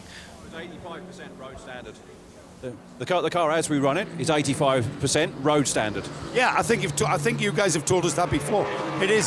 So when you buy your Honda Civic FK8 from your Honda dealer, 80% of the car that you buy from the dealer is what we're racing today. Absolutely. Take the seats out, pop a roll cage in, come motor racing. Pretty much. It's only the roll cage and the safety bits. That's the 20% that's not. Just the upgrade on the brakes, for obvious reasons, and some air jacks. Yeah. There you go. Amazing. And is the roll cage part of the shell, Joe? No, let's not start that again. For goodness sake. He could have answered it. Hang on a minute. What? Hang on, we're not finished. Next time the car comes in, if they allow us, and if it's not a quick one, we'll have a look, and I'll show you exactly what I mean by the roll cage being entwined with the shell of the car. Yeah. If that's the case. All right. Good. I look forward to that. Thank you. Good battle going on in A6 AM between the 2 Mercedes. Toxport with Henrik still behind the wheel has just got past Joe Foster a few laps ago, and Joe Foster trying to hang on to the Henrik still driven Mercedes, but just 4 seconds separating those two. And as I say, they are having a bit of a tussle, but Henrik has just got past. I failed to mention it when it happened. And then in 3rd place, but on the lead lap as far as A6 AM is concerned, is Edward Lewis Browner in the number 93 Herbert Motorsport Porsche, which they still haven't put Klaus Bachler back into it. So I'm not saying that's frustrating in any way at all. But so we had. I thought it was because you liked saying his name, Paul. It is a very satisfying name to say. One Bachler back. So Hans Wehrmann had his stint behind the wheel. Then we had Klaus Rader, and now we've got Edward Louis Browner back into the car. And so Klaus, having done the first stint, Johnny and I thought he might be doing the nighttime shift. Well, we're in complete darkness now. It's 10:30 at night here in Portugal, and still quite a few hours of darkness still to go. So still an opportunity that Klaus, of the Bachler type, might get into the car before too long. But certainly that car embroiled in a battle for the lead of A6AM, which is still going on very close indeed. 3 cars all on the lead lap, 3 cars all on the lead lap in A6 Pro, and yes, the other class is a little bit more distantly spread, but none more so than A3. The domination of this race by Synchro Motorsport, not quite complete, but they still have, actually they have lost 5 laps. It was 138 laps, it's now down to 133 laps. Just thinking about Klaus Bachler again, and the fact that he did quite a... He did one stint at the start. He went back in again then, didn't he? Yeah, he did a double stint. He did a full 2-hour stint of 2. But after those first 2 hours... He's not driven it since. Really? OK. No. I had a memory of him being in for at least one further occasion. Right. No, I was building him up because I was expecting him to get in. And on then the rotation, yes. But does that mean that, you know, OK, you start with a very quick driver and then you're holding back all your trump cards as far as Bachler is concerned until the latest portion in the race possible? The danger is you're too far out of the fight by that point when you throw him back in the number 93 car. It's an A6AM car, we must remember, and they are still in the podium places in car number 93. A6AM neutral as well. And the benefit here that they have against their rivals is they are burning through AM and semi-pro time, with maybe the secret weapon being held back. But I just wonder whether that is less likely to be done in the 24-hour series, because we haven't got that many cautions. We don't have safety car at all. No, exactly. So there's not been too many code 60s, has there? No. So sometimes they will... But in some GT races where you get a safety car, everything condenses at the front, and then you really do want your gun driver at the wheel, because all of a sudden he's 3 car lengths back from the race leader, and it's all about who's doing the final stint. But that's less how things work in this type of racing. With code 60, yes, you don't get that bunching up principle. The rules limit Klaus Bachler to doing 8 hours maximum. Now, you know, given that a stint is a maximum of 2 hours, that in effect gives him 4 stints to do. Now, break that up into simple, easy chunks. You know, the race is 4 chunks of 6 hours each. We've had all of one 6-hour chunk, which he did his 2 hours in. We've had all but an hour and a half of the second chunk, and he's not done any driving at all. So, you know, we could have a couple of 2-hour stints during the night from, let's say, midnight until 2, and then have a break, and then do from 3 o'clock until 5, something like that, or from 4 o'clock until 6, and then another 2 hours at the end of the race. But 8 hours is the maximum that Bachler will be allowed to drive, just because it's an A6AM class car. Yeah. Josef Krah, meanwhile, on to lap 320 as the race leader. The gap is still only 27 and a bit seconds. That has opened up since I last mentioned it, though, and Krah to Pastorelli generally extending. And 0.4 of a second was the gap last time between individual lap times. The gap that is coming down a bit is Pastorelli to Renauer in 3rd place, because that was over a minute, and it's now down to 47 seconds, the gap between 2nd and 3rd. And whilst I was talking about 2nd and 3rd, a new car popped into 4th place, Dimitri Angelbert at the wheel of the EDEX Sport Racing Mercedes. Dimitri having just brought that car up into 4th place as a result of the number 22 Wochenspiegel Ferrari having had a routine pit stop a moment ago.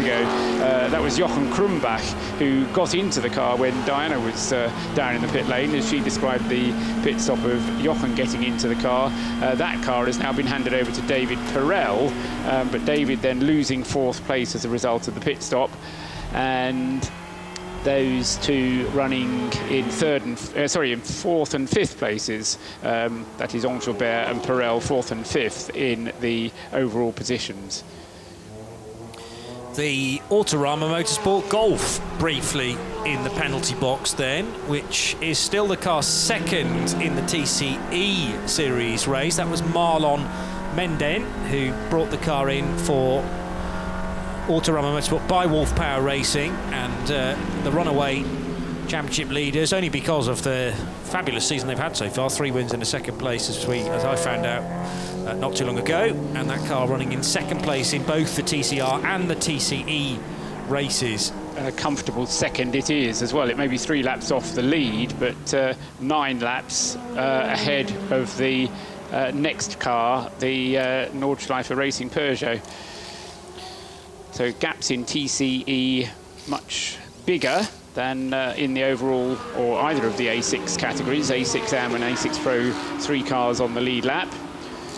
Clearly no resting on laurels, though, as this pit stop is being done. Everyone in the team knows their job. One guy having to just work his way around the car and knock out bits of tyre pickup into those nooks and crannies where it frustratingly gets to, and can start to pull away bits of bodywork, as we've seen on the Honda and we've seen on the 188 AC Motorsport Audi with that flapping front wheel arch much earlier on in the race, which had to be cable tied down.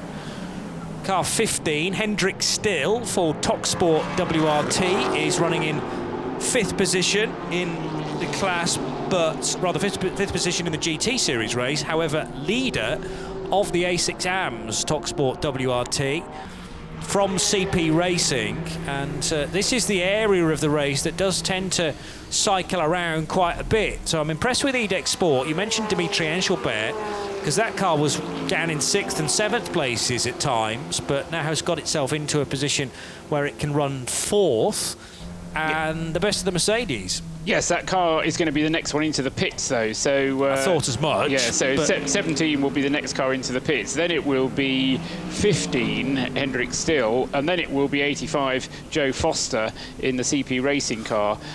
So those cars in 4th, 5th, 6th and 7th places, each of them will cycle up to 4th place and then come into the pits. But I remember asking you the question when 17 was 4th of that little group. Is it still on the lead lap of the battle for 4th? And it had managed to fall off the lead lap, so it's got back there again. But then again, I mean, it's a lead lap that's always relative to whoever is running deeper and deeper into their pit stop cycle. But it's good to watch nevertheless, because they've had a go at being in all sorts of different orders. Yeah, and as I say, it cycles on the pit lane rotation, as long as they all do the same length of stint every time, which is never a certainty, because, for example, Engelbert got into the car during that last Code 60, but the car came in just before the Code 60 happened, so they lucked in the sense they got a full tank full of fuel. So Engelbert then was able to save some fuel for quite a long time. Drama out track, though, for Nicky Pastorelli in the number 24 car, and there's another Porsche involved as well, which might be a Cup car, or it might be one of the GT3 entries. No, it is a Cup car. It's the Porsche Lorient entry, number 911, which was 3rd in the 9191 class last time I checked, although the graphic indicates it's actually 2nd now. And Jean-Francois Demorge is labelled as 2nd on our screen too. Duvo Racing leading the class. I'm not sure whether there was any contact to lead up to that, but all of a sudden Pastorelli was sideways across the nose of Demorge, and he had to get on the brakes to ensure there wasn't further contact. This is at turn 13, the left-hander, the uphill left-hander that leads up to the final hairpin. The long loopy hairpin. I think, Johnny, we're going to get away without any Code 60 there. I think both cars have got going again. It didn't look like they touched.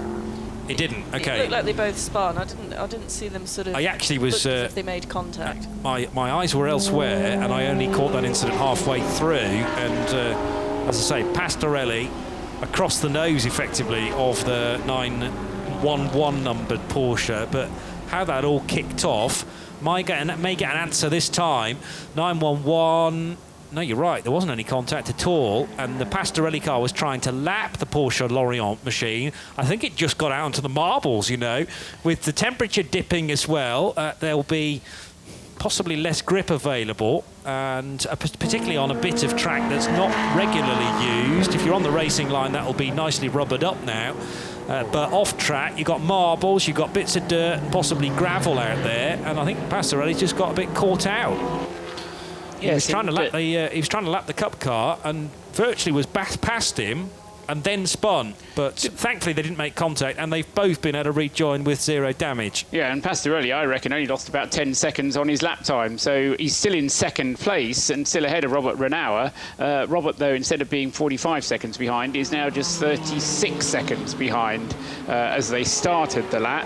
And of course, they were back up to full racing speed by the time they got there. But Pastorelli coming into the pits this time around at the end of 33 laps, so that's probably the end of his routine stop. In fact, yes, he's pretty much reached his 2-hour driving limit, hasn't he? So it's a full 2 hours for Nicky Pastorelli. He and Jordan Groder have pushed that Golf Porsche up into second place. It was in third, but they've kept it going very nicely indeed, and up into second. And it will be Pastorelli out, and now, will it be Jordan Groger getting back in again, or will it be Alexandre Cugno? I was suggesting to Joe Bradley earlier on, Johnny, that it will be Alexandre Cugno getting in, a younger man with younger eyes, perhaps. Yeah. Not being rude to either Jordan Groger or Nicky Pastorelli, but sometimes it is the young hot shoe who is more suited to doing the nighttime driving. Well, Alex, 27. I'm pretty sure Jordan is 10 years older, and Pastorelli might be a little bit older than that still. Nicky is actually 36. So Groger, 37, I'm pretty sure, yes. So they're in their sort of mid to late 30s, and Cugno 27. So your eyes don't deteriorate in his 30s, not at that age. No. I think Joe and I were talking about being over 50, and that's when ability to... It's not so much the ability to see in the dark as the ability to adjust your eyes to darkness after they've been exposed to bright lights, and just the ability of your eyes to be sensitive to different levels of brightness very quickly indeed. Yes. But more to the point, Cugno, owes them a lot of hours. He's been sitting out virtually the full first half of this race after very much, you used the phrase, heavy lifting from Nicky Pastorelli and Jordan Groger. They need some cocoa and an early night, and Alex Cugno can keep things running in the GPX Racing crew. While Jean-Pierre Valentini just runs around and like he owns the place. Absolutely, yes. And a very smart garage it is too. Oh, isn't it just? So is it that gantry I was talking about yesterday has actually got a big loud speaker on the top, blaring out loud music all the time. I thought you were going to say blaring out our commentary, so they could stay on. I've not been down there when we've been on air, funnily enough. No. So it might be blaring out our commentary, in which case somehow I doubt it. I apologise to all at GP Extreme for disturbing their sleep. We'll talk more quietly in the night, don't worry. Of course, yes. No, I think we will. Kral, Renauer, Pastorelli now the top three, because Pastorelli then in the fueling area. So Robert Renauer gains a place as a result, and Josef Kral about to stream across the line to complete 325 laps as we head down to the pit lane and hear from Nicky Pastorelli, who's with Joe. Yeah, Nicky's obviously been working very hard. Hey, I've got to say, man, that was an outstanding stint there, putting the car right in contention. Yeah, it was a great stint. We had some troubles during the day with our high temperature, with handling problems of the car, but it's much better in the night. Hopefully it will be also good tomorrow after sunrise. Well, what happened at the end of the stint there? Did you have a little trip over a car or something? There was one of the Porsche Cup cars who didn't see me. He braked a bit too late, touched me from behind. We had a small spin, but we have no damage. We lost only a few seconds, so it's okay. What's the driver strategy? Who's in the car now? Alex is in the car now. It's his second stint, so we'll see. When will we see Valentini in the car? Is he gonna do his 2 hours tomorrow? Or tomorrow morning, or just before that. It's not decided yet. Yeah, needs a young man's eyes for the dark. Sorry? young man's eyes needed for the dark. Yeah. How much rest are you going to get now, Nicky? Not much. I don't know yet. They're changing the strategy all the time, so I'll find out now. Yeah, the pressure's on now, man. Pressure's on. I'm sure you're going to love that. Yeah, Nicky Pastorelli, loving that pressure. Yeah, has raced for that team for a good few seasons now. They haven't always been called GPX Racing, but prior to that, and actually at the same time, sometimes races for V8 Racing as well. And the Chevrolet Corvette that everyone likes to see at the Dubai 24 Hours is one of Nicky's regular cars too. That's indeed what he drove this year at the Dubai 24 Hours, number 18 Corvette C6 that he shared with Luke Bramge and Wolf Narton and Duncan Houseman along with Finlay Hutchison.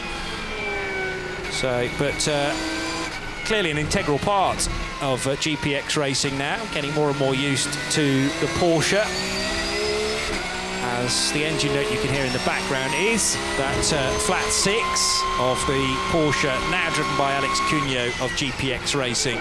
So Cugno in for 2 hours, and then we'll see where we go next. But the suggestion is that maybe Pastorelli will be in sooner rather than later. Oh yes, I always wonder when a driver says they're always changing the strategy, because there has to be a good reason to change a strategy if you've kind of decided what the driving order is going to be. And it may well be that Nicky was just kind of making it up as he went along, saying I've not actually looked down the rotor that far to know when I'm on next. But you know, I would have thought that unless there was a good reason to change the plan, then they'd be still sticking with plan A, because there's been no other reason for that car, which has been, touch wood, running very well.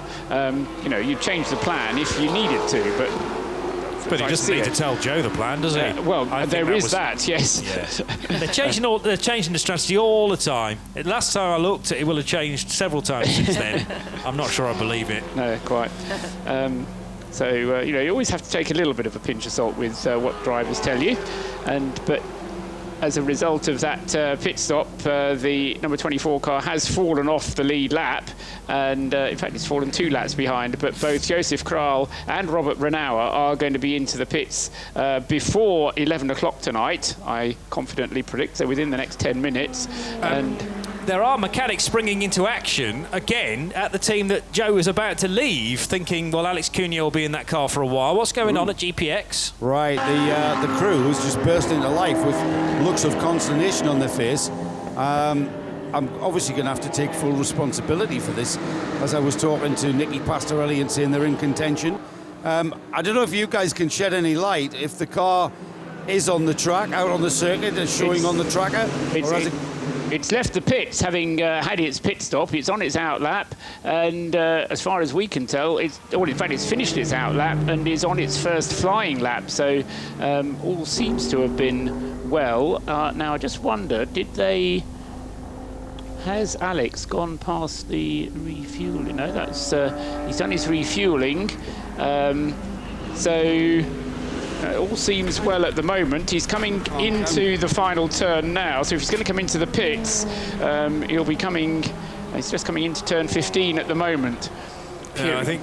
Go on. Stand down.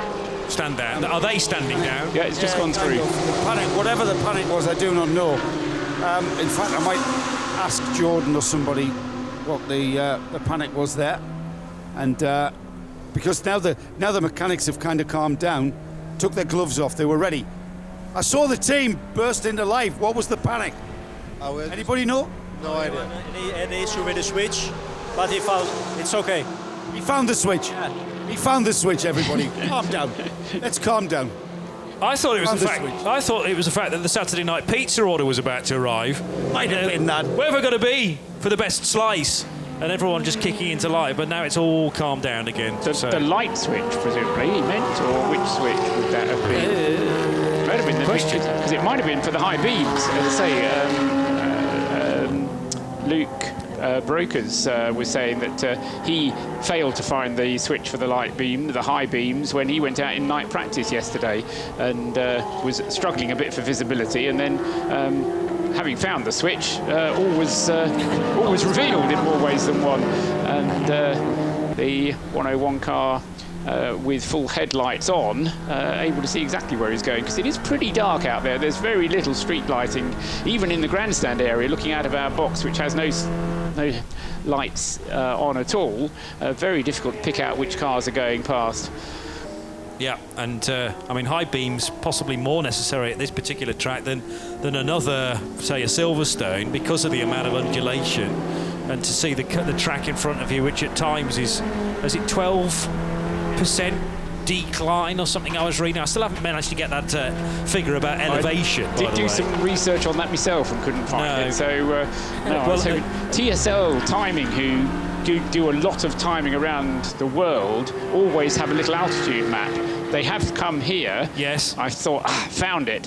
Found their circuit map, and it didn't have the little altitude map. So, well, when you ask the actual circuit management, and they go, "Oh, that would be a great figure to have, wouldn't it?" But we don't know it. But if you come here next year, we'll make sure we have it for you. So there's a promise that I must hold them to. Maximum fall 12%, maximum rise 6.2%. So the plummet's far more than the inclines. And the high beams don't help you in the downhill bits at all, because they just stare at the sky. But the uphill bits, you certainly do need that little bit of extra lighting, which we know the Ferrari carries, for example. And it's almost like when rally cars are due to do some night stages, they strap on an extra light bar. Well, these cars, some of the TCRs actually do have a light bar that sits on the bonnet, and that serves as your extra illumination. Well, and even the Scuderia Praha has extra lights around... In the sort of front splitter, isn't it? Yeah, what you'd call the fog light area, where most cars have fog lights. Extra lights there, which they use to illuminate the curves, because what you do notice with racing cars at night is, rather than a normal road car, which has all the lights focusing forwards, there's much more sideways direction lighting on a racing car, purely to enable the driver to see apexes coming up, and to be able to see where he's clipping those apexes or not. And staying off the sausage curbs, of course, because it's not just what you hit, but also what you don't hit. Robert Renauer and Alex Cunio crossed the line together. It's just they're on different laps, but they were completely nose to tail that time around. Robert Renauer second, and that will tick off lap 329 for the number 91 Porsche. 327 completed for Alexandre Cunio for GPX Racing. So 2 laps separate Cunio from the race leaders. Kral in the Ferrari and Renauer in the Porsche. That will almost completely disappear when those two come in for their respective pit stops, with Kral due in before Renauer. Coming into the pits at the moment is Joe Foster, although he came in later than any of them, but he's got up to his driving limit of 2 hours, has Joe Foster in the CP Racing Mercedes. And then behind that, Hendrik Still in the 15 Toksport WRT car. That machine only has a lead of 33 seconds over David Perel's Wochenspiegel Team Monschau car, so still just ahead of a Ferrari that he knows very, very well, because I'm sure he will have driven that car, if not the sister machine, the number 11, which is also here this weekend. And Hendrik Still, Joe Bradley, now entering the pit lane from 4th position. Yeah, and he's going to hand over the car to his teammate Nikolai Rodrigue. And also, we're going to have a brake change on the front of the car. So, full service.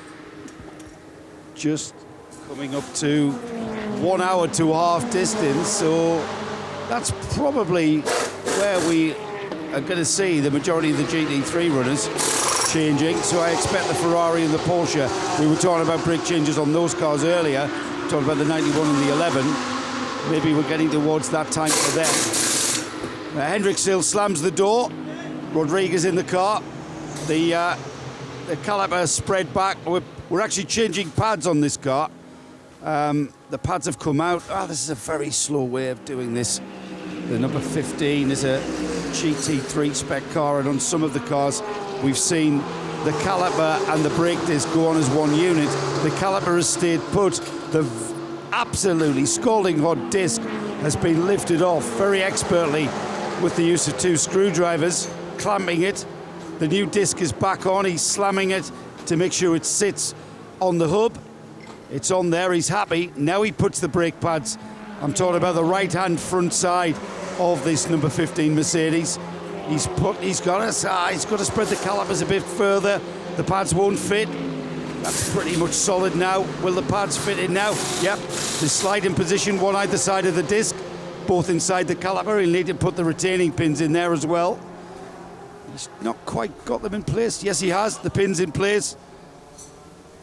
He gets the plate that goes in between the wheel and the disc, so that stops the alloy of the wheel bonding to the disc belt. It's off the jacks. Great brake change. And there it is. Job done. Hendricksfield back in the race. The signal from the engineer at car 15 was just pushing the, flat palm out and push on the brake. That was the indication to the driver in order to get some brake pressure. But whilst you, Joe, were describing the brake change on the right side of the car, our cameraman was zoomed in perfectly on the front left, and we had a really good, if you were on the live stream, really good review there of just how a brake change is done. So quick, and you have to be very have great dexterity to actually work in a very confined environment there with red hot brake discs, let us not forget as well.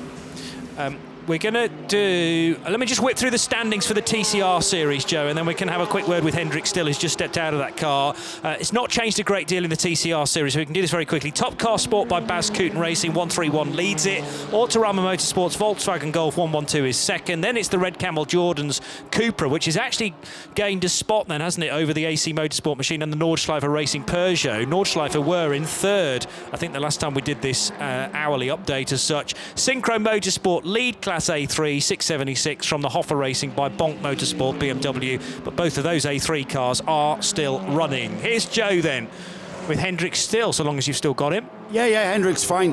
Just taking a drink of fluids on board, been working very hard. Hendrik, this is turning into quite a battle with the number 22 Ferrari. Are you aware of what's happening on track in relation to that?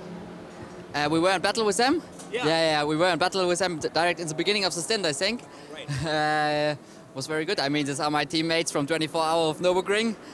We've just said that, yeah. It's a car you know very well. Yeah, exactly, and we are all friends, so I think Jochen was in the car, but he was very fair. I was on brand new tires, so I don't know what he had, and our pace was tonight extreme strong, I think one of the quickest car, what I heard from the team.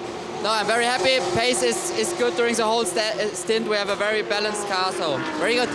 And the brake, the service on the brakes happened there.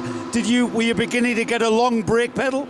Yeah, it starts a bit the stint before, so we really had to go with the brake pressure more to the rear to save the brakes in front. Yeah, but now we think we can go now. We do our brake pads change now, and we have 13 hours to go, so it should be fine because now we do a lot of hours with cold temperatures. Should be good, yeah. So you should be good to the finish, you see?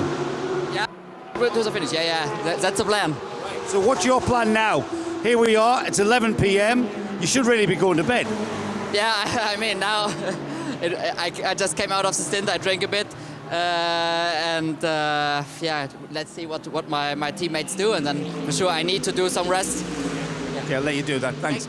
Great to talk to you, Hendrik. Hendrik Still very enthusiastic. You can tell he had a great stint there battling with that Ferrari. Yeah, and driving lots of different cars this year as well. So Mercedes in this event, as he says, he's driven the Wochenspiegel Ferrari. He's also done some races for KUS Team 75 in a Porsche Cayman, I noticed, as part of the ADAC GT4 Championship. So lots of variety. A bit like Rick Brokers in that sense. The Bohemia Energy Racing Ferrari leads the GT Series race then. 333 laps now completed for car 11 of the Czech Republic for Czech driver Josef Král, who he shares that car, of course, with Juri Pisaric and Matteo Magliucelli. Leading over Robert Renauer in the number 91 Herbert Motorsport Porsche. And another pro car to make it 3 in the top 3, GPX Racing's number 24 Porsche, which is now being driven by Alex Cugnot, the Frenchman. David Perel makes it 4 pro cars in the top 4 with that Ferrari we've just spoken about, Wochenspiegel Team Monschau.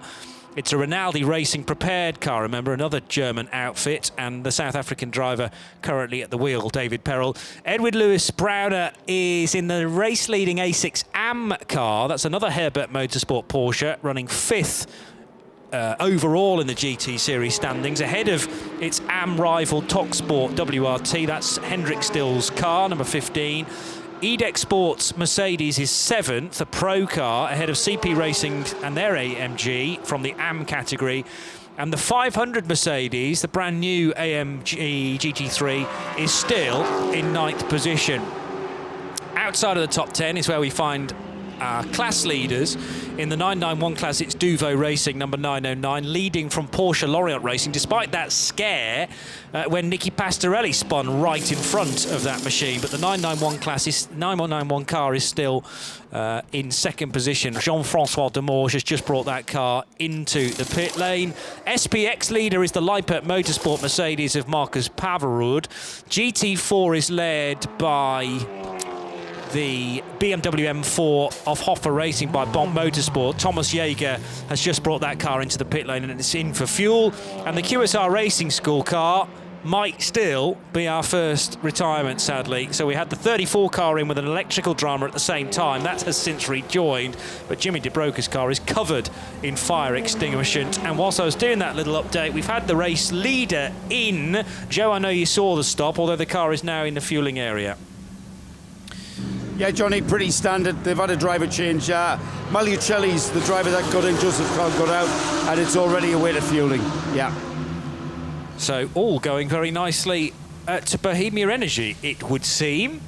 And there is a team member just ready to stop the 11 car at the right pump in the fueling area. So that will take a few minutes to get the right fuel allocation on board. Robert Renaud has also come down pit lane in the number 91 car. What are you watching, Joe? Yeah, it looks like a driver change on the 91. Now remember, Paul mentioned brakes on the 91 and the 11. Certainly no sign of any brakes going on the number 11 Ferrari there. And likewise with the number 91 Porsche, again, no brakes have come out onto the apron. The car already on its way with a driver change. Not sure who that is that got in. Almost certainly be Ralph Bone getting into it. Yes, it was. Yes, you're right, Paul. Daniel Alleman having been in the car immediately beforehand, and Alfred Renaud is actually in another car at the moment. So Alfred is in the 94 at the moment, so we know that he's not available. And in fact, Alfred Renaud, whilst we were going through the hourly update there with Johnny, was setting the fastest lap for that car so far in the race, the number 94 car. This is the other black car, but the one with the green identification lights, has just done a 1 minute 47.272, fastest lap of the race for that number 94 car. It's crewed entirely by AMS, with the one exception of Alfred Renaud, who's regarded as a semi-pro, but is a pretty quick semi-pro, and that 94 car is the A6 AM Advantage car, which always gets a full tank of fuel and runs 50 kilograms lighter than the 93 Herbert Porsche. So with the 2 pit stops then for Magliucelli taking over the number 11 Scuderia Praha Ferrari, with Ralph Bone taking over the 91 Herbert car, we'll now have all 3 onto the lead, onto the same lap again, because Alex Conyu will have caught up with the GPX Porsche, whilst the other 2 were having their pit stops. The 101 car heading through the fast sweepers on the inside of the track, and now venturing towards the right-handers actually that's heading towards turn 4 for car number 1 as we go back to the pit lane. Joe, you've managed to find Robert Renaud fresh from the number 91 car. Robert, for us, this Porsche-Ferrari battle that's been going on all season is fantastic. How tense is it for you guys? It's very hard outside. Yeah, very challenging track. For me, not enough lights on the track, so it's really difficult to drive here in the dark. So, yeah, very challenging, as I said. It's a tough fight against the Ferrari and the other Porsche. They are all pushing like hell, and definitely one of the hardest 24-hour series races I've ever had here. Really is. Now, you had a bit of bad luck at Spa. The race went away from you last time out at Brno. Is there anything at this stage of the race that you can do that would influence that kind of thing happening? I mean, we don't have to, or we have to look that we make no mistakes to the end of the race. Good boxing, good pit stops, no more track limit penalties, that's all. Try to do a clean race, and then maybe we can beat the Ferrari and the other Porsche. Well, it's a great battle. Robert, I've got to say, that was something I saw at the Nürburgring 24 Hours that I must ask you about. Is it true that you have the same shaped bottom as Sabine Schmidt? Sorry? You have the same shaped bottom as Sabine Schmidt. You were using Sabine Schmidt's seat insert. Right. Yeah. Alex Müller and I, we both drove with Sabine's insert. I mean, it was okay for us. A little bit tight, but still okay. A little bit tight? Yeah, she's very sporty. I'm just thinking she's a woman, so they naturally have wider hips. No, definitely no. Right, yeah, you proved it. Maybe we have a big hip. Yeah, I think you have a big bottom. Yes, great stuff. Thanks, Robert. It's official. Same shaped bottom as Sabine Schmidt. I think we said that at the time, did we not? I think we did. Yeah, did he say Alex Müller was sharing that same seat insert as well? Okay. Well, Sabine Schmidt, I don't know. He did look a little confused, though. It's got to be said. He wondered what you were talking about. Let's face it, Joe. I don't think, as he went into that interview, Robert Renau fully expected that line of questioning. You have the same shape of derriere as Sabine Schmidt. What? Schmitz. Schmitz, sorry. Yeah, she does have a Z on the end of her name. She does. And, well, Joe was missing a couple of syllables there, I think. But this is not a problem. We all know who you're talking about, Joe, so well done for finding that out. And once more, we do get to the bottom of the stories. Sorry. Hey! God. He's here all night, folks. Whereas we, on the other hand, Di and I and Joe, we are, I was thinking we should probably mark people's cards regarding this, because we like to cover as many hours as possible of a 24-hour race, but we are going to step away this evening in about 50 minutes' time. However, Paul Truswell, ever vigilant, is going to stay awake for us, and therefore probably leave the desk in the morning covered in post-it notes with all the detail from the race. Or are you just going to tweet and rely on us checking your Twitter feed when we wake up? First thing to say is, for domestic reasons, I am not intending to stay up all night. Okay. If the race gets exciting and I forget, then that's just how it happens. But it is never my intention to go into a 24-hour race and stay up all night. It's just that sometimes the race gets exciting and I end up not going to bed. You get drawn into it. Quite so. If there is something dramatic that I feel the world should know about, then I'll tweet it. So follow out Paul Truswell, and if nothing particularly exciting happens, then you won't get to hear anything. But we'll try and pick up on anything significant that happens, particularly when the brake changes happen, if and when we spot them. Although, as we've said, they happen pretty quickly. And then how we actually communicate in the morning, what we'll probably do is to have some kind of catch-up session at whatever time it is that Johnny comes back on air, which you'll tell us, Johnny, is... Could be 1 in the afternoon with me. You know me. No. The arrangement is 8 o'clock tomorrow morning. Right, yes. So at 8 a.m, if you tune in, give us about half an hour, and within the first half hour, between 8 and 8:30, we'll have caught up with all of the action that you may have missed, whilst the race has been pounding on. Last year we had 3 hours of red flag during the night. On last year, wasn't there? Yes, so there was a chance for a quick doze last year, whilst the various things were... Now, Paul, I've got a question for you. So how many 24-hour races have you covered and gone to bed, so you've missed a few hours? Only the ones which have been stopped. You see? So you comment earlier about how you've not come to 24-hour races intending to go to sleep. It's not quite true. But you see, if there's a race going on, why would you step away? You know, if you go to the theatre and there's a play on, you don't walk out in halfway through, unless it's a particularly bad show, and just sort of say, oh, I'll take a little break now and then come back later on. There's nothing particularly interesting happening. You stay for the whole show, and it's a bit like that coming to a motor race. You don't just walk away from the show halfway through it. Yeah. And I should say, by the way, the live stream, which you can find at the radio-show.co.uk website and other places too, that's going to stay. So there'll still be onboard cameras of a lot of the cars going round.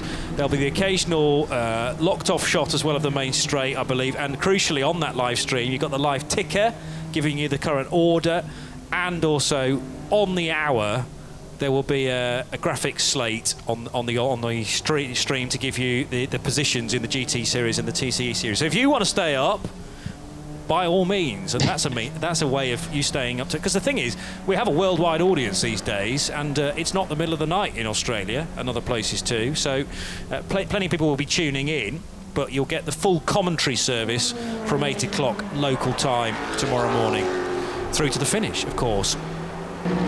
Excellent. Thank you for marking the card appropriately with that. So we've only got 3/4 of an hour before the witching hour, before midnight. Yeah, that's right. And as I say, this is different from other 24-hour races because, you know, many teams will think, oh, we're on the back nine now. You know, we've only got another 12 hours to do. So, yes, daylight will be the next target at 6:20. But once you're there, it will be more or less a 6-hour race to the finish. And some 24-hour races start at 3 and 4 in the afternoon on a Saturday, which means a much longer distance to the flag. It's kind of arranged that way because people do need to be in offices on Monday morning to start their proper jobs.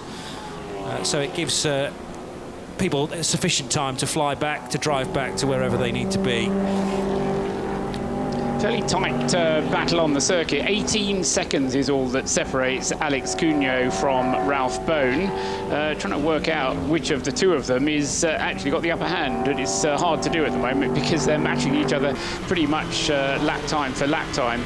The two of them, say, separated by not very much. They are on the same lap. They are both on the lead lap, but Matteo Malicelli up ahead of them is drawing away, and he's 1 minute and 18 seconds away at the moment, but drawing away on that last lap at least at a rate of 2 seconds per lap. And at that rate, it's not going to be too long before he starts to be able to see Ralph Bone and perhaps contend with the prospect of putting a lap on at least Ralph Bone in the Herbert car. Just reflecting, I mean, it was great to hear from Robert Brennauer, but you had to feel that you know, he wasn't coming into that interview. I mean, quite aside from the other discussion that Joe then had with him. He wasn't full of confidence and said, yes, we've got the car to win this race. He was very, I won't say negative about the fact that you couldn't see where you were going, but he certainly, as I said earlier on, it's pretty dark out there. There isn't a lot of light, and it does mean you've got to know your way around here and be confident that you know your way around here and not meet traffic, or always just have that little bit in reserve, so if something unexpected does happen, you're not going to immediately fly off or have a spin or end up in the gravel. So very revealing interview, and good of Robert to be so open and honest about how difficult it is out there. He said one of the most difficult 24-hour races, coming from a man who's just come out of the Nürburgring 24 hours. True. That's quite a significant comment, I fear. Yeah, well, they managed a second place here last year, but that was in that was in a Manthey Racing prepared Porsche. Now, there was that guest entry. That was the new, what was then the new 911, which was running as an SPX class car. Yes, you're right, they did finish second, but they were 7 laps behind the race leaders. They were quite a long way back, as I remember. Around about that, yeah. And it was Alfred and Robert in the car, then Ralph Bone and Mathieu Jaminet driving what was then a kind of unhomologated car. And I was just interested then in the 2017 version of this race, how Herbert got on. I assume they were here, and well, let's just have a look, because they didn't feature in the top few positions. They were here and they retired after 2.5 hours of a 24-hour race, and that was the old lineup which we have this weekend. Daniel Alleman, Ralph Bone and the 2 Renaults. Just 78 laps completed for that car, when the race winner, which was the Scuderia Praha Ferrari, did 722. So their record's not great in the current spec of the Porsche. That would have been in the older version of the GT3R as well. But it's been a tough year for Herbert, I think it's fair to say, when actually they're used to having things very much their own way and never missing a beat. I remember saying, you know, during all of 2018, Carl, when's this car going to break? When are they going to make a little bit of a whoopsie in the pit stops? And we've had that this year, and the roles have been reversed because Bohemia Energy are just relentless in their winning, and the number 11 car right up there this year too. So there might be just a bit of resignation as far as Robert Renaud is concerned as well, thinking what do we have to do to get on a level playing field with these, bearing in mind the Ferraris had a bit of turbo wound off this weekend too. Yes, I mean, I think you know, he said it the way it was. You know, they have to not make any mistakes and they have to be good in the pits, and you know, if you take away those two aspects, they would have won certainly at least at Spa and possibly Brno as well. But you know, this is what motor racing is sometimes. You know, sometimes you try your very hardest and can't win, and then you go and try the same hardest and you do win, and then all of a sudden 3 or 4 wins come on the trot, and you think you got it cracked, and then a couple of weeks later it all goes wrong again. You know, and it's so, you know, there's so many variables that all have to work together, and you know, very rarely do you get to the end of a long distance race and you interview a driver and he says, you know, that was all down to me. You know, they all talk about it being a team effort and how everybody has to work together to make it work, and that is how it happens with long distance racing. I mean, the beauty of it is that here we are with not even half distance of the race elapsed, and we've got 3 cars on the lead lap in A6 Pro, 2 a couple of laps behind who are squabbling over 4th and 5th, the Wochenspiegel and the EDEC Sport racing car. Then we've got the 3 AM cars, which are all on the same lap, all having completed 333 laps. The CP Racing, the Herbert Porsche, which has now got Klaus Rader at the wheel, by the way, the 93 car, still not with Bachler at the wheel, and Nikolai Rogiviu at the wheel of the 15 Topsport car. Those 3 cars all on the same lap in A6 AM. You know, and with so little Code 60 running, the fact that the cars are so close. True. What a great race. Why would you go to sleep? It's delicately poised, and I have to admit, a little closer than I was expecting with, you know, comparably to other 24-hour series racing. This is a small but perfectly formed entry, but what we have got is strength in that depth, but in terms of pace, and the pros look very evenly matched. We've got a great dice for AM as well. 2 cars on the same cap in the 991 class. The 909 Duvo Racing Porsche, Sergei Peregidov at the wheel of the 909 car, and then the MRS Porsche. Okay, it's about it is 1 lap behind, isn't it? I thought they were on the same lap, but he is 1 lap behind the second place car in 991, Henrik von Danwitz in the MRS car number 980. But those 2 cars, I mean, certainly within 2 minutes of each other, even if they're not quite on the same lap. And it's then the TCR battle, which has kind of fizzled out as far as the first 2 places are concerned. But the Luke Breukers now driven Red Camel Jordans .NL Cupra is now on the same lap as the AC Motorsport car, only 8 seconds behind. That's the battle for 3rd place in TCR. So I think Luke actually is going to be in a position to start challenging before the end of that stint in the number 101 car. Where is he in his schedule at the moment? I know Luke Breukers is actually going to run out of laps. I think he's going to be in the pits fairly soon, having taken over the car from Henry Littig over an hour ago. No, just coming up to an hour, isn't he? So he's got another maybe 10 laps at most to do for Luke Breukers then in the 101 car. So a little bit of a chance to challenge Mathieu Detry at the wheel of the AC Motorsport car, number 188.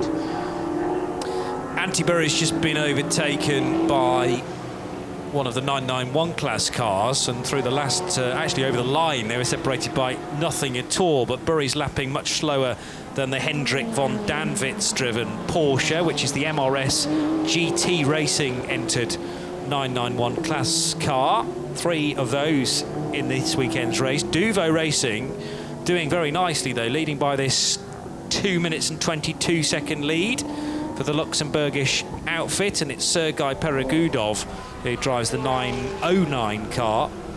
Remember, there's a new way of listing the cars, or rather the race numbers for the relevant cars in classes this year, and the 991 class very easy to spot on the entry because they're all the cars that are 3 figures and start with a 9. So 909, 980 and 911, and we had a few more of those in the Dubai 24 hours, but then that number system is carried through to things like TCRs, which are 3-digit race numbers starting with 1, generally speaking.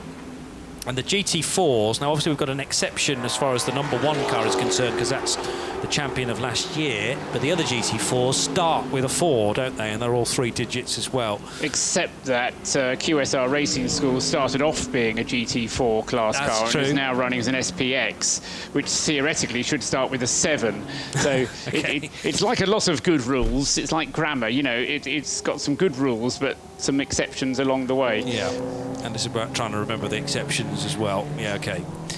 Well, good idea, and it keeps it nice and neat and tidy, generally speaking. It's good for the fans as well, because, you know, you identify a race number and you think, OK, fairly confident, I know that that's in such and such a class. And from our point of view, John, it also means that when you get your entry list in numerical order, you've got all the classes in the right order All as well. together, yes, true. So the 991 class are always at the bottom of the entry, and yeah, so getting more and more used to that, but it's a good idea, and it is adopted in some of the other endurance series around the world. 4th place in class for Team Virage is Aston Martin. That sounds like a good position, but unfortunately it was a class that only started with 4 cars. Peter Peters, though, the Portuguese-based driver, still pedalling as quickly as he can and trying to get closer, ideally, to that car that sits in the podium positions in GT4, which is the other Aston Martin. They're next-door neighbours in the pit lane. Mike Ortman back at the wheel of that car. Another guy to look forward to in terms of where he may go in GT racing. Only 19 years old, Mike, but racing with Marcus Winkelhock all this year in the ADAC Masters Championship with BWT Muka Motorsport. So he's certainly got a good guy coaching him there. As we go back to Joe in the pits. Yeah, the 131, the leader of TCE car that leads. It's the 131, as I said. It's the top car with Bas Koeten. Andy Burry is the driver that just got out, and the wheels are already changed. You have to have very long legs at Bas Koeten, because the mechanics are very tall and long legs. They take the wheel off and the wheel goes back behind them through their legs. Couldn't do it. I'm not tall enough to work for Bas Koeten Racing. Driver going in, car off the jacks, new tyres on the car. I'm trying to see in the car to see who's in the car. I couldn't see who's in the car. Let's ask. Let's probably ask number 1 mechanic. Who's in the car? Kari Pekka. Kari Pekka is in the car now. So one fin got out, another fin got in. Yeah, Kari Pekka continues into fueling on its winning way, or leading way, I should say. Oh, I've done it now. Kari Pekka, the next driver on the rotation. Antibury having done not quite 2 hours. He's did 1 hour and 55 minutes, so he had time for 1 more lap, but quite rightly giving himself a lap of cushion, just in case there would have been a code 60 or something on his last lap that would put him over his 2-hour driving time. And I suspect that Kari Pekka will do a very similar 2 hours once he gets enough fuel from the fueling station to carry on and do something rather similar. Still no sign, though, of the 4th driver of that team, Ronnie Yost. I said this every time they have a pit stop. Ronnie Yost still not having got behind the wheel. I suspect that, rather like at GPX, where the one driver is being held back for the whole of the first part of the race, Jean-Pierre Valentini, in the case of the 24 car, the Bas Koeten car, Ronnie Yost, the Swiss driver. Can't identify him as the amateur Swiss, because so is Julian Apostolos, a amateur as well, but Ronnie Yost, as I say, yet to drive the 131 top car. Ronnie with a good result at the start of the year in Dubai, because he was part of a lineup that was different from the one he's with this weekend, although it was still a Bas Koeten car. That was the 125 Audi RS3 that Ronnie was driving on that occasion. He's not in an Audi this weekend, is he? That's the 131 car. Yes, the 131 is a Cupra. Yeah, okay. So, but it's it's the same engine, being part of the VAG group. But Ronnie Yost did actually race with Julian Apostolos on that occasion, and also it was Loic Hartog in that driving lineup and Oscar Grappa. Second place in the Dubai 24 Hours behind the Autorama Motorsport car. So knows how to get a good result in 24-hour races. Might well be the AM, but they're an integral part to a good result and has been associated with Bas Coutin's team since the start of last year. I don't know if we're going to be able to see this in the darkness outside, but there he goes now. There goes Ralph Bone through in third place, and hardly 10 seconds behind him is Matteo Malicelli. I said that Matteo was going to be getting close to lapping the Herbert car by the end of his stint, and Matteo is only 20 minutes into his stint and is, as I say, I reckon about 10 seconds off the tail of Ralph Bone as they went down the start-finish straight that time. So the number 11 Bohemia Energy with Scuderia Praha Ferrari, lap times 1:46.9.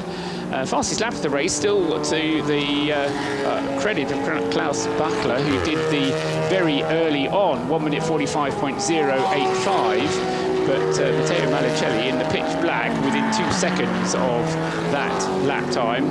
Ralph Bone's last lap was a 1:47.9, so he's lapping about a second a lap slower than Malicelli, and roughly 10 seconds ahead of him up the road, and that will therefore be an opportunity for Matteo to put a lap onto Ralph Bone, the two of them with roughly the same amount of fuel on board, because they both came into the pits pretty much simultaneously at the previous set of pit stops. Joe Bradley described how the Herbert car came in, and then we had the opportunity to hear from Robert Renauer his thoughts on the matter. Alex Cuneo was already 10 laps into his stint when those two pit stops had happened. So Cuneo will be in first in the GPX Porsche, and as Robert Renauer said to Joe, it's not just a battle against the Ferrari, it's a battle against the other Porsche as well. True. Which I'm sure he relishes, and you know, it's no fun to win if it's easy, and certainly Herbert do have their hands full. And on the other hand, Scuderia Praha, even if they are leading the race at the moment by nearly a lap, have still got an awful lot of work to do. Well, all it takes is just a little tiny hiccup, an unexpected pit stop, and that 90-second lead just evaporates in 90 seconds. You think, oh, that's a long time, but then it comes into the pits. They've got a problem with the brake change that they planned, but it goes slightly awry, or there's a turbocharger issue, anything really. And if it's something that we've seen other cars have to fight, like, for instance, I mean, the Honda's had its troubles with an upright going, or it was an upright, wasn't it, that failed on the Honda, and there have been other things as well for some of the GT3 cars. That is not a long time to be resting on at all, 90 seconds. No, and even though I talk about getting a lap ahead, it's not as significant in this kind of racing, where being a lap ahead doesn't kind of insure you against a safety car or something like that, squashing the gap. You know, in other forms of racing, putting that lap on another car really does give you a bit of a safety net, but in this type of racing, you know, you still need to protect your position by any means you can. So, you know, three-quarters of a lap is three-quarters of a lap no matter what. But certainly the way that Matteo Malicelli is driving, as ever, extremely efficiently out there. He's very consistent in his lap times, and looking at his average, a little bit slower that time around, just going through and starting another lap at 1:48, and yes, it's 14 seconds, the interval measured the wrong way around, if you will. It's less than that, isn't it? 44, it's 4 seconds only, yes. So Ralph Bone to Matteo Malicelli measured is just 4 seconds now. The game down at Wochenspiegel Team Monschau appears to be get as dizzy as you can and then see if you can find the exit to the garage, because one of the dolly jacks there, one guy being wheeled round and round and round at 11:30 at night. I mean, talk about wanting to be disorientated. They're doing a 24-hour race for starters, and then they're adding dizziness into the equation. They're having fun though. Yeah, well, you know, whatever floats your boat or circulates your dolly jack, shall we say. Fair dues. Charles Espinal going pretty well now in the CB Racing A6 AM car, because suddenly going green through Sector 1. That's the fastest sector time that car has offered all race. How concerned should we be about Alexandre Cugnot's pace here? Because he is being caught by Ralph Bone. 10.5 seconds. It might be even less than that towards the end of this lap, because Cugnot in the low to mid 152s. Joe Bradley tucking into the snacks down at Wochenspiegel Team Monschau as well, I notice. But just to finish the point, Ralph Bone can get sub 148, 149 sometimes. It's another 1 minute 50 lap from the Frenchman in the GPX Racing Porsche. This is the battle for second place, and another Porsche is certainly closing in.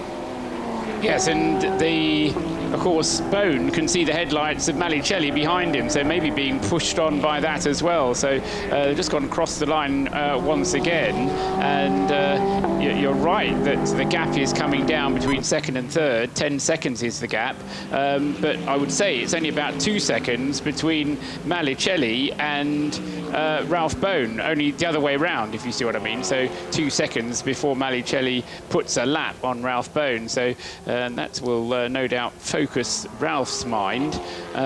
Although what he could do is to let the Ferrari pass and then use that to chase behind and catch up with, or try and chase behind and then help him to catch up with the young Frenchman in the Gulf Porsche on the way.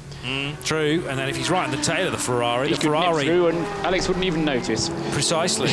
He creates the open door and Ralph Bone goes, right, I won't allow Cugnot the opportunity to cut the cross back to the racing line. So we'll wait and see on that. How close to the pit stops are we for GPX and for Herbert, number 91? For GPX, they've probably got about 7 or 8 laps, I would say.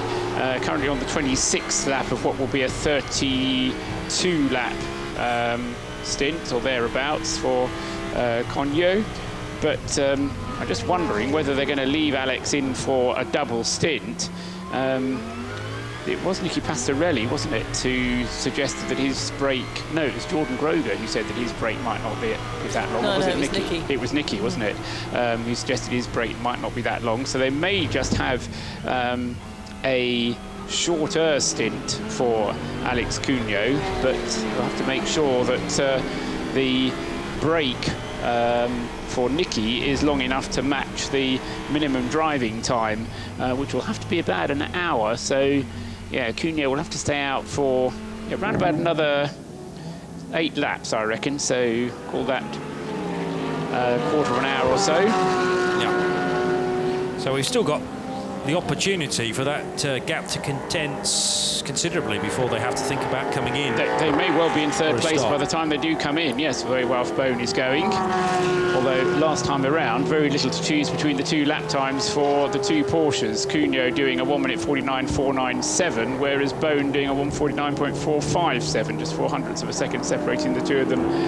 on the most recent lap.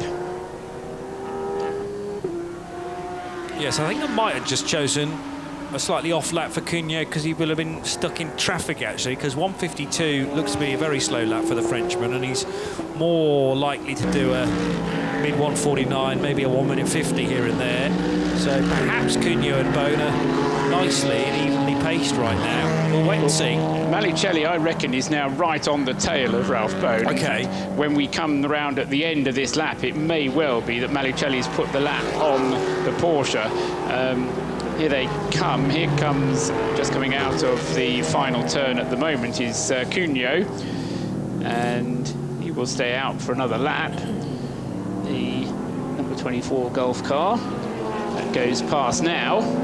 And where is Malicelli, or is it Ralph Bone?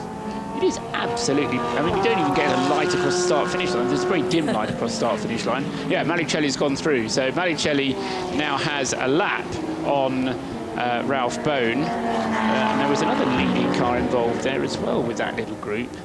Just wonder if that was the 15 car that is right with them. 15, the TalkSport WRT Mercedes, which had a brake change not too long ago.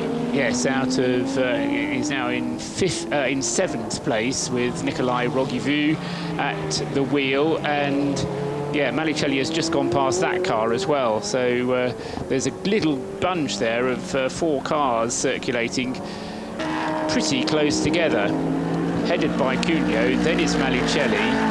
This is in their order on the road. Then it's Malicelli, and then it's Renauer, and behind Renauer, ahead of Renauer is the TalkSport Mercedes. So yeah, fast cars very close together on the circuit. So the 24 car in second, Ralph Bone trying to get as close as he can to it. The 15 machine, yes, right in front, as you say, of Rogivu. The Rogivu car is the number 11 machine, but they are virtually neck and neck as now through the final corner at Galp, turn 15, which goes on and on and on, but very important corner onto a long straight, comes the 24 car. So Cunha over the line. That lap time was a 1:48, so again, better. And Ralph Bone, I think, is now stuck in the same sort of traffic, because he did a 1:52.6 last time around. This lap might be a bit better, though. Yeah, that was the lap on which he was lapped by Malicelli, so that was why it was a slower lap for him. Stepping aside, I see. And just ahead, actually, is the leading TCR class car, the Kari-Pekka Laaksonen car, number 131. I describe it as clumping that occasionally happens at night. We get all the fast cars together and keeping together, although the 131 isn't going to be able to keep up with the GT3 cars, but is in the same bit of tarmac as the overall race leader. So the 91 car of Ralph Bone just heading into the hairpin at turn 5. Got an awful lot of traffic now ahead of it again, so that's going to take a fairly long time to work his way past. And I think he's going to lose a bit more time on the second place car of Alex Cugno. David Perel still ticking off the laps in car 22, just coming through turn 15 now. And Nicolas Manassian being put into the number 17 car for Edex Sport Racing. So we wondered where the bulk of Manassian's stints might come. I think possibly Manassian the only platinum in the entry. We've got lots of golds, but and gold and platinum are listed as just pro drivers by the 24-hour series. But just off the top of my head, I can't think of any other drivers that might be platinums. Malicelli is a gold, I think. But I'll have to check that. Pedro Lamy would be my other suggestion. Yes. Yeah, good shout. Absolutely, Lamy. Questions about Malicelli, only because, I mean, the thing that bumps you up to a platinum is winning a world championship generally, isn't it? Is that the rule? Oh, I've forgotten. And I don't think it's a consistent rule either. It is a consistent rule. Okay. But that's better than I thought. I don't think you don't have to win a world championship, but you do have to have competed in a number of world championship level events. I think if you've started a Formula 1 Grand Prix, you're automatically a platinum, aren't you? You don't have to have won a Grand Prix. No, exactly. My other suggestion of platinum would be Maxi Boog in the 500 Mercedes. Maxi is a platinum, yes. Blimey, you know your precious metals, Paul. Malicelli is a gold, though. But yeah, okay, we got 3 platinums then at the very least. Any advance on 3? Do get in touch at RSL_studio. But there's an indication of the sort of talent that's on show this weekend at the Portimao 24 hours, powered by Hankook. This is round 4 of the European season after Mugello and Spa and the Brno race in the Czech Republic. They were all 12-hour races, but this is now upping the ante to a certain extent with 2 24-hour races, one here at the Algarve International Circuit and one at Circuit de Barcelona in Spain, obviously. And I think the other aspect to it, Johnny, is that not only does it up the ante in terms of it being 24 hours rather than 12, but it doesn't have a pause. It doesn't have that intervention that the 12-hour races have. You know, the three that we had in Mugello, in Spa and Brno were all, I was going to say X plus Y. They were either 3 plus 9 or 4 plus 8 hour races. And even though there is that intervention where you can't work on the car, you just leave it out on the grid, it does mean that there is that kind of downtime and less of a sense of endurance about the thing. So, you know, you get to the end of the 12 hours, yes, but, you know, you've had a good night's sleep the night before, you get, and then it's only a 9-hour event before you get another good night's sleep. So it's not quite such a feat of endurance for the personnel, even if the poor machinery has to do roughly the same amount of hard work. But yeah, I mean, there is something about 24-hour racing, this kind of idea of going all through the night. You know, it's the machinery which can't afford to stop. You know, you have to push on as hard as you can, and you know, there's just no break at all in the pressure. Speaking of cars not being able to be affording to stop, the 93 car of Hans Veerman is starting to stop, or at least not going as fast as it should do. This is the 93 car that, remember, was the pole sitter earlier on today, and Klaus Bachler has only done a double stint in this car. The other drivers that make up the quintet in 93 are doing the lion's share of the driving for the time being, and Hans Veerman now having to nurse that car to the end of this lap. I would be surprised to see it veering right at the end of the lap into the pit lane, right in all the pickup areas as well. But I don't think that'll be a concern because these tyres are probably going to be changed anyway on this in lap, and he's deliberately staying offline so as not to affect other people's race. He's only 13 laps into his stint, and by rights they should be doing at least 30. So not even halfway into the stint. So it's not a fuel problem, but it certainly is a problem. So touring its way through the left-hander now, up to 13 at the top of another incline. Then he'll head along the short straight between 13 and 14. And headlights glaring, an indication of how bright the headlights are in the rearview mirrors of everyone out there. I mean, you're constantly being blinded, and it's very difficult to know what type of car is trying to get through, whether it's a car in your class that you need to fight, or one which is much, much faster than yours. For example, if you're driving a TCR car, you're getting swamped by GT3s virtually every corner. Anyway, the car is virtually at the end of the lap, and obviously Herbert Motorsport preparing themselves to receive this car. They've got 3 cars here this weekend, so it's always going to be busy, but this is something they don't like to see, a car coming in well short of its allocated pit time, or its stint length, I should say. And that car now in 9th position. Joe is positioned perfectly at Herbert Motorsport, ready to see this car in. And it has appeared now at the end of the pit lane, Joe. Yeah, car in. The team were well aware of the car going slowly. I think it's Stefan Aust that's getting... No, it's not. Hang on. Stand by. Veerman. No, into the car. I think Joe's going to... Right, no, okay, sorry. Getting into the car. I think it's Stefan Aust that's getting ready. It might be Klaus. He's on the other side of the car. The car has made it back. That's Bachler. I'm sure that's Klaus Bachler. I'm trying to see what the problem is and why it's going slow. Right-hand side tyres are fully inflated. Left rear is fully inflated. Left front is fully inflated. So still no clue as to why the car's going slowly. It's Bachler that's getting into the car. You're right, JP. And it's looking to me as though we're about to release the car, which is a bit of an oddity, unless he had a suspect puncture or something. Car's off the jacks, and it fires up, and away it goes. So, crawled back in here, didn't it? It did. There's quite you guys. It's got a puncture. That's why he crawled back in. That looks like a left rear puncture. That is well down.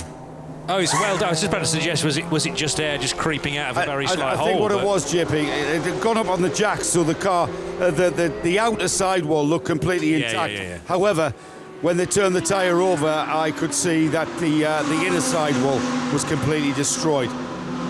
It's completely, it's covered in pickup, because obviously he's crawling back at a slow speed, so the tyre is covered in pickup, but it's the... Let me just see if I can sneak in there and see. No, the inner sidewall's fine. It is fine. It's inflated. It's not a puncture. Oh. I stand corrected. Yeah, do you know what that is? That's just the layer of pickup that he's got, because Veerman was deliberately offline because he didn't want to affect other people and hold them up. So he went out into the marbles, and it actually looks like a puncture because it's like an extra layer of rubber which has now attached itself. But there's a lot of head scratching going on, isn't there? I wonder if that amount of pickup on that tyre has caused him some concern. When he gets his helmet off, I'll be able to have a word with him. Hans just going to the back of the garage. We'll give him a... Let me just see if I can dive in and see if he's going to hurry up and get his helmet off so he can tell us. I would be surprised if he was running around with that amount of pickup prior to the off-track route that he took into the pit lane, but it might be a vibration which felt like a puncture, of course. Edward Lewis Browner is standing there as well. He's another one of the team members. I've got the answer. Okay. Exactly what we thought. He thought it was a puncture, but it was just pickup, and you could see there was a massive amount of pickup there, and that was on the rear wheel. And that's the driving wheels. And I don't know how that tyre hasn't scrubbed that off, but it didn't. It was bonded to the tyre, and that's caused a massive vibration what's gone through the car probably. And he thought it was a puncture was that bad. That's why he did a very good job of bringing the car back slowly. But it's obviously lost a little bit of time there in the 93. Yes. Yeah, they've lost a place in the overall positions, but only in inverted commas, to the 500 Mercedes, the SP4 class Mercedes AMG Evo, which Maxi Buch is still flinging around the place. But it was a slow in-lap and a rather short stint for Hans Veerman. But now with Klaus Bachler behind the wheel and a full tank of fuel aboard, we'll see some quicker laps, and the next car in is going to be, or it is already, in fact, Maxi Buch coming into the pits to hand the number 500 over. We missed Charlie Putman getting into that car, by the way. He did a stint before Maxi Buch got in, so I'm quite sure why I missed that happening. But Charlie did a stint in the car from about 11 o'clock. No, about 10 o'clock till 11, and now Maxi Buch has done the last hour behind the wheel of the 500.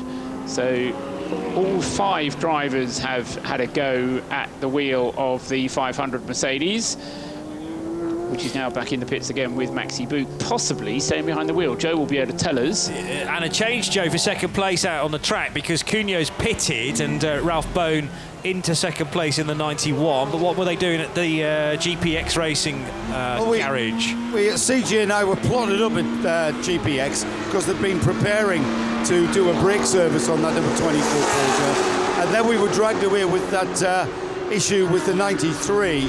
And as I made my way back to GPX, the 24 car has gone up the pit lane, having had that service, and I'm just now at the GPX garage, and I can see the old discs and pads in the metal trays having been done. So that brake service is being completed, and we've got a change of driver as Alex Conyo has got out of the car, and I think that was Jordan Groger that's got in, because Nicky Pastorelli is stood at the back of the garage. So it's Jordan Groger who's taken over the 24.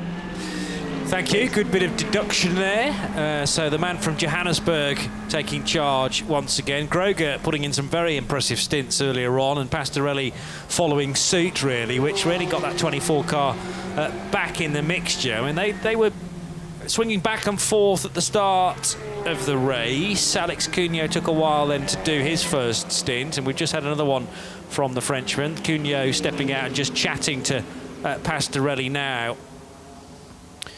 So, yes, I would agree that unless Valentini's got him, but we expect him to do the daylight hours tomorrow, in actual fact.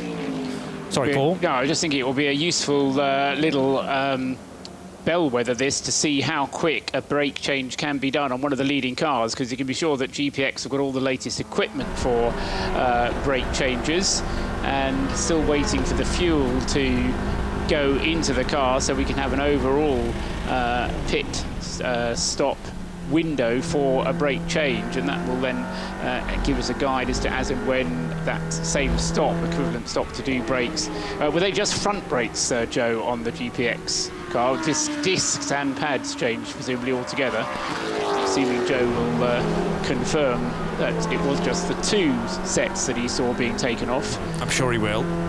He might be eating more pastries. Frankly, but he'll get an answer to us eventually. He's on his way. Importantly, is Jordan Groger, and so he's got all the fuel on board. The overall time for the pit stop just a whisker under 5 minutes. A normal pit stop will be usually under 4 minutes, so about a minute taken to do an entire disc and brake pad change. I can only imagine that they just did the fronts, assuming that they did the 2 simultaneously. Still very impressive, and Jordan Groger rejoining in 3rd position then behind Ralph Bone, who is set to stream across the line now in the 2nd placed Herbert Porsche. The gap is nearly 2 minutes now, and that means he's 10 seconds away from being on the lead lap, effectively, or catching Matteo Magliucelli, or rather not catching him, because Magliucelli is lapping more quickly. And that means that for the first time, the whole field is a lap behind. So Matteo Magliucelli with a lap of an advantage on the 2nd place car now, having put a lap on Ralph Bone, and the number 24 car having come into the pits for Cugno to hand over to Grogor. Means that until we get Matteo Magliucelli coming into the pits for his routine stop, he has a lap of an advantage on the field, and that is always kind of one of those moments that you kind of say, okay, that's a significant advantage, and no sooner will Matteo be in than so will Ralph Bone. So even after his pit stop, there will still be this lap of a difference between the 2 of them. You already mentioned Klaus Bachler has the fastest lap of the race. Did he take that quite early on? Yes, it was on lap 4, I think. Was it? Okay. I was going to say it wouldn't be funny if it was lap 4, because do you remember back to Le Mans when Mike Conway set the fastest lap of a 24-hour race on lap 4? Lap 4. Now, I get why that happens, because they haven't yet hit traffic at that point, but sometimes you have that magic happy hour early in the morning when conditions are ideal for race engines. Never happened at Le Mans. We did have the golden hour this evening, just before it went dark, when quite a few cars set their fastest lap. I shall remember the interview that I can't remember whether it was Di or Joe did with Shane Lewis. It was you, was it, Di? But, I mean, what a happy chappy he was. He was fantastic. It's so good to have so much enthusiasm and just see the genuine, delight getting out of the car with a big smile on his face, really happy that he'd achieved what he wanted to achieve, and great teamwork. And just happy to be driving a fast car around a super racetrack. It makes you realise what one of the reasons why we do all this is that ultimately the drivers are out there having fun. But so there was that period when it was just going dark. As Shane said, it was the best time to be there. The other opportunity is going to be at around 6 o'clock tomorrow morning when it starts getting light. The sunrise scheduled for 6:20. So from about 6 o'clock onwards, there'll be a bit of a hint of light in the sky, and then up until about 7 or 8 o'clock in the morning, it's going to be as cold as it's going to get overnight, and then the track hopefully will have rubbered in nicely. Hopefully there won't be too much debris around, and I won't say hopefully there'll be some less cars around, because I don't want to wish that on anyone, but if there have been some casualties during the night, there'll be less traffic to get in the way of some fast laps. The second fastest lap of the race has just been set. Oh, wow. Guess by who? Klaus Bachler. Correct. Hooray. It's a 1:45.477. Fantastic. And he did a 1:45.0 on lap 4, and he could be even quicker on this lap in the number 93 Herbert Motorsport Porsche. It's an A6 AM entered car, remember, but he's just done a 33 dead through the first sector. It's a 33.4 through the middle sector. My money's on the fastest lap of the race now, in fact. Can we have Klaus in the car for the rest of the night, please? You have to wait for this stint. That'll keep me awake. For hours, haven't you? With good reason, might I say. So yeah, I mean, see how, and the other thing to watch is how far up the order he's going to be able to get that Herbert Porsche, because that car was leading the way in A6 AM. It's now slipped back to third in A6 AM, but as I say, that's largely because Klaus has only done 1 2-hour stint.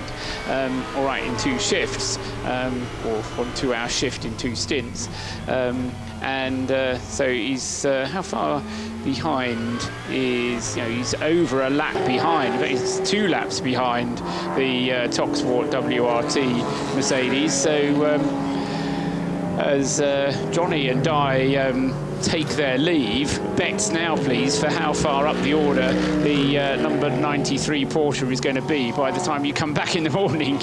We didn't quite get the fastest lap of the race, but he's only 2/10 off on that lap was Bachler, a 1:45.2, and of course he's going even quicker on this one as well. So fun and games, I reckon, for the next 15 or 20 minutes for the young Austrian. Anyway, this is how we sit then after 12 hours of running at a minute past midnight. It's the Bohemia Energy Racing with Scuderia Praha Ferrari that leads the way from the number 91 Herbert Motorsport Porsche, at the moment being driven by Ralph Bone. It's Magliucelli in the Ferrari. Third is the GPX Racing Porsche at number 24 of Jordan Groger, and third in A6 Pro. And fourth in that category and overall in the GT Series race is the Edex Sport Mercedes number 17.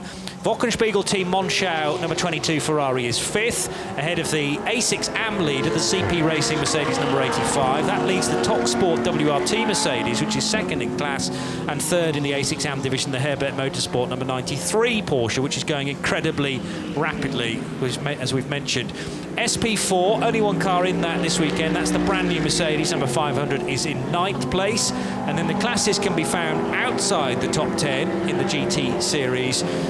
The class leader in the 991 division is Duvo Racing still, number 909. In GT4 is the 50, Hoffer Racing by Bomb Motorsport BMW. SPX class leader is still the Lightbert Motorsport Mercedes number 710. And then second in the 991s, it's Porsche Lorient Racing. MRS GT Racing third. Second in GT4 is Park Algar Racing. Another SPX car is the Coroiser Mark II, very nearly involved in a nasty incident at turn 1. It was off track briefly in the gravel, but nowhere near as badly as the 454 QSR Racing School Mercedes, which now props up the field. But the 2 Aston Martins running 19th and 20th, they're both GT4 cars for Pro Sport and for Team Virage, respectively. 21st position then is still the car, sadly, that sits in the pit lane and in the garage being worked on. I'm wondering whether QSR have actually called that a night now for car 454. We will find out in maybe a few hours' time. The TCE series is led by Kari-Pekka Laaksonen in the Top Car Sport by Baz Kooten Cupra. That's car number 131. Second in that division is the Autorama Motorsport by Wolf Power Racing, and their Volkswagen Golf has had a terrific run of top 2 finishes so far. Along the way, 3 wins. Could it yet win this race? Well, it's got 3 laps to try and reel back in that top car Cupra, and making it a third different manufacturer in the top 3. It's the Audi from AC Motorsport, number 188, third, ahead of the Red Camel Jordan's Cupra. The Nordschleifer Racing Peugeot, number 172, is fifth. And then the 2 Class A3 runners, but one of them remains in the race, the other one's in the garage. So that's the Synchro Motorsport Honda that leads the class. He's winning the class by a massive margin, many hours in fact. And the Hoffer Racing by Bomb Motorsport BMW still sits in the garage. No, it is going again. It's just this is a routine stop for it. Fine, okay, so it just happens to be in the pits. At the moment, yeah, no, it is running but now. That was after something like a 5-hour pit stop, wasn't it, to fix for the turbo.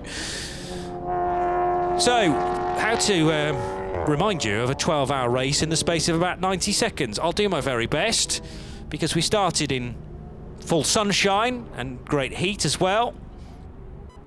And actually, yes, this was as the sun was going down, the number 11 Ferrari coming in for one of its metronomic pit stops. They've barely missed a beat of Bohemia Energy Racing, apart from that unsafe release. The moment where the 454 QSR Racing School Mercedes left the track was very, very frightening. Jimmy De Broca desperate for marshals to get on the scene to extinguish a fire on the front left corner, which quickly took hold on the nose of that car, and thankfully the marshals with 2 extinguishers managing to get that out very, very quickly. But it left fluid on the track at turn 1. That needed to be mopped up. The garage door for 454 came down, and that was a sorry sight, and the car has not rejoined the race yet.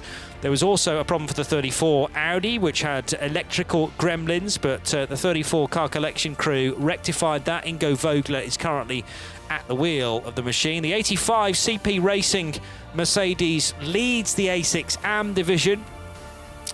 Again, after they've had a very reliable race up until this point, touch wood, and some good stints as well from all 4 of their drivers, welcoming back Shane Lewis to the driver lineup.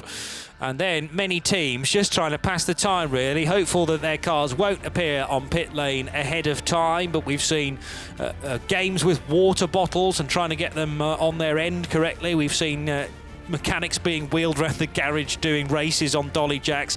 A moment between 2 Porsches, very nearly. There's the moment with the dolly jacks. But when Nicky Pastorelli spun across the nose of the 911 car, that was a frightening moment, but thankfully those cars avoided contact. The scene then at the Algarve International Circuit as we go into Sunday morning, and the first half of the race is finally done for these teams, but they're not going to see daylight again until 20 past 6 tomorrow, or this morning we can say now, Sunday morning, and even at that point we'll have a little under 6 hours of the race still to go. As far as the commentary is concerned, we're going to take a bit of a break now until 8 o'clock tomorrow morning, but the live stream's still there on radio-show.co.uk and other places too. There's going to be a variety of some locked-off camera shots and also some onboards too. The ticker will remain, and that will stay up to date, giving you the positions of the cars in the GT Series and the TCE Series races. And also, don't forget, at Paul Truswell as a Twitter feed, because there may well be some updates from the pit lane as far as Paul's concerned when he goes to chat to 1 or 2 of the teams in the early hours. And we will recommence our full coverage in just under 8 hours' time then, from 8 o'clock through to the finish, of course, and then all the podiums and the post-race driver interviews as well. So plenty more to come here on RS1 and RS3. But for the moment, we bid you a good night, and we'll speak to you in the morning.